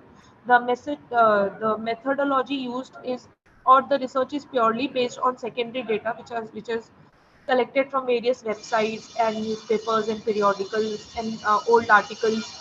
So what I could find out is that subscription business involves selling a product or service and collecting recurring revenues for continuing to provide that service or product. Um, People are charged either monthly or annually. Then the first subscription thing came in the 17th century. The idea or the concept emerged or gained importance in the 17th century. Um, Due to the rise in technology, people are now shifting towards subscription business model where they want to make recurring payments rather than having one-time purchase experience. Around 20th century, subscription packages are now available everywhere and to everyone in all the fields like newspapers, magazines, music, car rentals. It is present everywhere. So today the subscription service business model works by utilizing advanced technology and offering great service to customers through it. Finally, I would like to conclude with my conclusion and recommendation, uh, which is it can be concluded that people across the globe prefer renting or subscribing over owning many goods and services, and it gives great advantage to companies with the subscription business model. So it can be said that from food to heavy equipments, this model has taken over everywhere. It has made its presence feel felt, and this is considered to be the next major shift after the Industrial Revolution. So looking at the current scenario, it could be clearly seen that in the coming 22nd century, subscribing to goods and services would be more common rather than being the exception. And today, where businessmen are trying to focus on developing long-term relationship, subscription business models play a key role in building that long-term relation. Enrolling in a subscription business plan is a great way to ensure a steady flow of income. So customers stay with us and the companies get an advantage of having a steady flow of income. So thank you. That is all what I could present today, and this is what my research. Thank you, madam. Madam, very well described, and take a tour of business subscription from 17th century to 21st century. Now, everywhere on each media we see people post their videos and expose their talent and ask to subscribe the channel. Really, it is a means of revenue generation. Thank you. Thank you very much for sharing your valuable knowledge with us. Thank you, ma'am.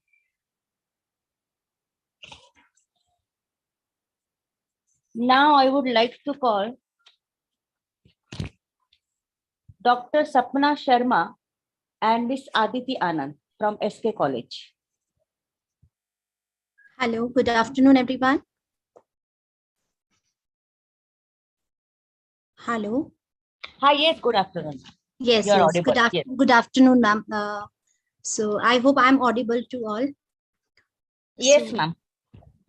So first of all, I would like to say a big thank you to the organizers conducting this conference, and this is definitely enriching to all us because we are dealing with the different domains and areas of knowledge which we are not working currently. So with this only, I would like to start my presentation now. Just a minute now. I'll just share the.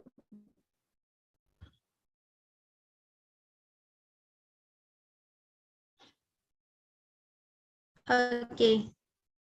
So I hope it is visible to all. Yes, madam. Okay, right.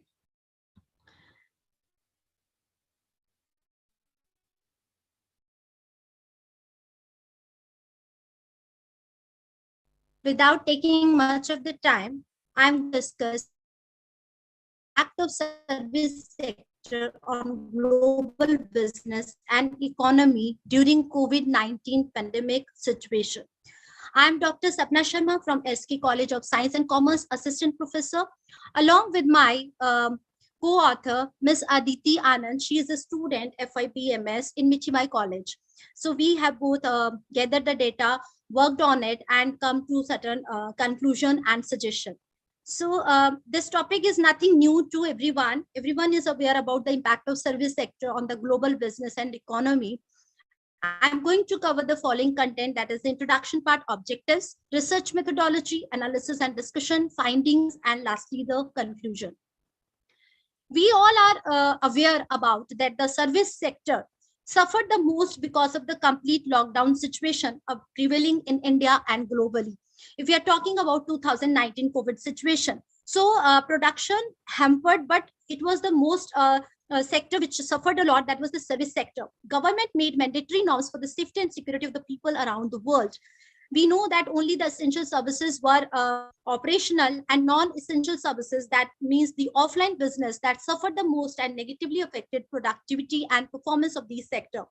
Essential services were continued because of the government recommendation for dealing with the public. Identify the main factors associated with service industry affecting its performance and productivity. To understand the impact of main factors identified on economic reforms in service sector worldwide, to discuss and analyze the impact of human resource technology and productivity, on use the negative impact of these factors on the business and the global economy. Now, the research methodology, due to the time constraint as well as other factors, we both have just resorted to the secondary data of collecting information related to the service sector. We have studied the different aspects of service sector which can have an impact on the global business and economy, and thereby we were able to give suggestions regarding the same. Analysis and discussion. Now, thoroughly researching different sectors of industry, we have observed that the most negatively affected businesses were the health, tourism, media, or entertainment, which are basically the highly people-based service. They became paralyzed due to the COVID situation and partially or completely interrupted.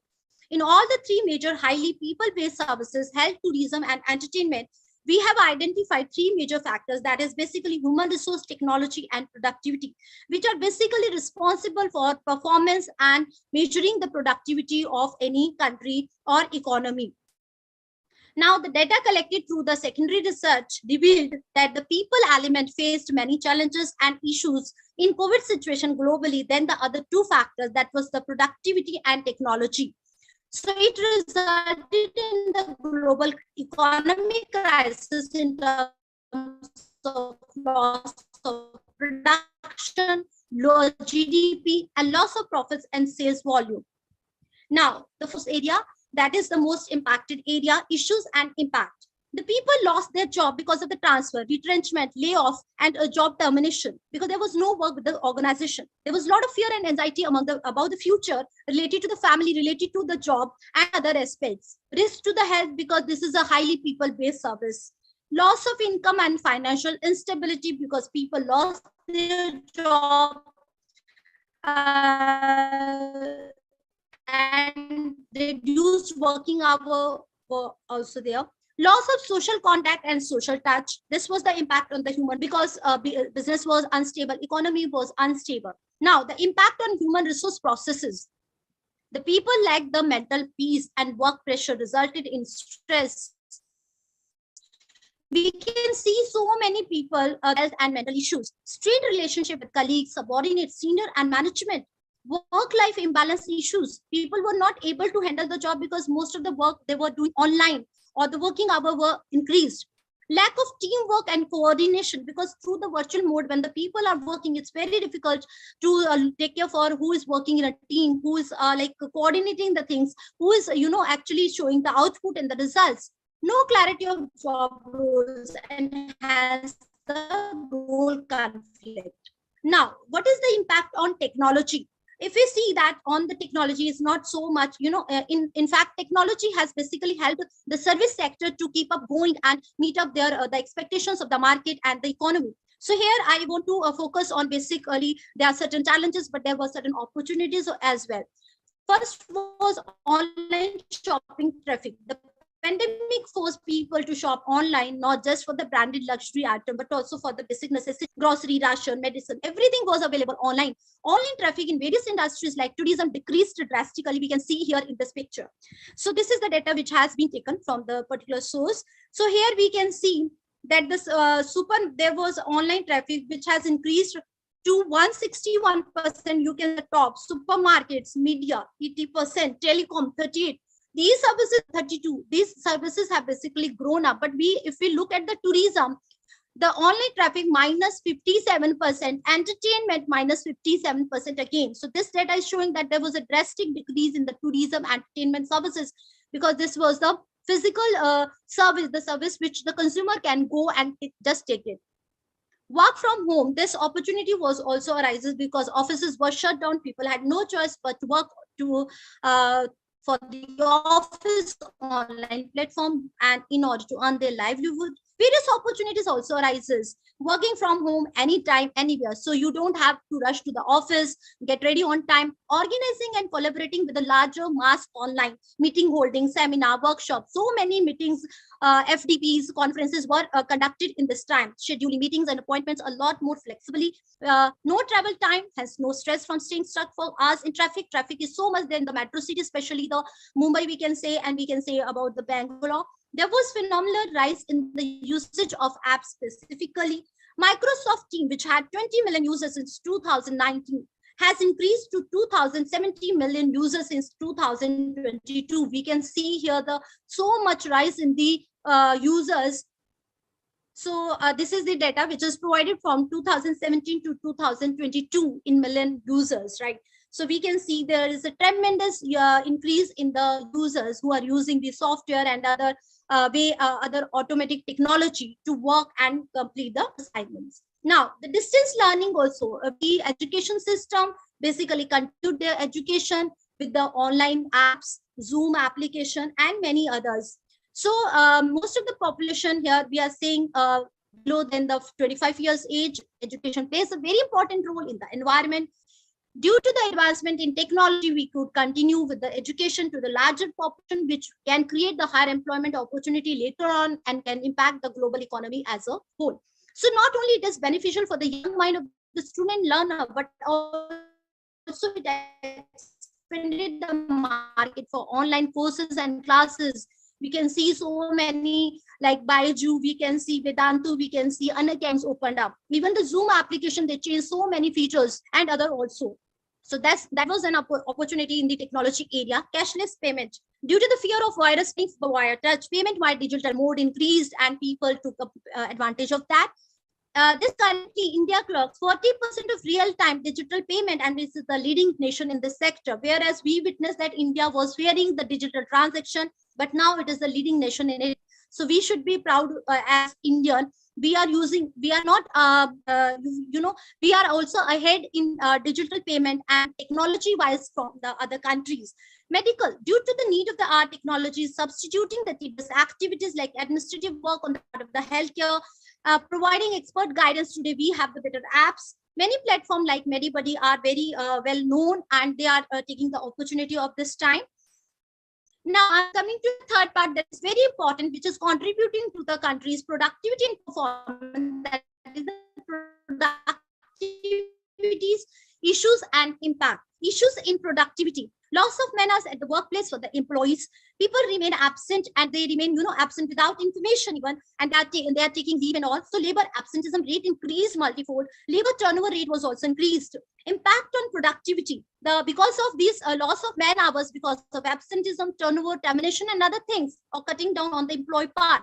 So shortage of manpower was felt by the organization. Instability in manpower. There was not consistency in the manpower resources who are working on different domain. Lack of quality service, loss of profit, sales volume, and finally the revenue.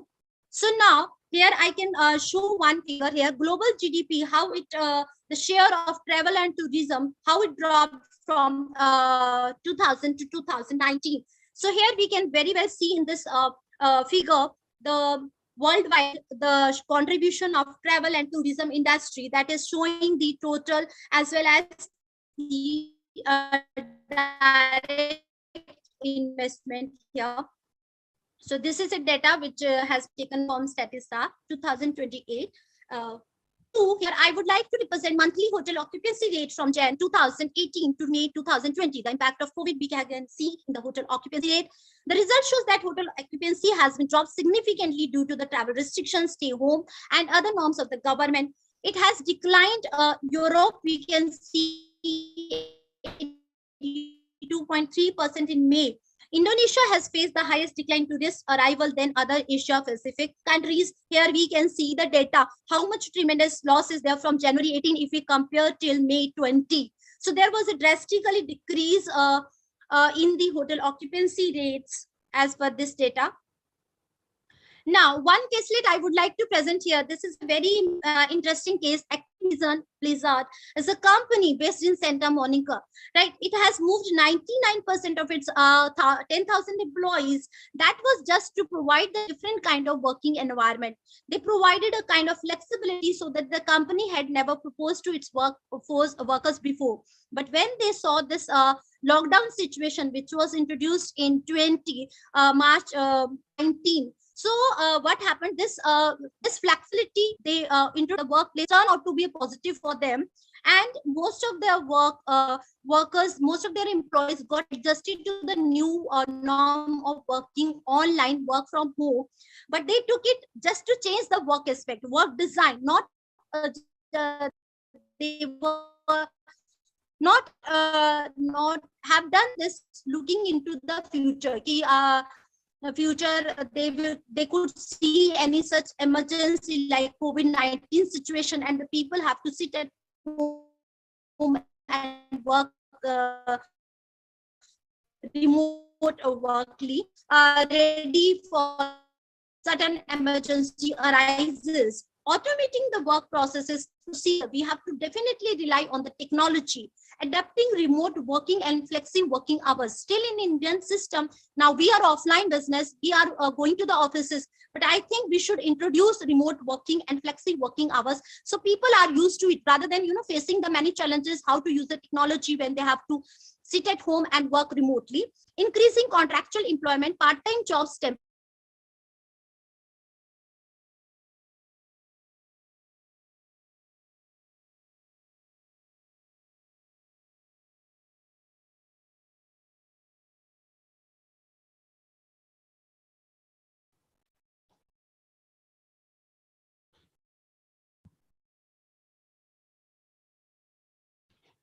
I hope I'm sorry, I got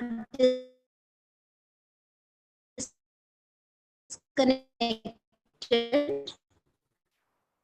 So in the counseling services, we can see that there is a tremendous scope for them. The people took so much help, and many NGOs, many organizations now they are concerned about the mental health of their employees as well. More focus on employee well-being, both physically and mentally, so that we can keep them motivated, engaged, and committed to their work and business goals. Acquiring and developing new technologies and providing training to employees for implementing the same in normal business setup and not in case of emergency. HR policies and strategy must be flexible, aligned with the future changes, business needs, and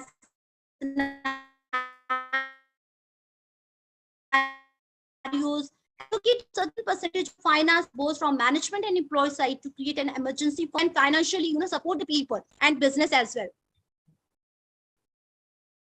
So conclusion here is service sector is critical for the growth of global business and definitely to the economy, and it is a major contributor to the GDP, and hence necessary measures and action need to be taken by every country and not only by India but worldwide for ensuring sustainability of global business and strong economy.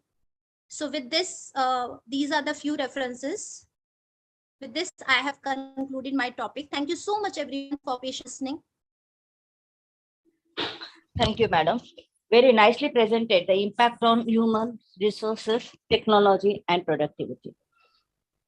If we'll exclude the tours and travel, definitely the other service sector even grew very, fastest way during pandemic. People survive due to available of online shopping facility. So very true that service sector only helped to improve our economy during pandemic. Thank you very much, madam, for sharing us your valuable knowledge. Thank you very much. Our next presenter is Ms. Neenu Punia from Haryana Agriculture University. Ms. Neenu Punia, madam.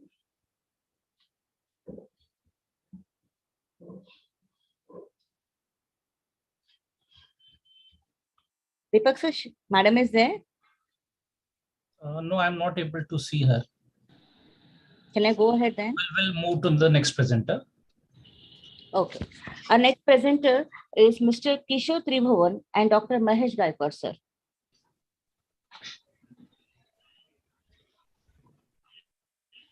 Yeah, hello, madam. Am I audible? Hi, yes, sir. Hello. Hi, yes, sir. You're audible, sir. Yeah, thank you, sir. Yes. Let's share this. Sir, if you want to share your PPT, you can share. Yeah, is my screen?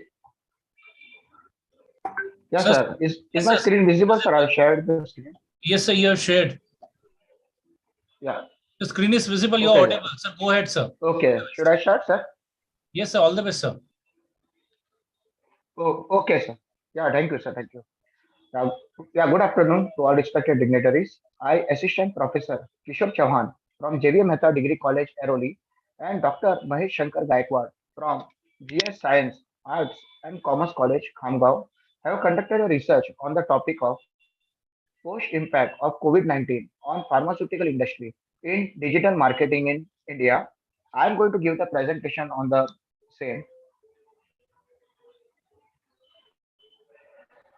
The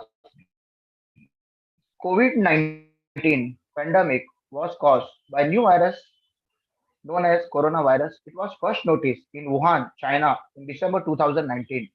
In 2020, on March 11, WHO proclaimed it as a global pandemic, and on March 24, Indian government imposed a 21 days nationwide lockdown to stop the spread of this dangerous illness.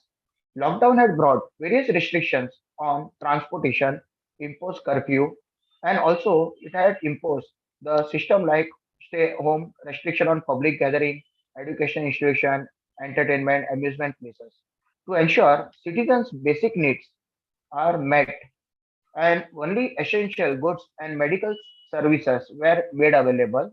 After collecting primary data directly from Indian consumer household and analyze the impact of COVID-19 outbreak and their purchases of pharmaceutical products, I have undertaken the study. Since internet has become a huge part of our Indian population, e-commerce has started getting more popularity and acceptance, which included the e-pharmacy purchases by a large number of buyers, especially during COVID and also after COVID period. The objective of study to set a certain objectives while taking out the study, we have determined the following points.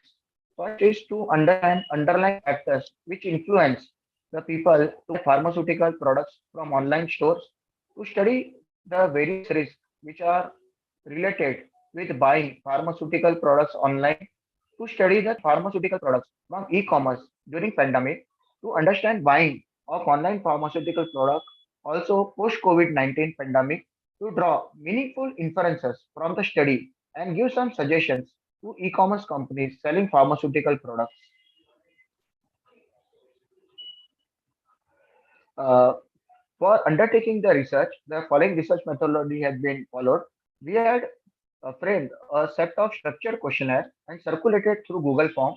And in total, we had collected a primary data from 115 respondents, and also we had referred various secondary sources for more information from various research journals, books, newspaper, magazines, websites, etc. After analyzing the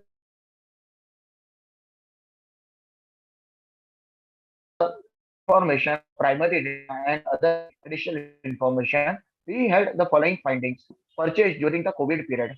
Also, customers always believed in quality. The people were only preferring qualitative medicines and they were not even thinking of money, they were ready to pay any price. Most of the customers order medicine through Farm Easy. We had various platforms of online purchase of medicines where Farm Easy was found to be the most preferred one. And also, we found that customers were more influenced by advertisements on TV. The main factor which attracted the buyers to go for online purchase was the discount factor, which means Farm Easy was always regularly providing discount to the customers and encouraging them to buy medicines. And also, home delivery of medicine was also one of the factors which was attracting the customers to buy during pandemic, and also after pandemic people are preferring. Also, customers were highly satisfied from online purchase of medicines through Farm Easy, and also they were very confident that purchase through online gateway is very much secured.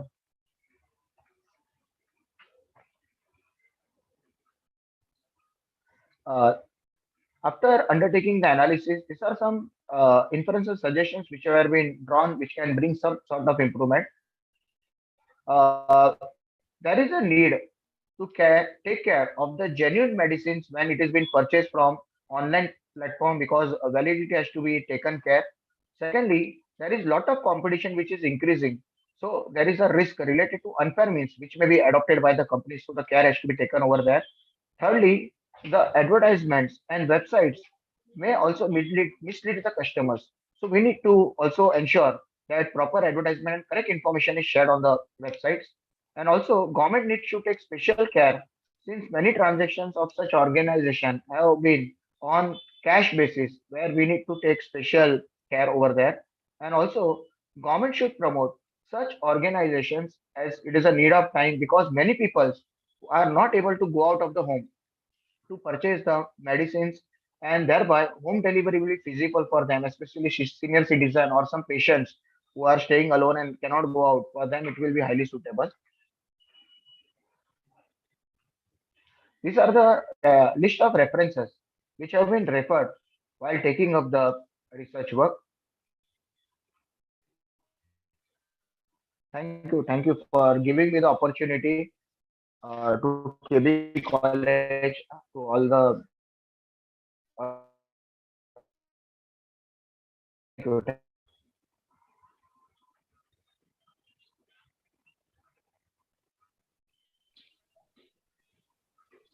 Thank you, sir. Throwing light on pharmaceutical and its impacts on during pandemic. Very true, sir.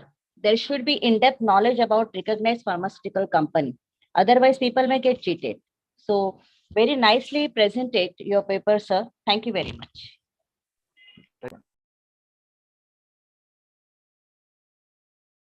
Now, I would like to call Mrs. Prachi Garud, madam, from Nirmala Memorial Foundation.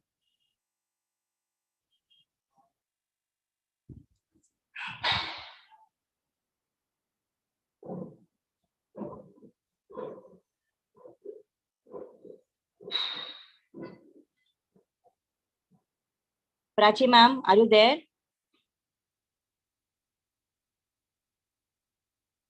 Deepak sir, please check. Madam, she is not visible. Okay. Can I go ahead then? Yes, madam. Okay. Our next presenter is Mr. Shubham Gajakwas. Mr. Shubham Gajakwas, sir. Yes, ma'am. I'm here. Yes. You can start. Someone's screen is shared. Nishant sir, please check. Someone has not yet, someone's screen is shared. Nandini madam, are you sharing the screen? Nandini madam? Yes. So you can share the screen now. Okay, sir.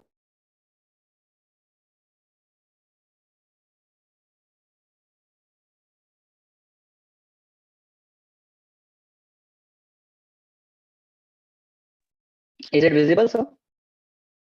Yes, sir. Screen is visible. You're audible. So please start. Yeah.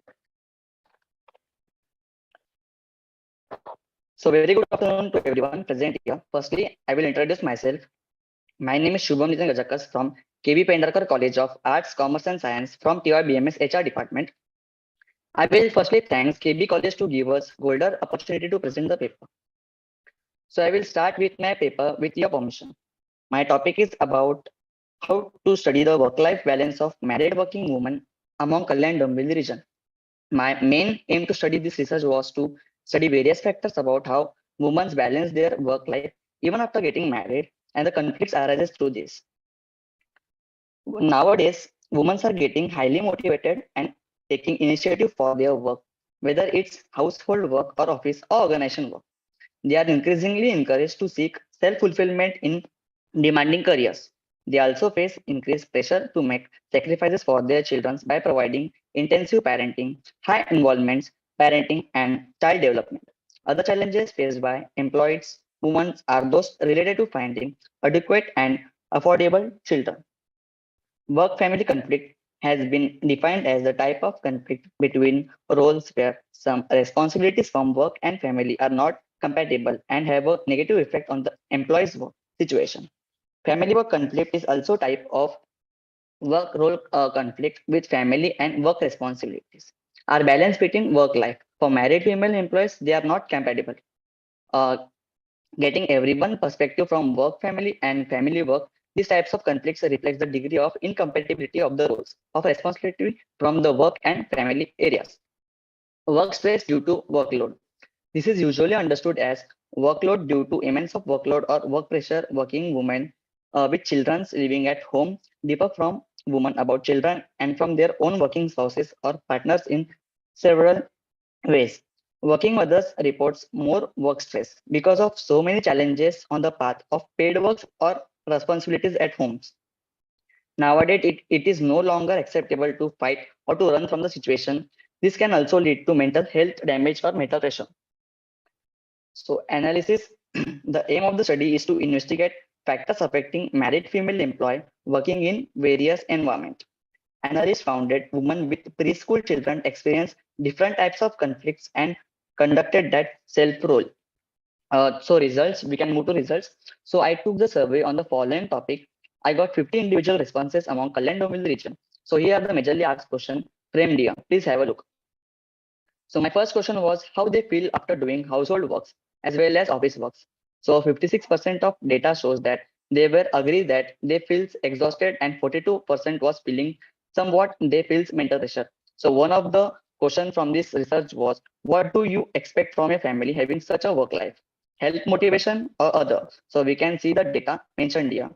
Here are the questions I have framed here. Please look at it.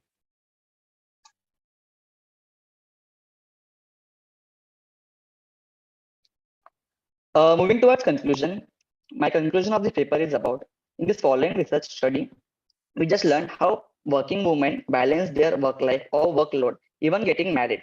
One of the most positive subject I learned from this study was productive and positive approach from every individual woman regarding their jobs, works, even after they tired after working for so many hours a day. They manage to work at home by doing household chores and also by growing their children.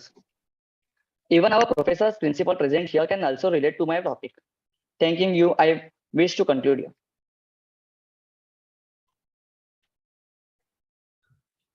Thank you, sir. So you touched upon a very fire topic of work-life balance of working married women. So many challenges faced by working women related to health, stress, anxiety, etc. Very difficult to manage both lives actually. But I can say one thing, sir. Even though the women are facing challenges, but these challenges they overcome and they stand again on their own feet. Thank you. Thank you very much for sharing your knowledge. Thank you. Thank you, ma'am. Thank you so much for giving this opportunity to us. Yeah. Now I'll call the next paper presenter, Miss Kirti Chavan. Miss Kirti Chavan, ma'am, are you there?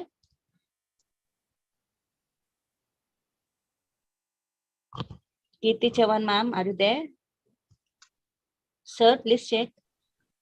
No, she is not to be seen. Madam Saili Tillu, we can call her. Okay, okay. Now next paper presenter, Miss Saili, ma'am. Miss Saili, ma'am. Yes, ma'am. Yes. Am I audible? Yes, you Yeah. are audible. Is the screen also visible? Yes, your screen is visible. You're audible, madam. You can start. Okay, sir. Thank you. Good afternoon, everyone. Myself, Saili Tillu, student of MCOM Business Management Part 2. On behalf of my teacher, Dr. Sulbade, today I'm going to give a presentation on the topic, a study on stress management among employees. To start with the introduction, stress is the part and parcel of every employee's life today. Stress and various stressors which are caused due to work pressure are been asked. Causes and impact of stress are the things which are needed to be tackled. Various stress management techniques which can be introduced in the organizations are being discussed. Also, effective human resource policy, which are the basic needs for every organization for the good and effective performance of their employees, is been discussed. Next is the significance of the study. So for reducing the stress of employees, it is very, very important that the organization should take some or the other initiative. The first thing is reduction of stress among employees. Second is improving productivity and efficiency of the employees. Also achieving individual and organizational goals. The objectives of the study are to recognize the causes of stress among employees, to examine the impact of stress on the health of employees, also to identify stress management techniques which are followed by employees as well as organization for the development of employees, also to assess the initiative taken by them. Next are the research methodology. The data which we have collected, the primary data was collected from the Google Form platform, which is an internet based platform. It is a structured interview, and the secondary data was collected from the published sources such as articles, journals, etc. A simple random sampling method was used, and a total of 100 respondents were received. Next is the data analysis and presentation. Microsoft Excel was used for the data analysis. To go with the study, the profile of the respondents has been seen. The employees working from the age group of 20 till the age group of 60 were taken into the survey. Male and females almost equally had contributed to the survey. Also, the main focus of this research was on public as well as private sector. Therefore, total number of respondents were 100, and 50% were from public as well as 50% were from private sector organizations. Next was the question regarding causes of stress.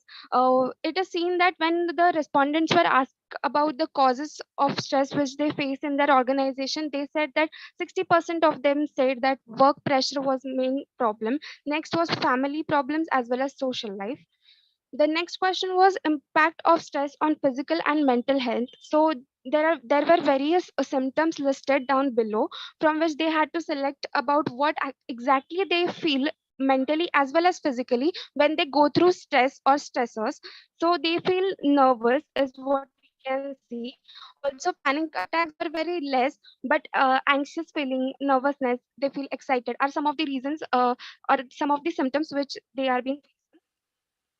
Stress management techniques are very much necessary when it comes to stress, because stress needs to be tackled in a proper way and through a proper medium. So people were asked about the techniques, how they are able to manage their stress with different sorted techniques, yoga, meditation, time management, music, etc. were there, and people had chosen music to be the efficient one.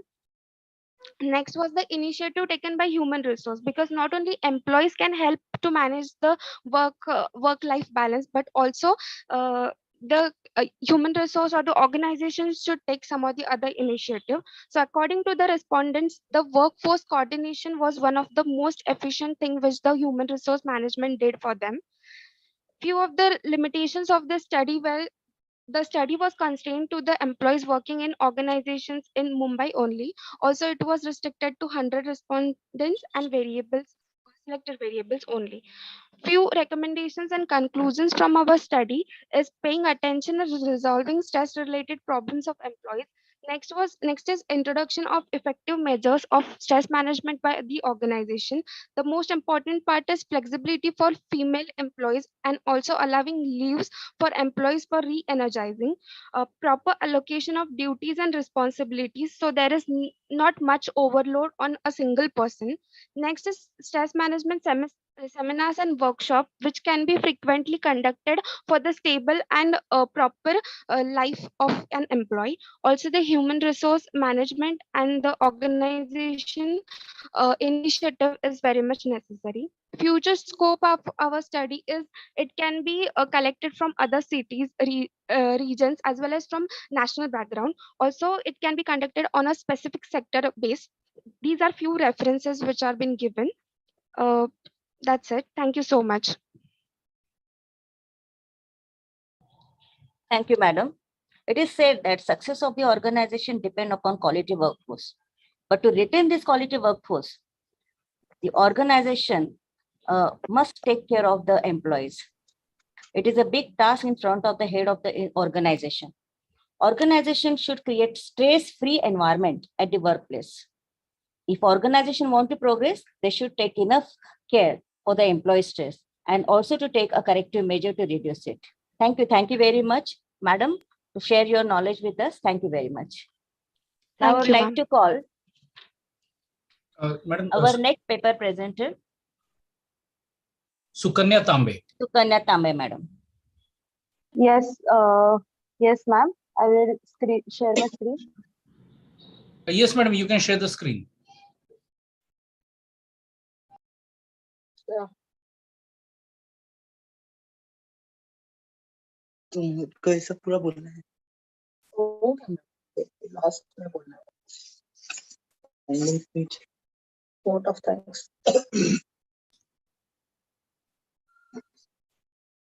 vote of thanks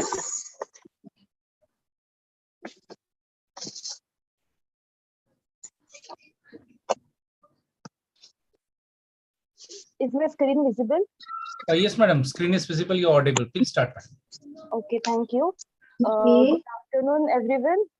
First of all, I would like to Requesting Zinat madam to kindly unmute yourself. Zinat madam, please unmute yourself. Oh, sorry, mute yourself.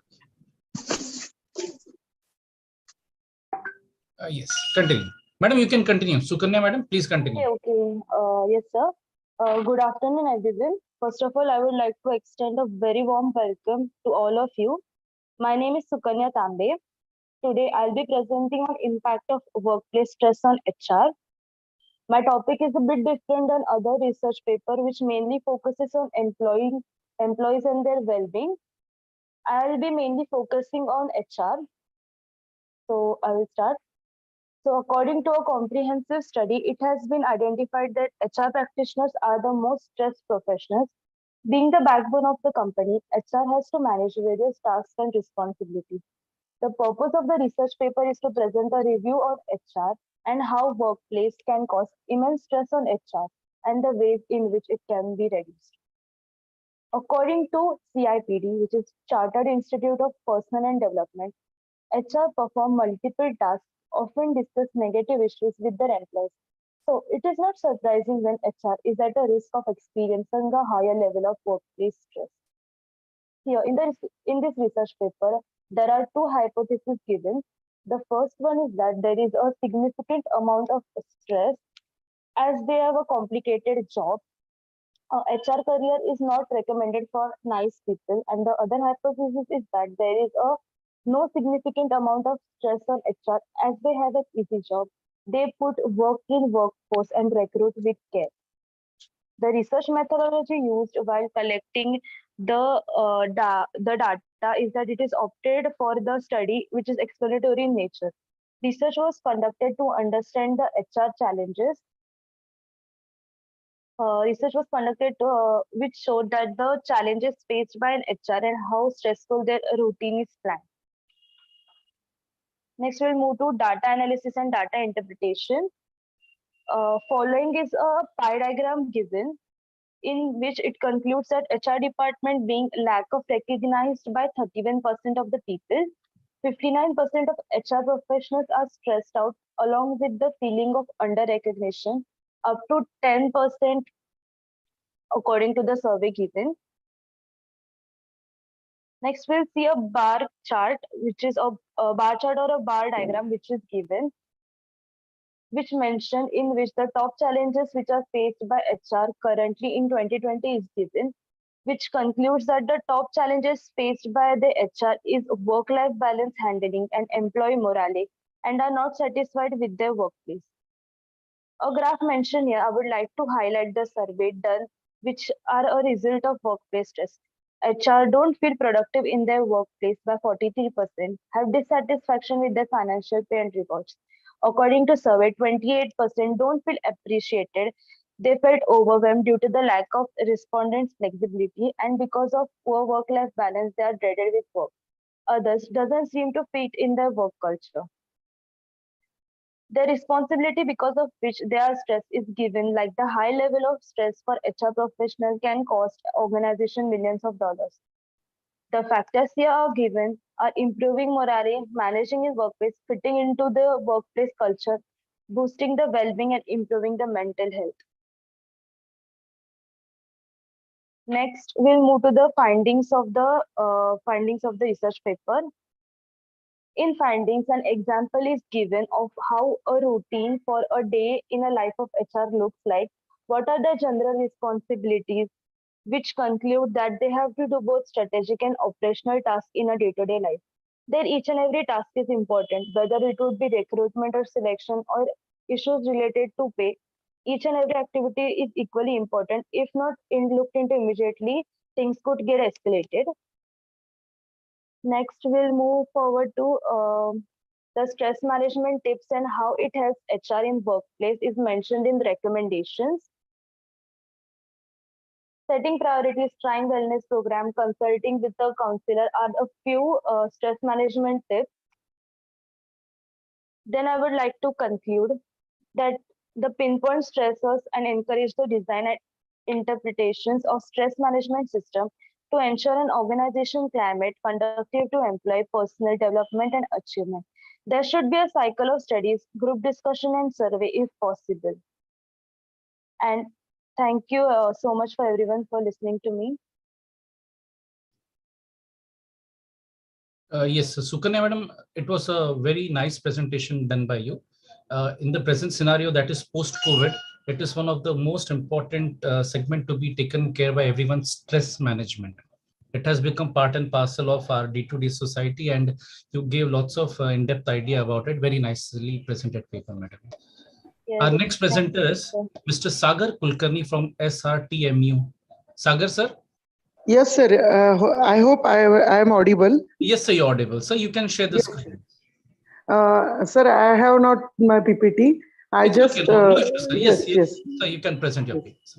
Yes. Sagar, sir, yes. Good afternoon to one and all. Myself, Dr. Sagar Sharat Kulkarni, with my research guide, Professor Dr. Pushpalata Trimukhe Kavale, Madam, Research Guide and Associate Professor, Head of the Department of Commerce, Rajarshi Shahu Mahavidyalaya, Latur. I am from Department of Commerce, Swami Ramananda Tirtha Mahavidyalaya, Ambazugay. First, I very much thankful to Dr. Principal Madam of this college, Dr. Manjusha Kulkarni Madam and Dr. Zeenath Madam for giving me this opportunity to present here my paper. My topic of my research paper is a study on utility of cashless transaction in Indian economy. I just conclude within 5 to 6 minutes. First, abstract of my paper. India has adopted parliamentary democracy. In our democracy, the people are sovereign. A common man is at the center of overall decision-making process. Taking care of these interests of the common people is an important duty of our government. In India, corruption, black money, inefficiency, and centralization of wealth and centralization of capital are the main obstacles of common man. The common man is trapped in depression due to these problems. As a solution to all these, Prime Minister of India, Sri Narendra Modi, decided on demonetization on 8 November 2016. He advocated demonetization, predicting that it would be lead to overall transparency in the Indian economy and encouraged the introduction of cashless economy and e-banking is preferred. The research paper emphasis on importance of cashless transaction and its trends, also some of its advantages and disadvantages to raise the awareness of digital payment system in India. This research is based on the accessible literature and the relevant important database. Objective of this research study: first, to understand the concept of cashless transaction in the Indian scenario. Second one, to identify cashless transaction in Indian economy. Next one is to establish the correlation between traditional payment system and cashless payment system. Fourth one is to know the utility of cashless transaction in Indian economy. And last one, to explain the importance of cashless transaction overall development of our Indian economy. Research methodology for the research study. The research paper has been written on the basis of secondary data. The secondary data and useful information was collected from published books, journals, research articles, reports, official documents, thesis, and various websites on internet. Scope and limitation of my study. The research paper is based on secondary data, which was published by various government and private bodies. The scope of the research paper is limited to cashless payment system and its usefulness. I just say here only the biggest advantage of this is that footprint of every transaction it remains. This reduces the possibility of generation of black money. Also, there is no chance for fake notes to come into the circulation. Besides that, the transfer of the cash does not require much more of human being.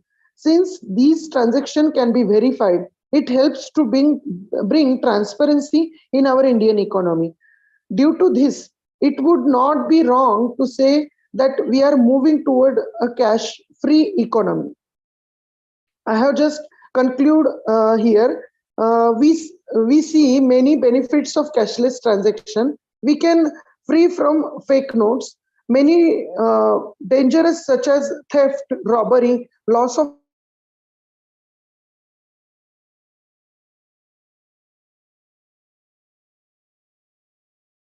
money, spoilage, stay away from digital transaction. But various measures are being planned around the world. Conclusion of this study. Am I audible now, sir? Sir, you're audible. Continue, sir. Please. Yes.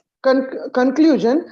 India can follow the guidelines from other countries in the developing world, which have managed to reduce their dependence on cash even while bringing in more people in the folds of the formal banking system.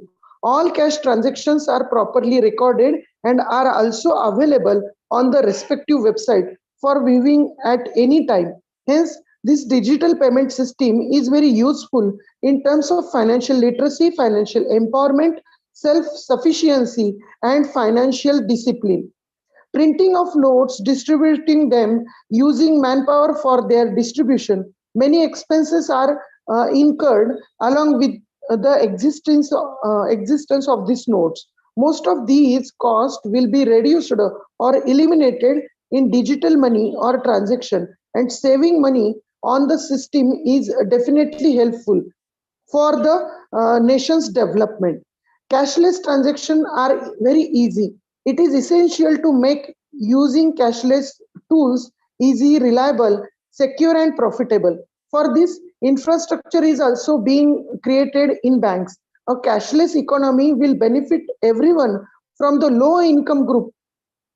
Hence, these transactions can be done with lower transaction fees, less risk, more security. When the people of the country use digital transactions, the need for cash will decrease and there will be a lot of money in banks and that will be increase the saving rate of our country. Government can easily monitor cashless transaction, so tax evasion and tax avoidance will not be happen here, and this will help to create an environment favorable to the development of our country by increasing the revenue. We see that the government also continuously encouraging people for this. This government has drawn attention to digital transaction. People will no longer have to stand in queues at bank for or ATM. Maximizing cashless transaction is very important for the interest of the country. Our economy can see expansion through this, and citizens of the India will be able to live meaningful social life happily.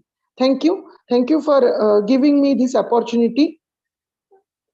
Thank you, sir. Thank you, sir. Dr. Sagar Kulkarni, sir, it was indeed a very nice presentation which brought scenario of two Bharat. One is Bharat and one is India, wherein this transaction, which is basically a need of developing our society or community through savings in bank is at most requirement. So very nicely presented paper, sir.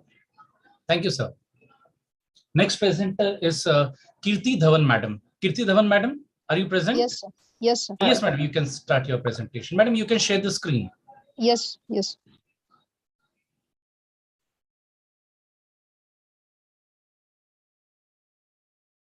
So is my screen visible? Madam, not yet, but we'll wait for 3-4 seconds. One second. So is it No, not yet, not yet.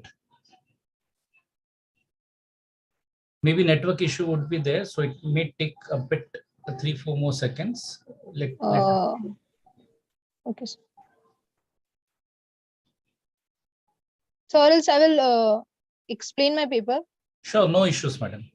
Okay. Yeah, you can start. You're audible, madam. You can start your paper. All the best. Good afternoon, sir. Myself Kirti Dhawan. I'm from TYBMS of KV Pendarkar College, Dombivli. So my topic is to study enhancing employees' performance through monetary incentives. Now let's talk about what is monetary incentives. Monetary incentives are nothing but giving financial benefits to the employees. We live in a developing world. Our needs and wants increase day by day. Now let's think about why do we work or why do we take education? Why do we look for best opportunity? 99% of the time, the end goal of this all things is to fulfill our needs and our family needs. Now, while talking about enhancing employees' performance, we can't think that why should any organization think about employees this much? Because employees no doubt plays a very important role in building any organization. So the main objective of this research paper was to analyze whether incentives really boost employees' performance and attitude towards work, and it turned out that yes, it does plays a very vital role. And employees productivity and incentives has a link in employees' performance. Now the scope of this study was this study helps the organization to understand what are the factors that can influence employees' performance, and what all things any organization can use to boost employees' motivation. Now the methodology which is used while preparing this research paper is explanatory in nature, and it consists secondary data. There were questionnaires sent to 100 working employees, from which 71% responded to these questions. The questions were as follow: Do you think bonus pay motivates the employee? Do you think home allowance is an indicator of motivation? Do you think staff loan is indicator of a motivation? Do you think commission motivates the employee? Can salary motivate the employee to expend more efforts in job? Do you feel motivated by monetary incentives? Will you feel demotivated if you get any incentives of if you don't get any incentives for your efforts? And it has turned out that 97.2% of the respondents feels that incentives do motivates them to take more efforts in their work life. Now, while concluding, I would like to add that one of the best way to influence employees' performance is by making them satisfied in personal life by giving them rewards and incentives for their efforts. Thank you. Thank you, sir. Yes, Kirti madam, it was a nicely presented paper. Everyone requires appreciation. So the same follows in the field of corporate sector or our work sector also. That is the reason this presentation which you gave, maximum responded gave the same. So after the post, it is one of the very, like we can say, challenging part of presenting the paper because of the heaviness we do. So we all will be definitely requiring a tea break. So with the permission of convener, we'll be going for a 15-minute tea break. We'll meet at 3:45. We are going for a tea break. We'll be meeting at 3:45.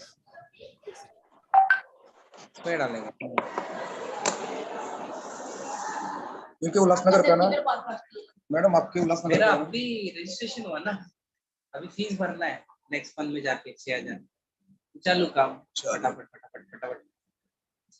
आपके उल्लासनगर का jeans pant पूरे India में famous है। मैं अभी तक jeans नहीं लिया jeans pant. All participants are requested to mute yourself.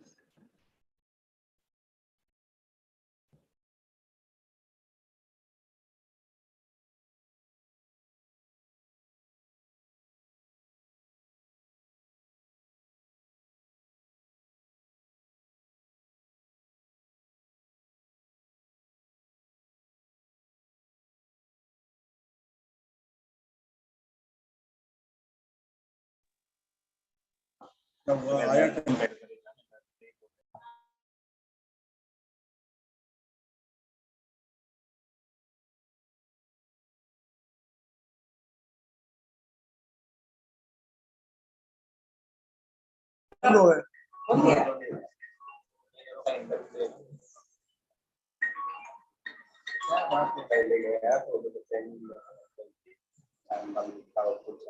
Sir आवाज बंद। Hello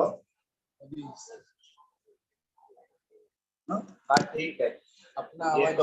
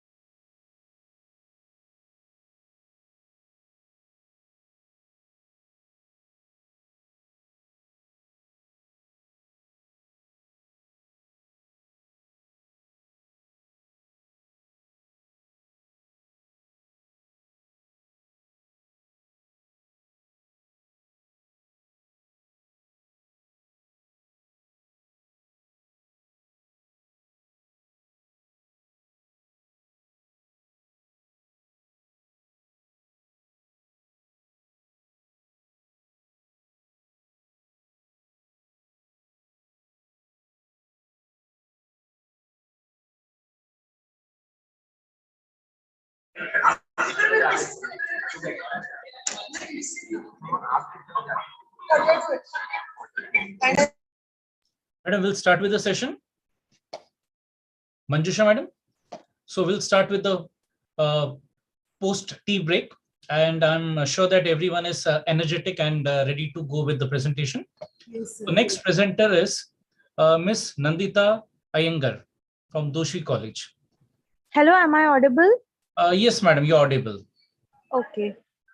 Madam, will you be sharing the screen? Yes, sir. Will you be sharing the screen also? Yes, sir. Yeah, madam, you can share it. It's open. Yes, sir.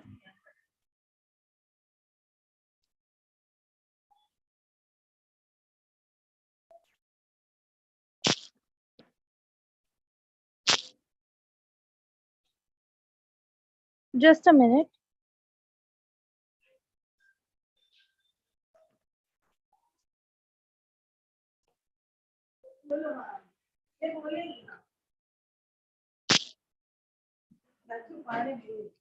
Is it visible?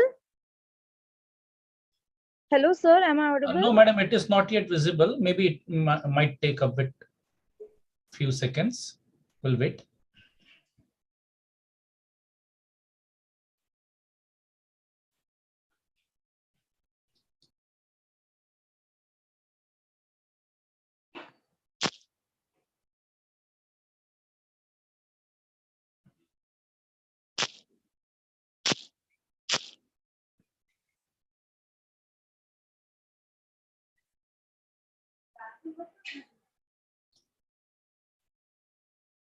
No, not yet. It has not yet started. Not visible? No, it is not yet visible. Okay. So, madam, now it is visible. Now it is visible. okay, great. Thank you. So very good afternoon to everyone. I'm really sorry for the technical glitch. I'm Nandita Iyengar. I'm really grateful for this wonderful opportunity. Today I will be presenting my research paper on the subcategory of HRM policies, competitive business world with human perspective. So in this study, I set out to try and understand impact of reactions as reinforcements in organizations. In the modern competitive work environment, an employee comes across various consciously placed positive and negative reinforcements on a daily basis and accordingly mold their behavior. But subconsciously, all employees react to each other and the environmental stimulus as well, which in turn can also serve as reinforcement. It's human to care what other people say or react. This paper seeks to understand this human aspect of workplace behavior in competitive work environment. The study is subject to mainly study reactions as reinforcements in three fronts: productivity, motivation towards deadline, and approach and willingness towards change. This study is set in the backdrop of post-lockdown normalcy.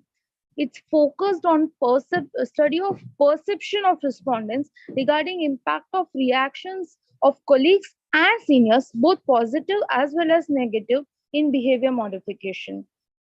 This study has targeted the working professionals in various fields and with various levels of experience. The data was collected using primary data collection method of online Google Forms. Survey was conducted and the respondents' answers were analyzed. I would like to discuss the results with you now. Just a minute.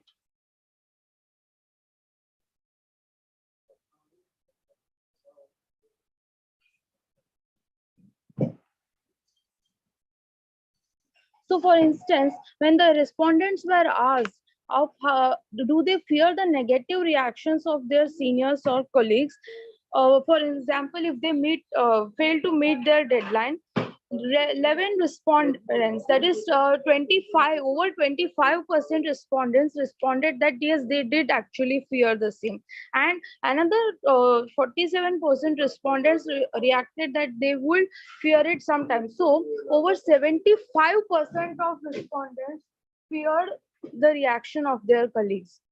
and when the same reaction of their colleagues, how it would impact their approach towards deadline and their motivation towards better efficiency. Most people rated it moderately on 3, that it would be moderately impactful on their motivation towards better efficiency. So we can conclude that even negative reactions can have a huge impact on the motivation towards deadlines and so on productivity also. And when asked, do the respondents crave positive reactions or appreciations, over 60% respondents responded that they did, of course, care for the positive appreciations by their colleagues and seniors. Another 30%, that is in all, over 90% people cared at least sometimes for the positive reactions. We can also they see this rating from 1 to 5. I'll just 2 minutes. I would like to continue in just 1 minute. Sorry for the disturbance.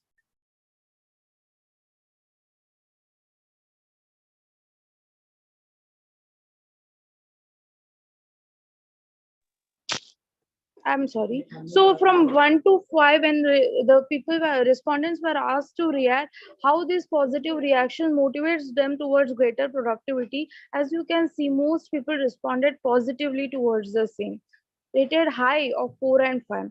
And the reaction of colleagues towards efficiency also, uh, whooping nearly 40% of the people said that the reaction of their colleagues matter to them as much, if not more, than the remuneration. Another 30% rated 30% and 37% actually rated that it matter more or much more than remuneration to them. When asked of how the overall job satisfaction is affected by the reaction of the colleagues, again we can see a trend here that the moderate rating is given of 3, and a positive or negative reaction of colleagues and seniors impact the change in a work environment. Here, many people, nearly 50% respondents said that it affects them very much. That their colleagues' opinion affects their initial view. But when they were asked long-term opinion, how they will form base, so many people did not give that high of a rating. You can see here it is exactly moderate 3, and even the 4 and 5 and 1 and 2 ratings are also the exactly same, because people had a moderate approach towards change. So from this we can conclude a few things, that whenever asked regarding positive and negative reaction, positive reactions have a greater motivation factor. They motivate towards better efficiency. And we can also see another thing, that 90% of the respondents give moderate to extremely high significant rating for the daily reactions. This can also be understood through the Hawthorne experiment, in which also similarly it was concluded. We can also understand that while in the initial view of the people are greatly affected by that of their colleagues, but long-term opinion is not so. And also I can understand that most respondents valued reactions of colleagues as equal to remuneration. So this is one factor that the employers might want to look into. I would like to conclude this by saying that there is a further scope in this study to undertake it in much larger audience. And I would also like to say that this only studies the short-term reactions, and much more can be understood of how the long-term behavior can be understood by the same. Thank you, everyone. Thank you, Nandita madam. It was very nice paper presented by you based on the primary data, how the reaction, both positive and negative reactions, play a very significant role, and it has both the impact long term as well as short term, and there's a variation in both of the things. So it was indeed a very nice presentation, nice insight, because we also go through the day-to-day things every day. So sometimes appreciation, sometimes negative, positive, both play a significant role. Next paper presenter is CA Oral Moses sir from NKT College. Yes, sir. Yes, Moses sir, you're. Yes. You can hear me? Share the, yes sir, you're audible. So are you going to share the screen? Yes, I'm sharing. So you can share it. Yeah.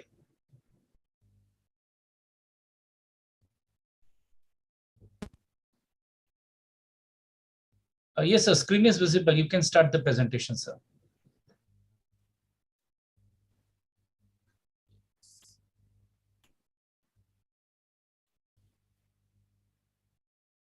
So firstly, I thank KB College for giving me this opportunity. Along with KB College, I would like to thank my parent body, the ICAI, for being the knowledge partner and giving me the opportunity to present.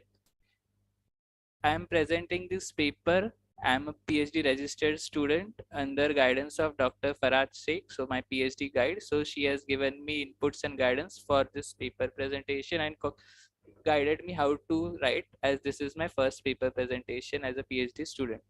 My topic is study on customer perception towards food and delivery apps and startups. Basically, it is on food delivery applications. You would have heard Zomato, Swiggy. So basically survey on that and how we have a traditional shift, a fundamental shift from traditional methods of delivering, like from contacting restaurant directly to using food delivery applications.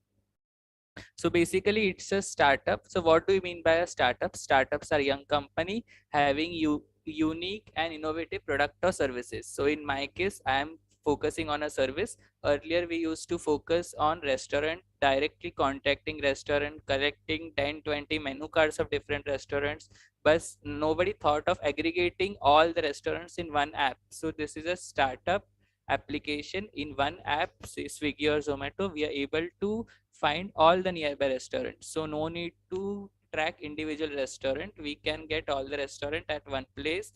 Your favorite dish can be ordered at a click of buttons in your mobile phones. So startup could also be a existing product or service, but some new features being added to it. India is the third largest startup ecosystem. So I would like to say our theme of the conference is Indian commercial scenario, a global inspiration. So India being third largest startup in the world after US and China. So definitely it's a global inspiration. And many of Indian startups have reached the Indian, and definitely we are focusing on tech savvy startups. So that is also there, technology driven startups, and it's a global scenario and inspiration for all. Then what are food delivery applications? Food delivery applications are mobile applications, smartphone applications that aggregates all the nearby restaurants and help. So what are the features of it? Lesser labor cost if you are having that app and you are using, so that restaurant will not have to hire any delivery man of its own. Swiggy, Zomato people will have their own delivery boys, will have their own vehicles, will have their own charges. So we as a restaurant will not have to incur any delivery charges. Then that's why lesser cost, lesser fuel, no investment in delivery vehicle. And for customer, tracking delivery is very easy because GPS devices are fit. And in return, you have to give commission to the Swiggy and Zomato food delivery applications. Then I'm focusing on Swiggy and Zomato as food delivery applications. So Zomato is again Indian startup company, and now it has reached a unicorn startup having more than $1 billion. So it's a reached unicorn startup. So again, it's a global inspiration for everybody. So its founders were Pankaj and Deepender ji, and it has also outreached UAE, that is Gulf, UK, Singapore, and Lebanon. So again, we are very proud that Indian startup has reached global markets. So it's a global inspiration for everyone. Then again, focusing on Swiggy, having headquarters as Bengaluru. So it is again a tech savvy startup, and it is also doing very well. So Swiggy and Zomato are doing very good as food delivery startups in food and beverage industry. Objectives of my study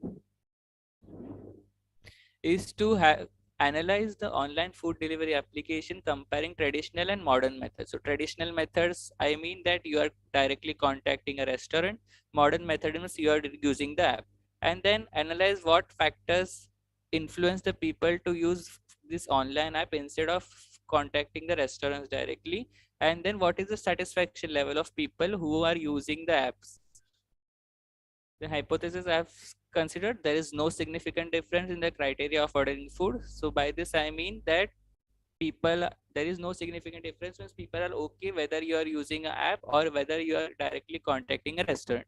And second, there is a significant difference. So this is my first hypothesis. And second, there is no significant difference in getting the discounts and offers, and there is a significant discount in offers. So basically, again, using online apps and directly having contact with a restaurant, what are the differences? These things are be analyzed.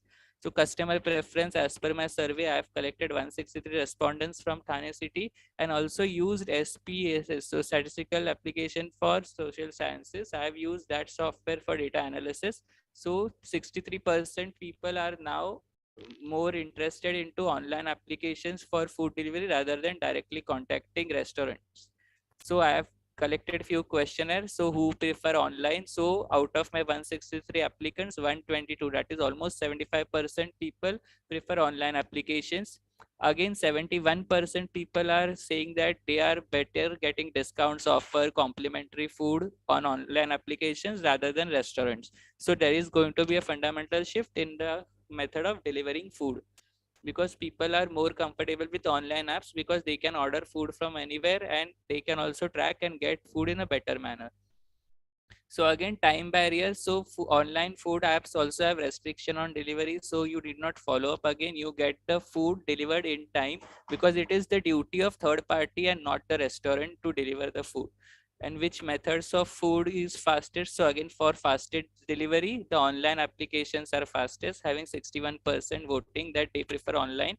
And which method is more personalized? So again, there is one defect that when you are going for online, you are contacting third party, Swiggy, Zomato. So you are losing the traditional contact with a particular restaurant, its manager, its employees, its cook. So if in traditional way, you could have also contacted the cook, have your personalized service, so that you are missing out. So that is one disadvantage of this. Hypothesis testing, I have used chi-square test, and p-value is less than 0.05. So again, the null hypothesis is rejected, alternate hypothesis is accepted, and I'm concluding that there is a significant difference in criteria of ordering food, because people are preferring more online food delivery applications than traditional restaurants. So this is what I have presented in graph. I had taken people prefer calling restaurant, prefer contacting restaurant using the food delivery application. So people preferring food delivery applications are more. So therefore, there is a traditional shift in the method of ordering food. Then my second, where you get more discounts. So again, people 116 people are saying that they give more discounts, offer complimentary goods in online delivery applications rather than the traditional restaurants. They don't give any extra food or any extra discount.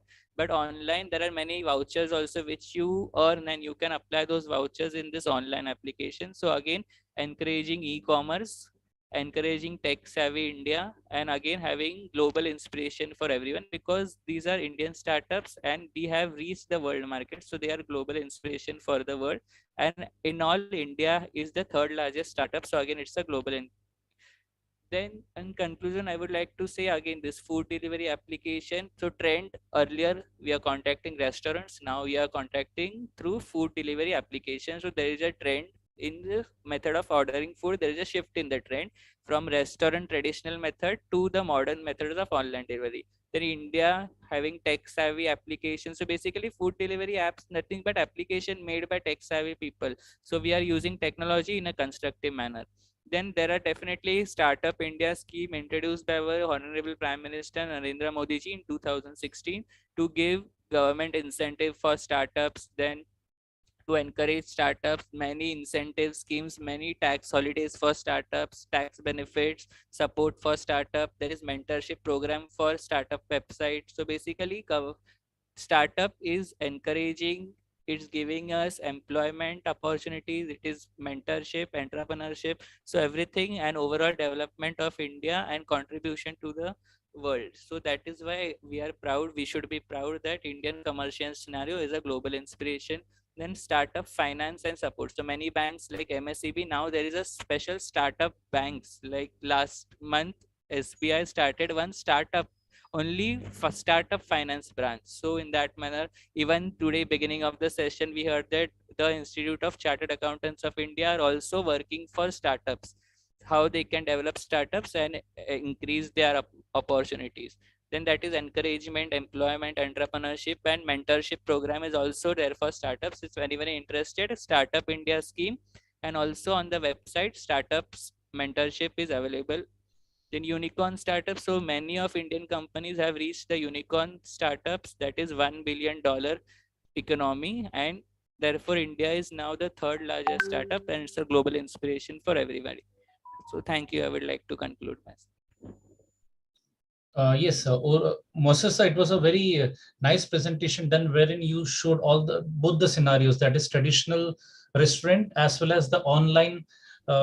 We call it as the say the apps which we are using to get like Zomato and all. So it's a very nice presentation done by you, as well as you gave an good like information how we are getting more benefits through this online like Zomato, Swiggy, etc., wherein we are getting more incentive rather than directly contacting the restaurant. So indeed, a very nice presentation, sir. Thank you. Next presenter is Gajanan Dhumal sir from Birla College. Gajanan sir. Dhumal sir from Birla College. Hello, am I audible?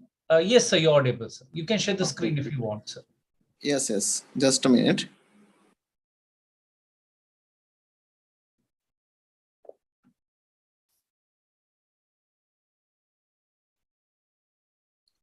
Is my screen visible?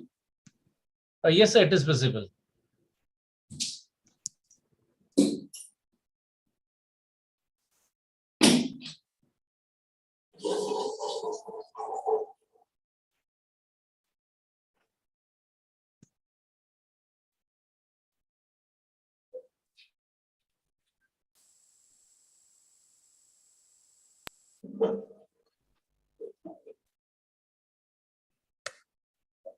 Is it visible?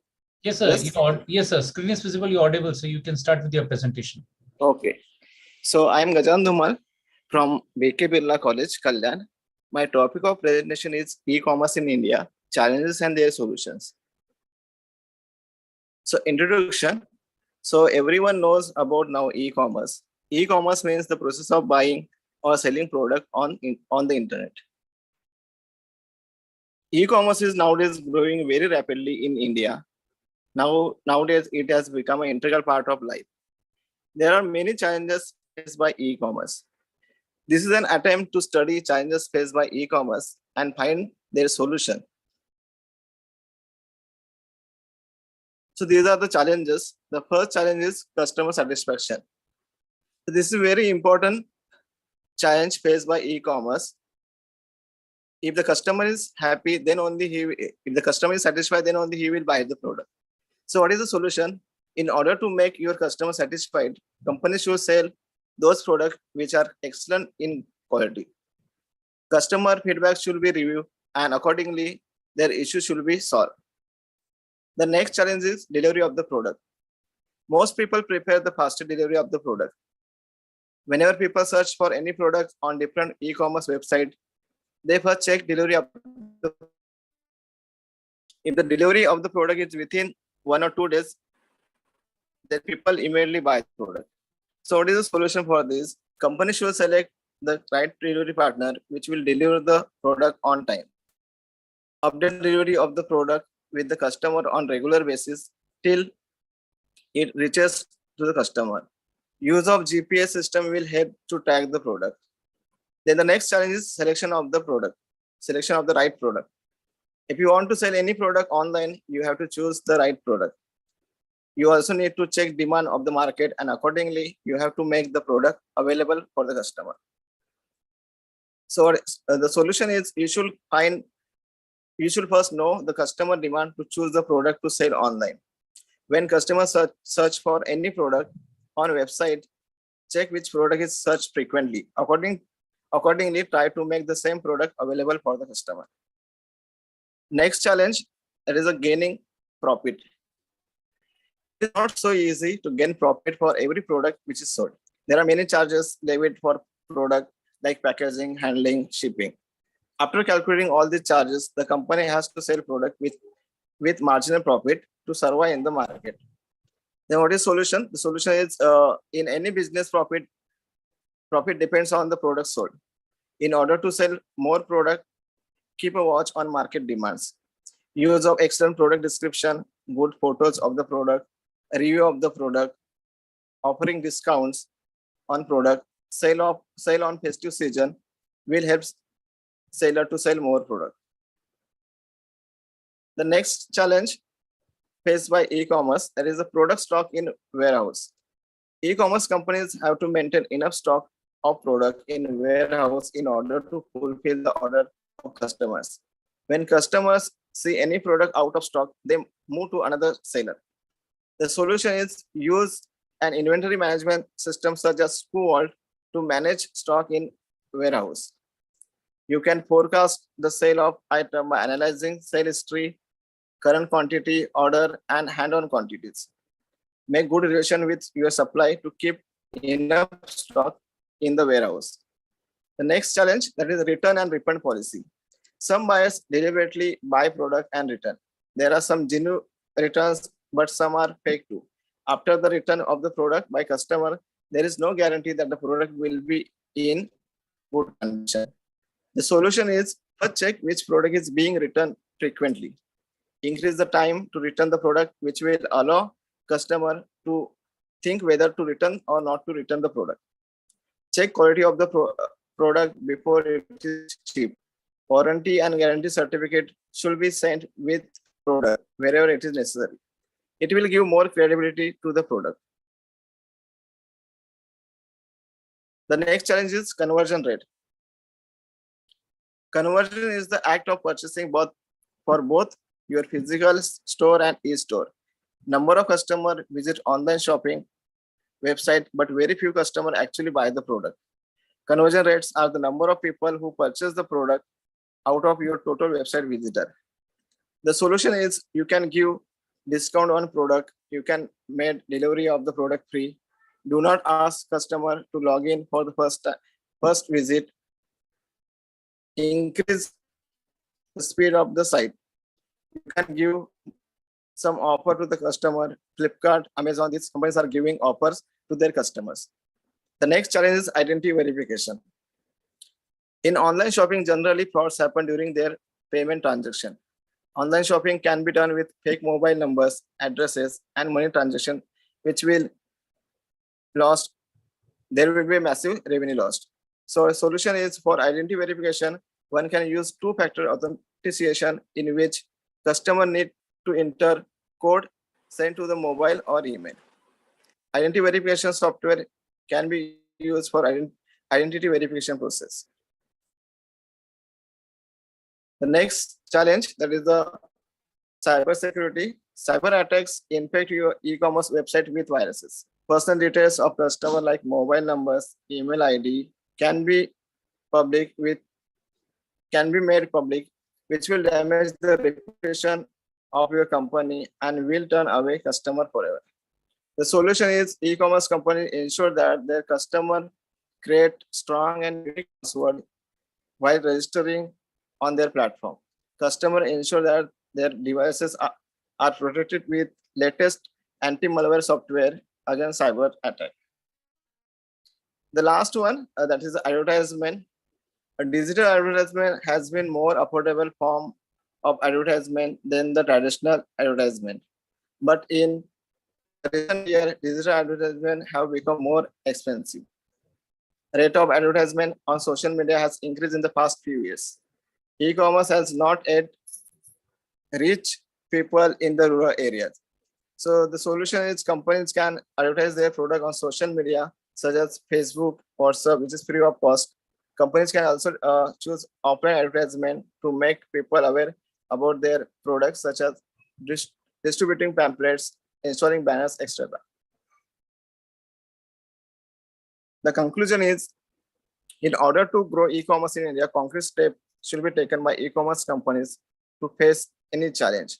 Many customers have no knowledge about the use of internet and website for commercial purposes. If e-commerce wants to grow, then there should be a complete awareness program to be launched by the e-commerce companies. These are the references. Thank you. Thank you, sir. Very nicely presented. Challenges faced by e-commerce businessmen in India in the field of cybersecurity, conversion rate, and product delivery. Sir, but it is again true, though there are challenges, but the businessmen are trying their best level to find out the solution on these challenges. And nowadays, day by day, the online purchasing, the population is increasing, whether it is rural or it is an urban. Because in urban areas also, the government are trying to, provides the network connectivity so that the people of rural area can also enjoy the online shopping. Thank you very much. Thank you, madam. Our next paper presenter is Ms. Ratnavali Lemaya, madam. Mrs. Ratnavali Lemaya, madam, are you there? CKT Panvel.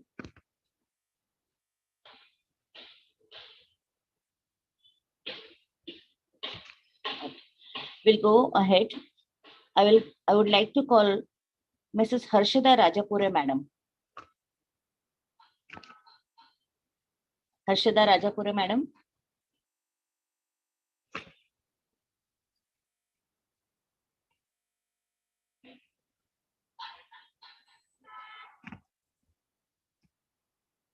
Okay, moving to ahead, we'll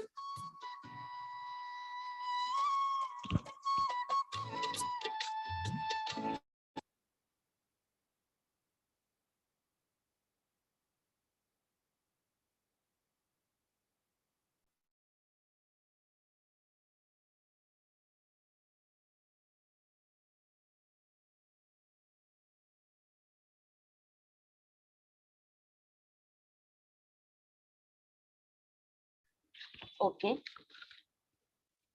Moving to ahead, I will like to call Neenu Punia, madam, from Haryana Agriculture University. Neenu, madam, are you there? Yes, ma'am. Yes, ma'am. Yes. Okay. You can share your PPT.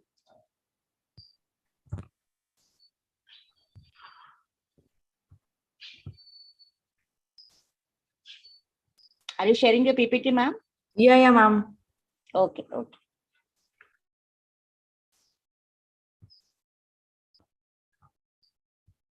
Ma'am, can you share this PPT? I have sent you earlier. Nishan, sir. Nishan, sir.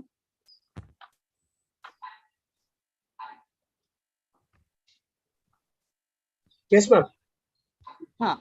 Ninu, madam, want to share her PPT. Ma'am, just a minute. Huh.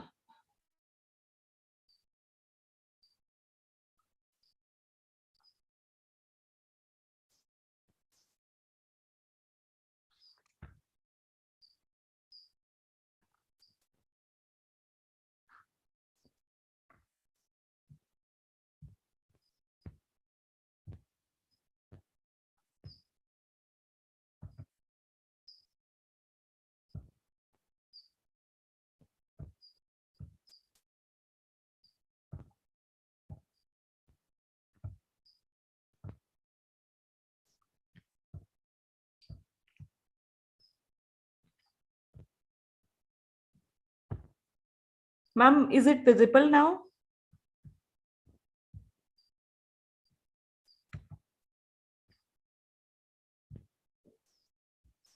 Yes, ma'am, it is not. Okay, ma'am, your screen has got shared now and we can see the content. Surface modification of rice straw. Yes, sir. A very good afternoon, everyone. I'm here to present my topic on surface modification of rice straw fiber for development of biocomposite. Composite is a material made up of two different materials to obtain advanced material with improved property compared to simple material. And nowadays we are very becoming aware of natural fibers, because synthetic fiber have some properties such as durable and high strength, but it has a lot of other problems such as pollution problems and many more. So we can prefer to use a natural fiber because they are economical, non-abrasive, biodegradable and renewable, and they have a lot of areas for the applications also. And according to the FAO, Food and Agriculture Organization, the global rice production has risen significantly by 2.5% per year, reaching around 744.4 million tons. And it can cause a lot of pollution problem because the farmer are using stubble burning to remove it from the fields. So to overcome this the problem, we can use the rice straw fiber as a filler in the composite materials and then used in the other building materials as well. Now I will proceed toward the methodology. First, we can procure a raw material. In the raw material for reinforcement fibers, we can use rice straw, and for the matrix material, we can use a resin. Then the rice straw fiber are given a surface modification. Four different treatments are given to the rice straw fibers, such as alkali treatment, enzyme treatment, alkali enzyme, enzyme alkali. After that, the composite are developed using optimized variable, and then the composite rice straw biocomposite were developed. For giving surface modification, we can use alkali. In alkali, we can use sodium hydroxide. 3% concentration we can use with 1.20 mLr material to liquor ratios by putting it on 37-degree temperatures. For enzyme, we can take cellulose enzyme, whereas for the combination treatments like alkali and enzyme, we can use sodium hydroxide as well as cellulose. And for alkali, for enzyme and alkali, we can use cellulose and sodium hydroxide. Then the method which we used to make a biocomposite. For the reinforcement fiber, we can collect the rice straw and then grind it to form a powder form. After that, the matrix material, in matrix phase, we can use the epoxy resin. After that, the fiber is given a surface modification, and then the composite is made up using hand layup technique. And then the composite is put up in between, a dead weight is applied over the composite materials, and then after 24 hours, it is taken out and the composite is made up. Then it is tested for various mechanical properties and the other properties. Now I proceed toward the results.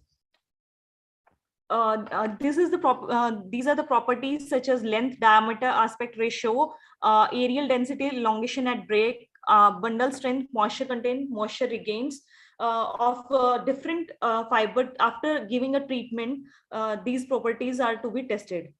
Then we can proceed toward the biocomposite properties. As we can see in the figure that the highest tensile strength was observed in RSB4, that is of alkali and enzyme treatment, give the much better result than other. And from this is a figure which can show us the flexural strength of rice straw reinforced biocomposite. As we can see that alkali plus enzyme treatment has given the best result among all. And this is the compressive force, compressive strength of rice straw reinforced biocomposite. Among this, the enzyme plus alkali give the best result.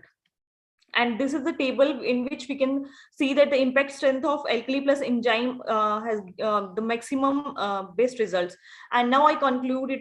The biocomposite were developed containing rice straw as a reinforcing fiber and epoxy resin as a matrix. And the biocomposite were fabricated using hand layup technique using different proportion of reinforcing fibers. Among all the biocomposite fabricated using rice straw, using surface treated rice straw, alkali enzyme treated rice straw fiber composite exhibited improved physical and mechanical properties. So developing rice straw biocomposite are recommended for substitute of wood panel in the building material, as the developed composite displayed good thermal insulation properties as well. Thank you. Thank you, madam. Since morning, we are listening on progress and challenges and issues of manufacturing sector, service sector, like e-commerce and all those things. But you take a tour towards the biocomposite. Making of biocomposite is really important task with support of technology. Thank you, madam. Thank you very much sharing your knowledge with us. Now I would like to call Ms. Shravani Shirke, madam. Shravani Shirke, madam, are you there? Shravani Shirke, madam, are you there? Yes, ma'am, I'm there. Okay, okay. Are you going to share your PPT? No, ma'am, I'm just... Okay, okay, fine. You can go ahead. Yes, ma'am, thank you. So myself, Shravani Shirke, and I'm from Pendarkar College. So my topic is to study the changing thinking of employees about job satisfaction. So basically, the main objective of this paper are to access the job satisfaction is referred to an employee and person's feeling about work. So the satisfaction defined as the collection of feeling and beliefs that people have about their current job. It is about a person feeling on satisfaction of the job, which act as a motivation to work in the organization. People can have attitude about various aspects of their jobs such as the kind of work they do, their co-worker, supervisor or subordinate, and their pay. So the impact on the working environment of job satisfaction, the condition which the work is performed can be different from completely comfortable to work demanding and dangerous for the life and health of employees. Difficult work condition can affected by external factor which included like temperature, humidity, draft, workplace, noise and disturbance. Like working with difficult working condition can only be performed by those employees who meet specific requirement in terms of age, gender, qualification, health, physical and mental state, and uh, and abilities. Difficult working condition affects employees' performance. It is therefore necessary to take measure to eliminate unpleasant working condition, or if this is not possible, to take appropriate safety measures. The various device that the employees use in their work must be functional and correct to prevent work-related injuries or reduce performance. It is important that workers are trained how to work with the equipment, because improper handling of the equipment can lead accident or deviation in the performance, no matter how correct the equipment was. So the methodology is workers who work in the normal working condition have a higher level of job satisfaction than workers who work in the difficult condition. Workers who work in normal condition are more satisfied with their working condition than workers who work in a difficult condition. So for workers who work in the difficult condition are more important factor in overall job satisfaction. So the result, I took the survey on the following topic about job satisfaction among Kalyan Dombili region. So I got the 50 individual responses among this region. So here are the question majorly I asked in the survey are as follows. So first question I asked is, do you find your job meaningful? So in this following are the responses recorded is 85.10% people say yes and 14.90 people say no. So the second question I asked is, do you feel valued at your work? So 85.40% people say yes and 14.60% say no. So third question I asked is, are you happy with your co-workers? So 83.30% say yes and 16.70% people say no. So the fourth question I asked is, do you enjoy your company culture? So 81.30% people say yes and 18.80% people say no. So lastly I asked, on the scale of 1 to 10, how would you rate your work-life balance? So many people say 80%. 80% people say they manage their work-life balance, and like 40 people say they don't rate their work-life balance. So the review of literature is job satisfaction are defined as a pleasant emotion state resulting from the evaluating of your work, affected response to one's work, and attitude towards one's own risk. It means enjoying the works one does, doing it well, and being properly rewarded for his effort. So the conclusion is, job satisfaction is phenomenal that it is not fully understood. It is a course focus on tracking the importance of working condition for overall job satisfaction. Therefore, it was founded that satisfaction working condition is higher among the workers who work in the administration than among the workers who work in the difficult working condition. Thank you. Thank you very much. Very true. If you want to retain employee with you, you should provide a very good working condition to the employees, because a proper infrastructure like ventilation and the lighting matter a lot to retain the employee with you. And also it's a prime responsibility of the organization to provide medical facility, insurance facility to the employees. Madam, you have covered a very various parameters like work-life balance, job satisfaction, stress. A very well Thank paper. you, ma'am. Yeah, very well you have presented your research paper. Thank you very much. Thank you, ma'am. Anything else? Anyone is left who want to present their paper, but I have not taken their name, announced their name. Is anybody interested to present their paper? Manjusha, madam.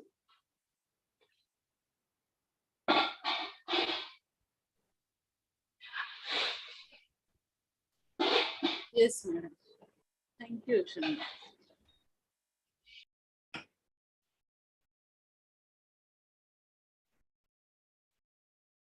Yes. Good evening, everyone. And now we are moving towards valedictory session of this conference. A very warm good evening to the galaxy of intellectuals, invited guests, and students. It is matter of immense pride for institution to begin with valedictory function for this international conference. On behalf of our college, I am delighted to offer a gracious welcome to all of you. It's a great pleasure to invite CA Madhura Joshi as a speaker for this valedictory. CA Madhura Joshi has a great experience and many rewards at her credit. She has published many papers in peer review and UGC care listed journal. She has been associated with Bedeker College as a faculty since last 7 years. Before that, she had been faculty in accountancy at Jnana Sadhana College, where she was awarded as the most popular faculty award. She has been associated with industries too through SR Agency Limited. She is invited as a guest speaker for various conferences, workshops, and seminars. She has been awarded with second best paper presenter award in international conference where the paper was presented on IFRS. Today, she will be talking about glimpses from fundamental analysis. I request Madhura Madam to enlighten the audience. Thank you, Dr. Manjusha Kulkarni, Madam. First of all, it is a great pleasure and honor for me to able to give a talk on in this conference today. I sincerely thank the management of the college. I thank the principal, Dr. Jha Madam, for the same, and the entire managing committee of this conference, Dr. Rajesh sir, Dr. Manjusha madam. Thank you so much for this opportunity for given to me. As I see you had a vast topics covered, even the paper presentations covered on various topics from local to global and global to local. So I would share my screen.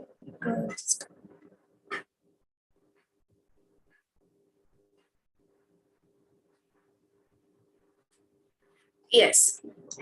So I think it's like you snooze, you lose. This concept is that you have to grab anything without snoozing it, and when it comes to the products and services around us, we are all engulfed with different products and services. Right now, many of you might be using your mobile phones or laptops or Google platforms or Zoom meetings. So we are all engulfed with different product and services. And as a student of, I myself still call as a student of commerce because every day it is a learning scenario. So as a student of commerce, I usually, I'm interested in knowing the companies and the products and the company and their products. So when we talk about companies, the most interesting thing that interests me is uska stocks, because stocks are like, they're like diamonds, and there are different stress points which give the shape to this particular diamond. So the price derived of a stock is because of the different internal and external forces which have been exerted on this stock. Fundamentally, if we have to analyze a particular stock, fundamentally is something which is basic, or which is when you want to know that which company is doing good, like what to buy, which stock to buy. So when we do this analysis of what stock to buy, which stock to buy, it is basically fundamental analysis. And today I'm covering the same. I'm not going to technical analysis today, not at all. But over here in the fundamental section, suppose best example I give is, if we have to give a, we go to market and we have to decide whether to buy a ripe banana or a raw banana. हम लोग कौन सा बनाना select करेंगे? Obviously the ripe बनाना. या फिर हमें decide करना है कि हमें आईफोन खरीदना है या सैमसंग का एकदम हाई एंड मॉडल खरीदना है, या फिर हैव टू डिसाइड वेदर हमें भेल खानी है या हमें फ्रूट खाना है. So when you are deciding amongst two choices, you are thinking of, say, something like raw bananas. Why? Because it may have a longer shelf life. You are thinking of fruits because it's going to be more healthy in the long term. Ideally हम bell खाएंगे, but we are going fundamentally कौन सा अच्छा है हमारे लिए? Fruits अच्छे हैं. आईफोन हम लोग प्रेफर करते हैं. सो जब हम ये डिसीजन लेना होता है कि कौन सा चीज हमें बाय करना चाहिए, we knowingly unknowingly think about the very basic fundamentals that we are deriving from this particular thing that we are buying. So fundamental analysis is basically of stock is a similar thing, something like when you are interested as an investor, you are thinking about a long term perspective. Okay, long term perspective, क्योंकि आप investor हो. I guess we have many students right now joined over here. तो students के लिए you have extreme long duration for your accumulate a stock and let it grow and create a wealth. कि हमें share की price में increase होना, एक दो दिन के लिए इंक्रीज होना और लाइफ लॉन्ग इंक्रीज होना, ये लाइफ लॉन्ग या फिर सब्सटेंशियल इंक्रीज में हम लोग इंटरेस्टेड है, right? So something that is going to be futuristic and that for a long time, ये एनालिसिस को हम फंडामेंटल कहते हैं. Basically it measures the real value, the true value of a stock. Okay, true value. तो suppose ये true value find out कैसे करते हैं? There are various factors. ठीक है, देयर आर वेरियस फैक्टर्स को आगे हम देखेंगे. We have which factors affect the true value of a stock. तो आप लोग क्या करते हैं कि we have the real value, एक नंबर मिलेगा आपको ये सारे एनालिसिस के बाद. ये number you compare it with the market price. ठीक है, और अगर market price is right now greater, okay, in market price is आपकी ज्यादा है और आपकी जो रियल वैल्यू या इंट्रिंसिक वैल्यू आपने जो फाइंड आउट की है वो थोड़ी कम है. So what happens is that particular share is going to try to reach to intrinsic value and vice वर्सा.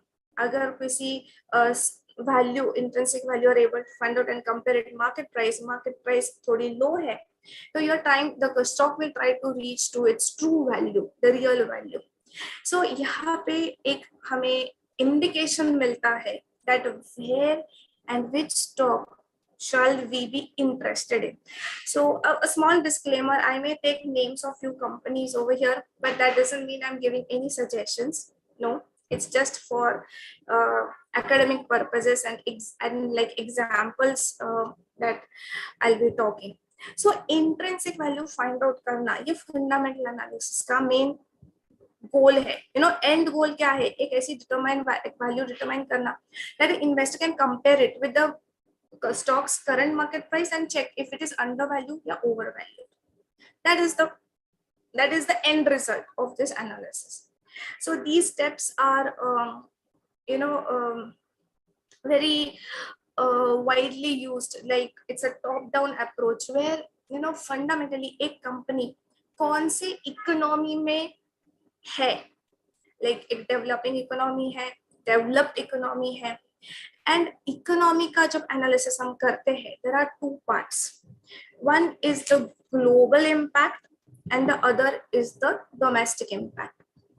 तो ग्लोबल देखो, ग्लोबल मार्केट और उसके लोकल रिएक्शंस हम लोगों को पता होने चाहिए. Like, see, being aware about global market is appreciated, but understanding their impact on the Indian markets and the extent to which these linkages affect, that is the relevant matter. You know, it is important to cover the gap between this awareness and understanding and its correlation. You know, that is where over here, you know, I would like to say a quote given by a French diplomat. You know, French diplomat, Mr. Clemzel Wenzel. He has said that, you know, when US sneezes, right? If US sneezes, the entire world will catch cold, because US being the one of the world's largest economy in terms of GDP. And you know, we live in an interconnected world. Like, जैसे अभी हमने कहा कि हम लोग Zoom meeting का platform use कर रहे हैं, हम लोग एंड्रॉइड फोन यूज कर रहे हैं. So knowingly, unknowingly, we are also the part of this interconnected world. The revenues are shared, the profits are shared.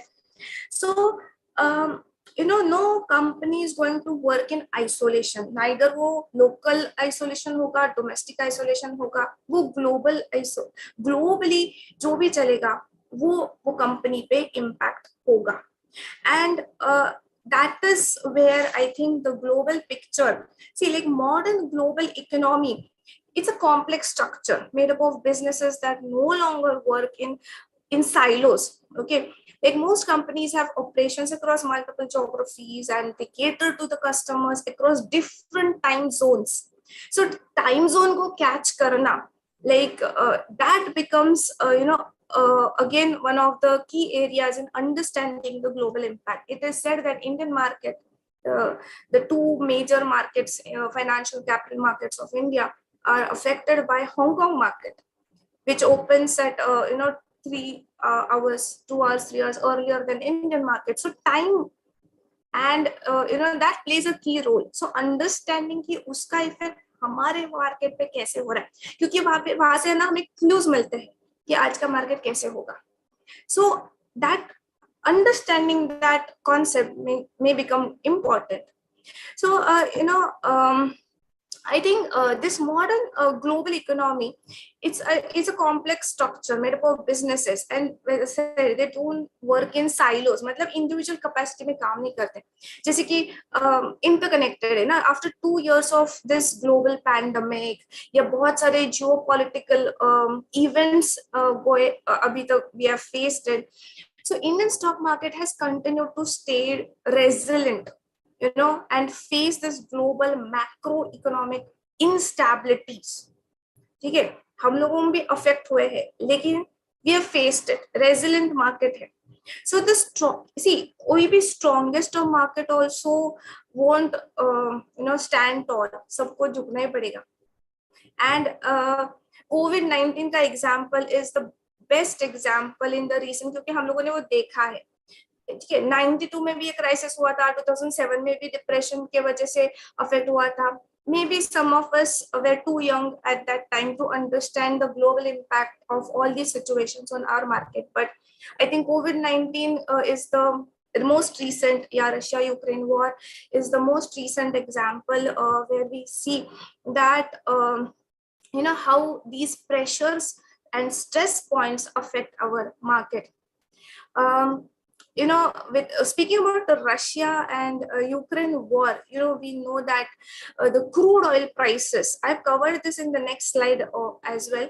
So the crude oil prices, the fuel prices, the wheat, ये सब का supply अगर affect हुआ है, तो obviously, you know, last few months the edible oil prices have surged. Like हम लोग घर में भी oil लाते हैं, पूरा समझ में आता है. उससे पहले oil prices, you know, edible oil थोड़ा थोड़ा increase होता है, समझ में नहीं आता है, लेकिन अभी एकदम 20% hike होता है. Then you come to know. Then if my company is a company making edible oil, obviously it has faced the heat of global pressures, and ultimately it's the consumer who takes on that stress, who takes on that heat. Another example can be the US Federal Reserve rate. US has been tackling with inflation since like for some days now, and in order to control this inflation, they raised the interest rates, and the rate hike was aimed at increasing the borrowing cost, so that it will slow down the growth momentum and control the soaring inflation. So the impact of this move felt on Indian stock market as the result of as maybe a leading foreign investors. What they did was they withdrew the money from the domestic market and they moved to US. So हमारे equity affect हुआ. So these pressures, it's clearly evident that the volatility shown on our market is not just because of the demand supply forces, but also because of the other external global pressures and stress points. One of the most important is the dollar index, US dollar exchange rate. ये एक ऐसा rate है जो बहुत ही volatility को contribute करता है, because see, if our market is falling, what will happen? Investors are searching for different avenues where they can get good returns. तो वो यहाँ से पैसा निकाल के वहाँ पे डालेंगे, and when Indian market is growing, वो वहाँ से पैसा निकाल के यहाँ पे डालेंगे. So you see a inverse relation between the dollar market and the Indian capital market. So these some of the stress points. There are many. I've just highlighted few stress points like crude oil, US Fed rates, या फिर the other stock exchanges as how they impact our markets. So taking these global clues, how our Indian market performs. क्योंकि क्या होता है, while we are sleeping, US market वहाँ पे open हो चुका होता है, and US के बाद the East Asian markets open, and then we are there at 9:15 in India. तो ये सब जब घूम के वापस हम पे आता है, तो our market is already affected by the all the other news and other markets that were functioning while we were sleeping. So this is like इसीलिए क्या होता है कि when our markets don't open where they closed yesterday, okay, gap तो usually कभी-कभी होता है that they have a gap up या gap down. वो इसलिए because it's not always the it's like ये हमारा accounts नहीं है कि एक closing stock दूसरे दिन opening stock हो जाता है, ऐसा नहीं है. So there are different factors, and global stress points contribute to a lot when it comes to with 92 ka LPG, with globalization. We have a lot of FIIs and FDIs flowing in India, और फिर इसकी वजह से तो obviously global stress की वजह से local reaction तो होगा ही होगा.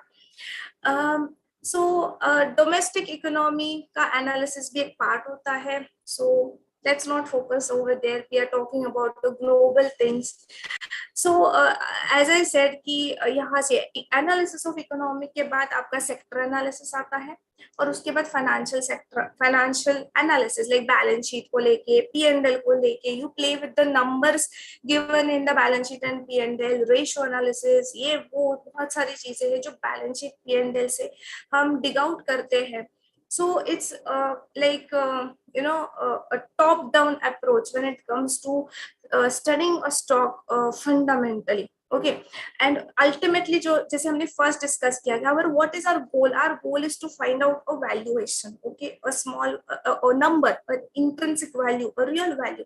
So after analyzing these three stages, you are going to arrive at a value. Okay, अब ये analysis में there are a lot of concepts, जैसे मैंने कहा कि ratio analysis है, balance sheet analysis है, you study the qualitative and quantitative techniques.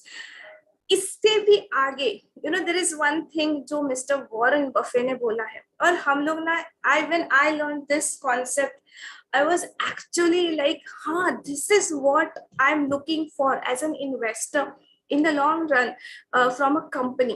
और वो कॉन्सेप्ट क्या है मैं आपको बताती हूँ. एक बहुत ही interesting concept mister Warren Buffett का, which I religiously follow when doing fundamental analysis, and that concept is called as moat, economic moat. I guess you all know what is a moat. Moat क्या होता है? In old days when there were castles, the castles had a water reservoir surrounding the particular that castle, and it was infested with a lot of crocodiles, so that when the enemy attacks, they won't be able to reach the castle easily. So it's, in short, they have created a shield for the castle. So similarly, imagine the company is the castle. Imagine the company is the castle, and then there are external factors which are now going to attack this company, maybe in the form of competition, maybe in the form of distribution channels, maybe in the form of suppliers, maybe in the form of rules and regulations. How is this company protected itself? How has this company protected itself from such external forces? So from all the evaluating the global news, now you come to the local news, and local news में क्या क्या आता है. तो अलग अलग आपने see, ये जो मोट होता है ना, मोट, that water body, ये काफी wide होता है. So for company also, like, wider the moat, it may be it is good. या फिर अलग अलग layers होते हैं. So you can have 2-3 layers, 2-3 shields around the company. अलग अलग वैरायटी के. मेरा शील्ड या लेयर्स का कहना ये मतलब नहीं है कि आपकी कंपनी के बाहर पानी का पडल हो. नो, इसका मतलब ये है that you have created a certain kind of competitive advantage. Okay, a certain kind of competitive advantage, so that आपके जो competitors है वो आपका मार्केट शेयर कैप्चर नहीं कर सकेंगे. So the competitive advantage need not be always in terms of sales, in costs. It can be, any way. We'll discuss what all competitive advantage modes that a company can have. See, the wider, the deeper, the layered modes, it's maybe a very high quality stock. So this is going to create a barrier either for new entrants or for your competition. See, ये वो Warren Buffett का sentence है जहाँ पे उन्होंने वो मोट को कैसे आप अपने एडवांटेज को यूज कर सकते हैं. As a investor, I look into that feature of the company जो उसको उसकी जीने की वजह देता है. So if I'm a company like say, I'll give you the examples. मैंने आगे examples भी discuss किए हैं. देखो, the first, like Harley Davidson नाम हम लोगों ने सुना है, BMW सुना है. ये क्या है?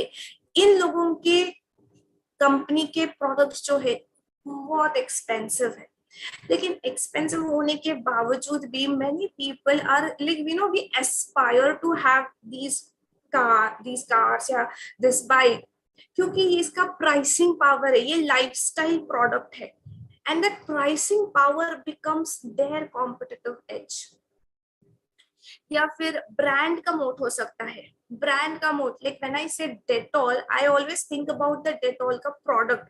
I don't think Dettol is the name of the brand and वो product is antiseptic lotion. I don't say that. I say Dettol. जब मैं बोलती हूँ तो Dettol होता है. नहीं, when I say Fevicol, I say मेरे दिमाग में है कि Fevicol, हाँ Fevicol, लेकिन ये नहीं है कि the product I am talking about is the adhesive. तो your क्या होता है कि the product is associated with the brand name. Maggi, Colgate, हम जब ये बोलते हैं ना, we are talking about the products, लेकिन असल में ये सब brands है. Okay, so it is like आपका brand ही आपका सबसे बड़ा moat है. Like if there are new noodle making trying to enter the market, शायद उनके लिए ये बहुत डिफिकल्ट है to capture it and become the size of Nestle manufacturing Maggi, या फिर आपके पास कोई सीक्रेट इंग्रेडिएंट है, दैट बिकम्स योर मोड। कोई सीक्रेट इंग्रेडिएंट, जैसे जुबिलेंट फूड्स, हम लोग ना ये डोमिनोज का पिज्जा खाते हैं, every time it taste same. कोई तो ऐसा एक सीक्रेट इंग्रेडिएंट उनके पास, एक सीक्रेट फॉर्मुलेशन है। कोको कोला कोई तो ऐसा सीक्रेट फॉर्मुलेशन है, तो अदर बाकी सारी कंपनीज कितना भी चाहे ये सेक्टर में घुसने का, शायद वो उतना बेनिफिट नहीं करने वाले। And even if that someone is able to enter this market, बाकी जो कंपनीज है जैसे जुबिलेंट फूड्स है या नेस्ले, ये तो हाथ पे हाथ रख के नहीं बैठने वाली ना। Even they know now who the competition is and they take the necessary steps. या फिर कॉस्ट एडवांटेज मूव होता है, जैसे कि या फिर इकोनॉमीज ऑफ स्केल। सबसे correlated example of economies of scale could be something like DMart. हम जब डीमार्ट में जाते हैं, बड़ी बड़ी बास्केट भर भर के we buy products just because we see buy one get one free offer.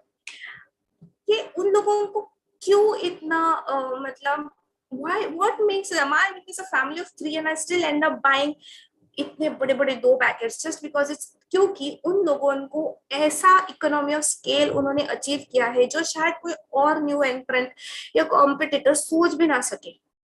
And they have created a निश एरिया। जैसे डिक्सॉन टेक्नोलॉजीज का अगर आप बात करें, the LED bulbs that we have in our house, कोई भी एलईडी बल्ब लो, फिलिप्स, हैवेल्स और कौन, Syska, even the television sets like Samsung या फिर वन प्लस, ये सारे टेलीविजन सेट्स ये कौन बनाते हैं? Dixon technology. ये बहुत इंडिया का सबसे बड़ा कॉन्ट्रैक्ट मैन्युफैक्चरर है डिक्सॉन टेक्नोलॉजीज। इन लोगों, अगर मुझे कोई मेरा नया एंट्रेंट हूं मैं, या मैं एक कॉम्पिटिटर हूँ, I am not in a position to reach Dixon technology right now, no one. क्योंकि इन लोगों ने ना एक अपनी, उनकी एक मोनोपोली है, not only in terms of say sales या revenue, but या फिर market cap। उन लोगों के पास कुछ और भी ऐसा चीज है जो दूसरों के पास नहीं है अभी तक, और वो ऐसी कौन सी चीज है, उसको हम शील्ड बोलेंगे, मोड बोलेंगे, because that is the barrier for the new entrants या फिर competitors। आईपी राइट्स का सबसे बड़ा मोड होता है पेटेंट्स का, लाइसेंसेस का। जैसे कि हम लोग अलग अलग म्यूजिक एप्स पे गाने सुनते हैं, Saregama is the company who has purchased the rights to broadcast जो पुराने गाने होते हैं। तो हम लोग जब ऐसे कोई उनके राइट्स बाय नहीं कर सकता है गानों के, तो सारेगामा को रिक्वेस्ट करनी पड़ती है। तो अगर उनके पास उसका इंटेलेक्चुअल प्रॉपर्टी है, then that is there competitive advantage. So ऐसा नहीं है कि ये ही एक लिस्ट है, ये लिस्ट कोई एग्जॉस्टिव लिस्ट नहीं है। It is like it can be any feature that could contribute towards being a shield for the company। तो बेसिकली जैसे वापस वही पॉइंट्स यहाँ पे कि मोड्स क्या होते हैं, वो मैंने यहाँ पे वापस लिखा है, which provides low or no competition या high entry barriers या distinctive cost advantage, जैसे कि डीमार्ट को मिलता है उनके सप्लायर्स के थ्रू। या so new players are not able to achieve this company का scale and pricing, okay। And ये ऐसी यूजुअली कंपनीज होती है जो टाइम टेस्टेड है। Time tested in the sense, अब कोको कोला की बात करें, Coca Cola was started somewhere in 1886 या 1890s में कभी तो स्टार्ट हुआ है। So you will see it has seen First World War, Second World War, different depressions around the world. It has seen all of the other wars and all of the other economic depressions, stock market crashes. तो इन लोगों को पता है how to hover around when there is this such situation.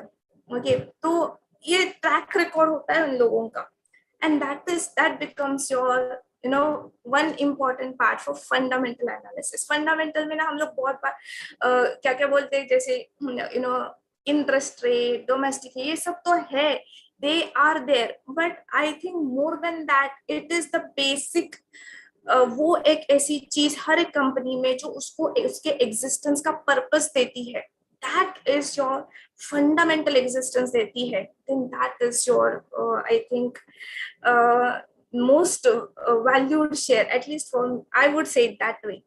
For example, अगर हम बात करें उल्टा example, like if I think of a company, उसका मोड क्या होगा? So you know, when you are studying, I suppose a lot of students are listening to this. तो आप कोई भी कंपनी सिलेक्ट करो, ओके, और फिर ट्राई टू फाइंड आउट कि वो कंपनी का एग्जिस्टेंस क्या है. जैसे एशियन पेंट्स अगर हमने सिलेक्ट किया, एशियन पेंट्स का मोट is its market share in our nation. 70% of the market share Asian paints के पास है.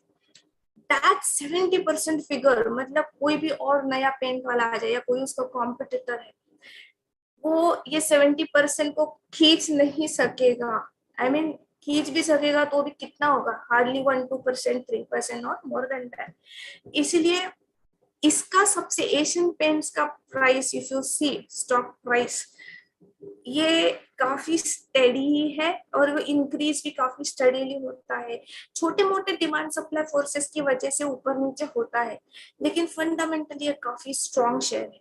यस, श्री सीमेंट्स अभी हाल ही में इसको एक मेजर कंपनी ने टेक ओवर किया है. एंड श्री सीमेंट्स एक ऐसी कंपनी है, उसका सबसे बड़ा एडवांटेज है कि it's able to generate the EBITDA lowest per ton.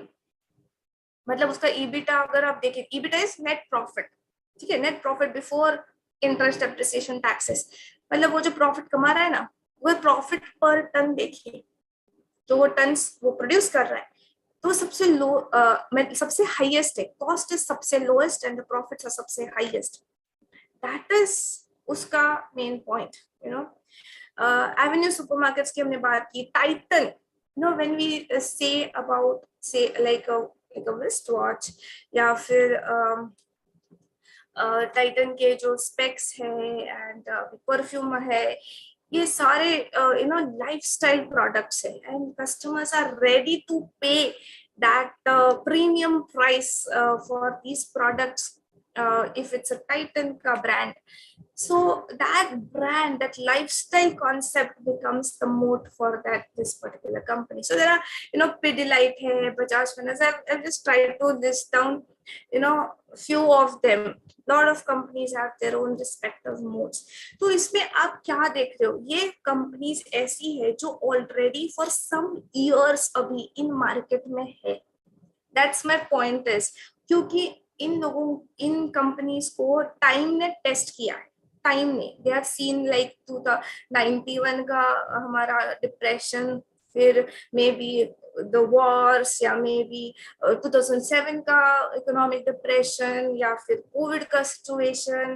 They have seen and they have floated through. तो टाइम फैक्टर, लॉन्ग टर्म, जो अगर कंपनी पीछे हिस्ट्री में लॉन्ग टर्म है, तो पॉसिबली वो फ्यूचर में भी लॉन्ग टर्म में अच्छा परफॉर्म करेगी.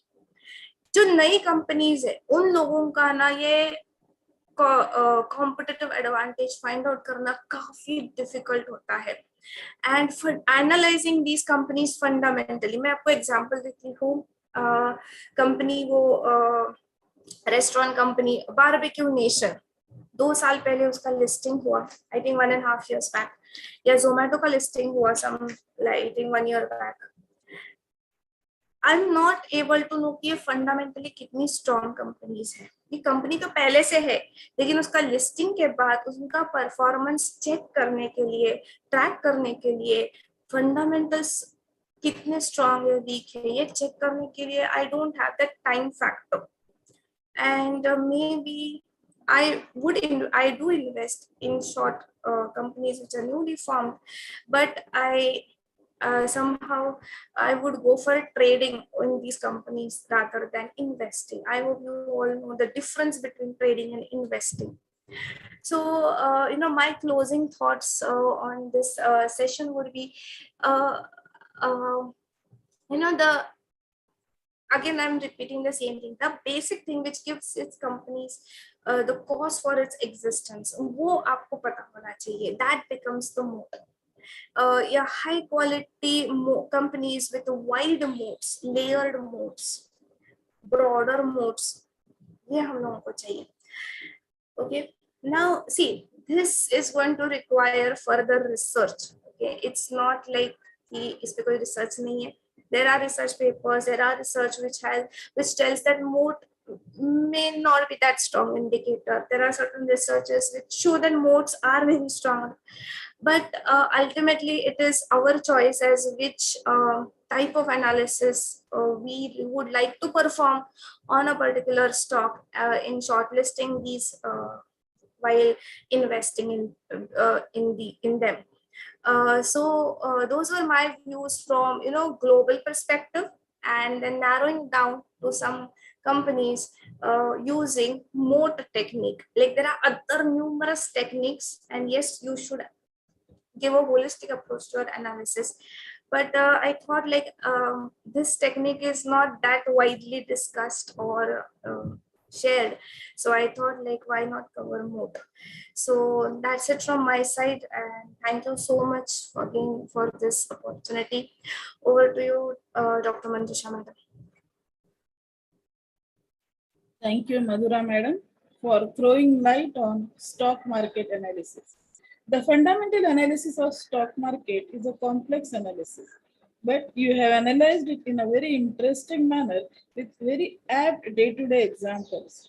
Definitely, you have explained it with that lucid language that it could reach to every one of us. Thank you so much. Thank you, ma'am. Thank you. And now I call upon Zeenat madam for vote of thanks. Thank you, madam. In the words of Bill Gates, we all need people who will give us feedback. That's how we improve.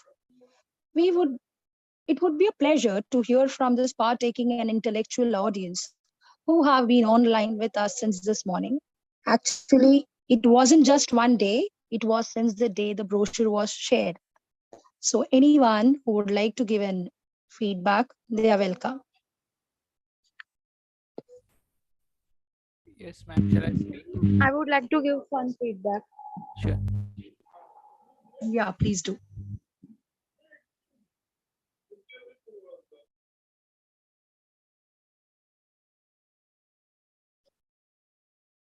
Nandita madam is speaking. See, Oral Moses sir is speaking. Oral Moses sir, please go ahead. Yes, sure, ma'am. So firstly, I would like to thank KV College for organizing this international multidisciplinary conference and giving us opportunity for paper presentation. I also thank my parent body, the Institute of Chartered Accountants of India, for being the knowledge partners. Then also for helping us to connect to global leaders. So we connected with chartered accountant in Germany and got to know opportunities in Europe. So that was very interesting part. So we connected to part of the world. Then many students also presented very nicely, so that was also interesting. So this is my first year as a faculty. Till last year I was a student, so this shift, so I have spoke on the first students as well. Students also performed very nicely in this presentation, and their presentations were also equally knowledgeable as good as faculty's presentation. We covered accountancy, medicine, agriculture, human resource, impact of COVID, psychology, health, tourism, online payment. So in short, we like multidisciplinary approach. So very successfully, we were able to, as an audience, we were able to do justice to this multidisciplinary conference and consider papers from all different parts. Excellent performance by paper presenters and knowledgeable. Then since focusing on my specific paper, so startups and inputs given by Institute of Chartered Accountants of India, so they are helping out startups grow, so that is also there. Then definitely I would make this mention that since this was an online conference, we definitely missed personal association with great dignitaries and having a chat with them. So as student, I have attended many conferences before COVID. So one major attraction of conferences is the food, lavish breakfast, lunch, dinner. So due to this online conference, we have missed this. But nevertheless, on a lighter note, I'm just saying this. We also missed many selfies, at least 100 selfies and photos we would have clicked if it was an offline conference. That also we missed due to this online conferences. But how, nevertheless, it was very knowledgeable session, Tech Savvy India, and how India has performed all over the world. So definitely we have also done justice to Indian commercial scenario, a global inspiration. So India is the third largest startup and many other things, how Indian stocks are dealt with, many foreign investors are investing in India. So definitely India is an inspiration. So that is what I would like to say. And again, thank you to KB College, all the people who have managed this conference, and ICI. Thank you very much. Thank you, sir. It was a pleasure listening to you. We have feedbacks in the chat box also. People have given return feedbacks in the chat box where people have returned, like Yasmin Barudawala, she has written, it was a great conference. Thank you very much. Shilpa Palande, she has written, really good and well organized. And we have Nandita Madam, she has written, I would just like to say that this was a fabulously organized conference. Everything went on as per schedule. Was truly a great opportunity for me. Thank you to Zenith Madam and everyone for great coordination and organization. Anyone else who wants to come up with a oral feedback? And please kindly fill the feedback forms. Your feedback form holds value for us. It is the link is already shared in the chat box. So please fill the feedback forms. Anyone else who would like to give a feedback?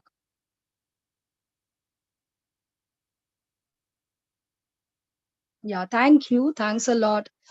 Excellence is an ongoing journey, and that is possible through constructive feedback, which we got from CA Oral Moses sir and others. Thanks a lot. शुक्र है शुक्रिया बनाने वाले का कि उसने एहसान के बदले तहजीब दिखाया, और शुक्र के एहसान करने वाले का जिसकी वजह से किसी ने ये शब्द बनाया, thank you. It's time for vote of thanks.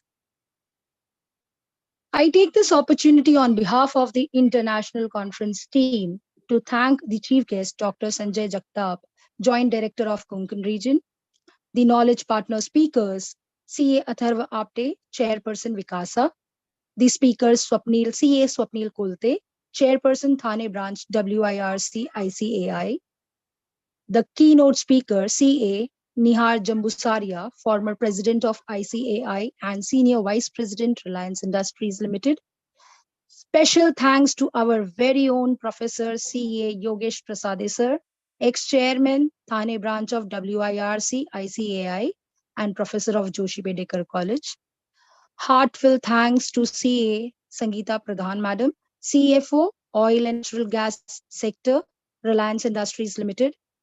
Gratitude towards CA Kedar Jagtap sir, Head of Global Services in Schleich, Germany, for sharing practical insights.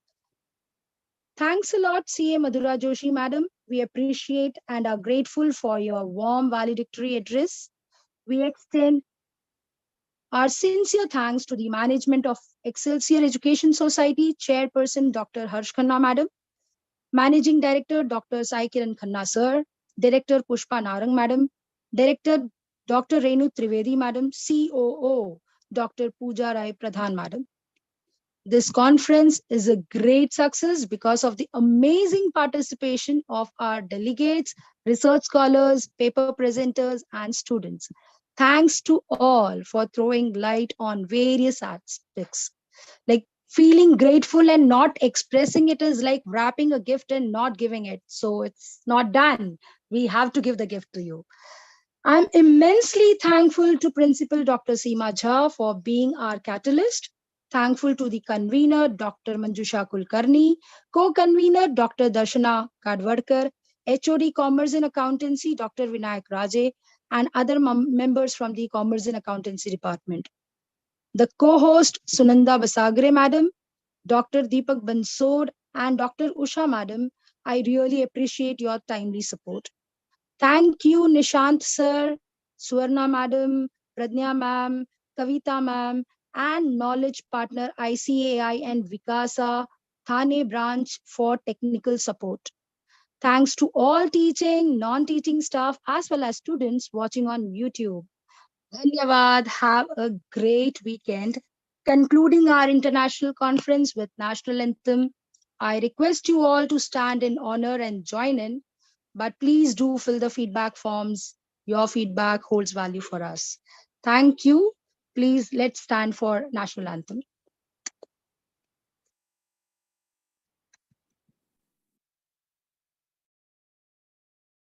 जनगण मन अधिनायक जय हे भारत भाग्य विधाता पंजाब सिंध गुजरात मराठा द्राविड उत्कल गंगा विंध्य हिमाचल यमुना गंगा उच्चल जलधि तरंगा तव शुभ नामे जागे तव शुभ आशीष मांगे गाहे तव जय गाथा जन गण मंगलदायक जय हे भारत भाग्य विधाता जय हे जय हे जय हे जय जय जय जय हे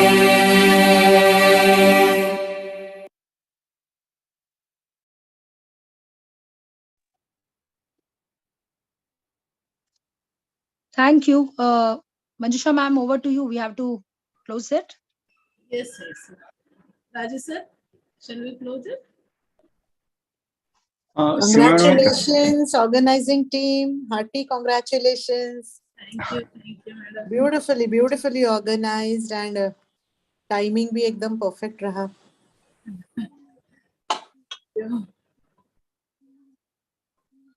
Seema madam is there? They're busy. I think she is there, yes, but she may be busy. She may be busy. So we can end the meeting?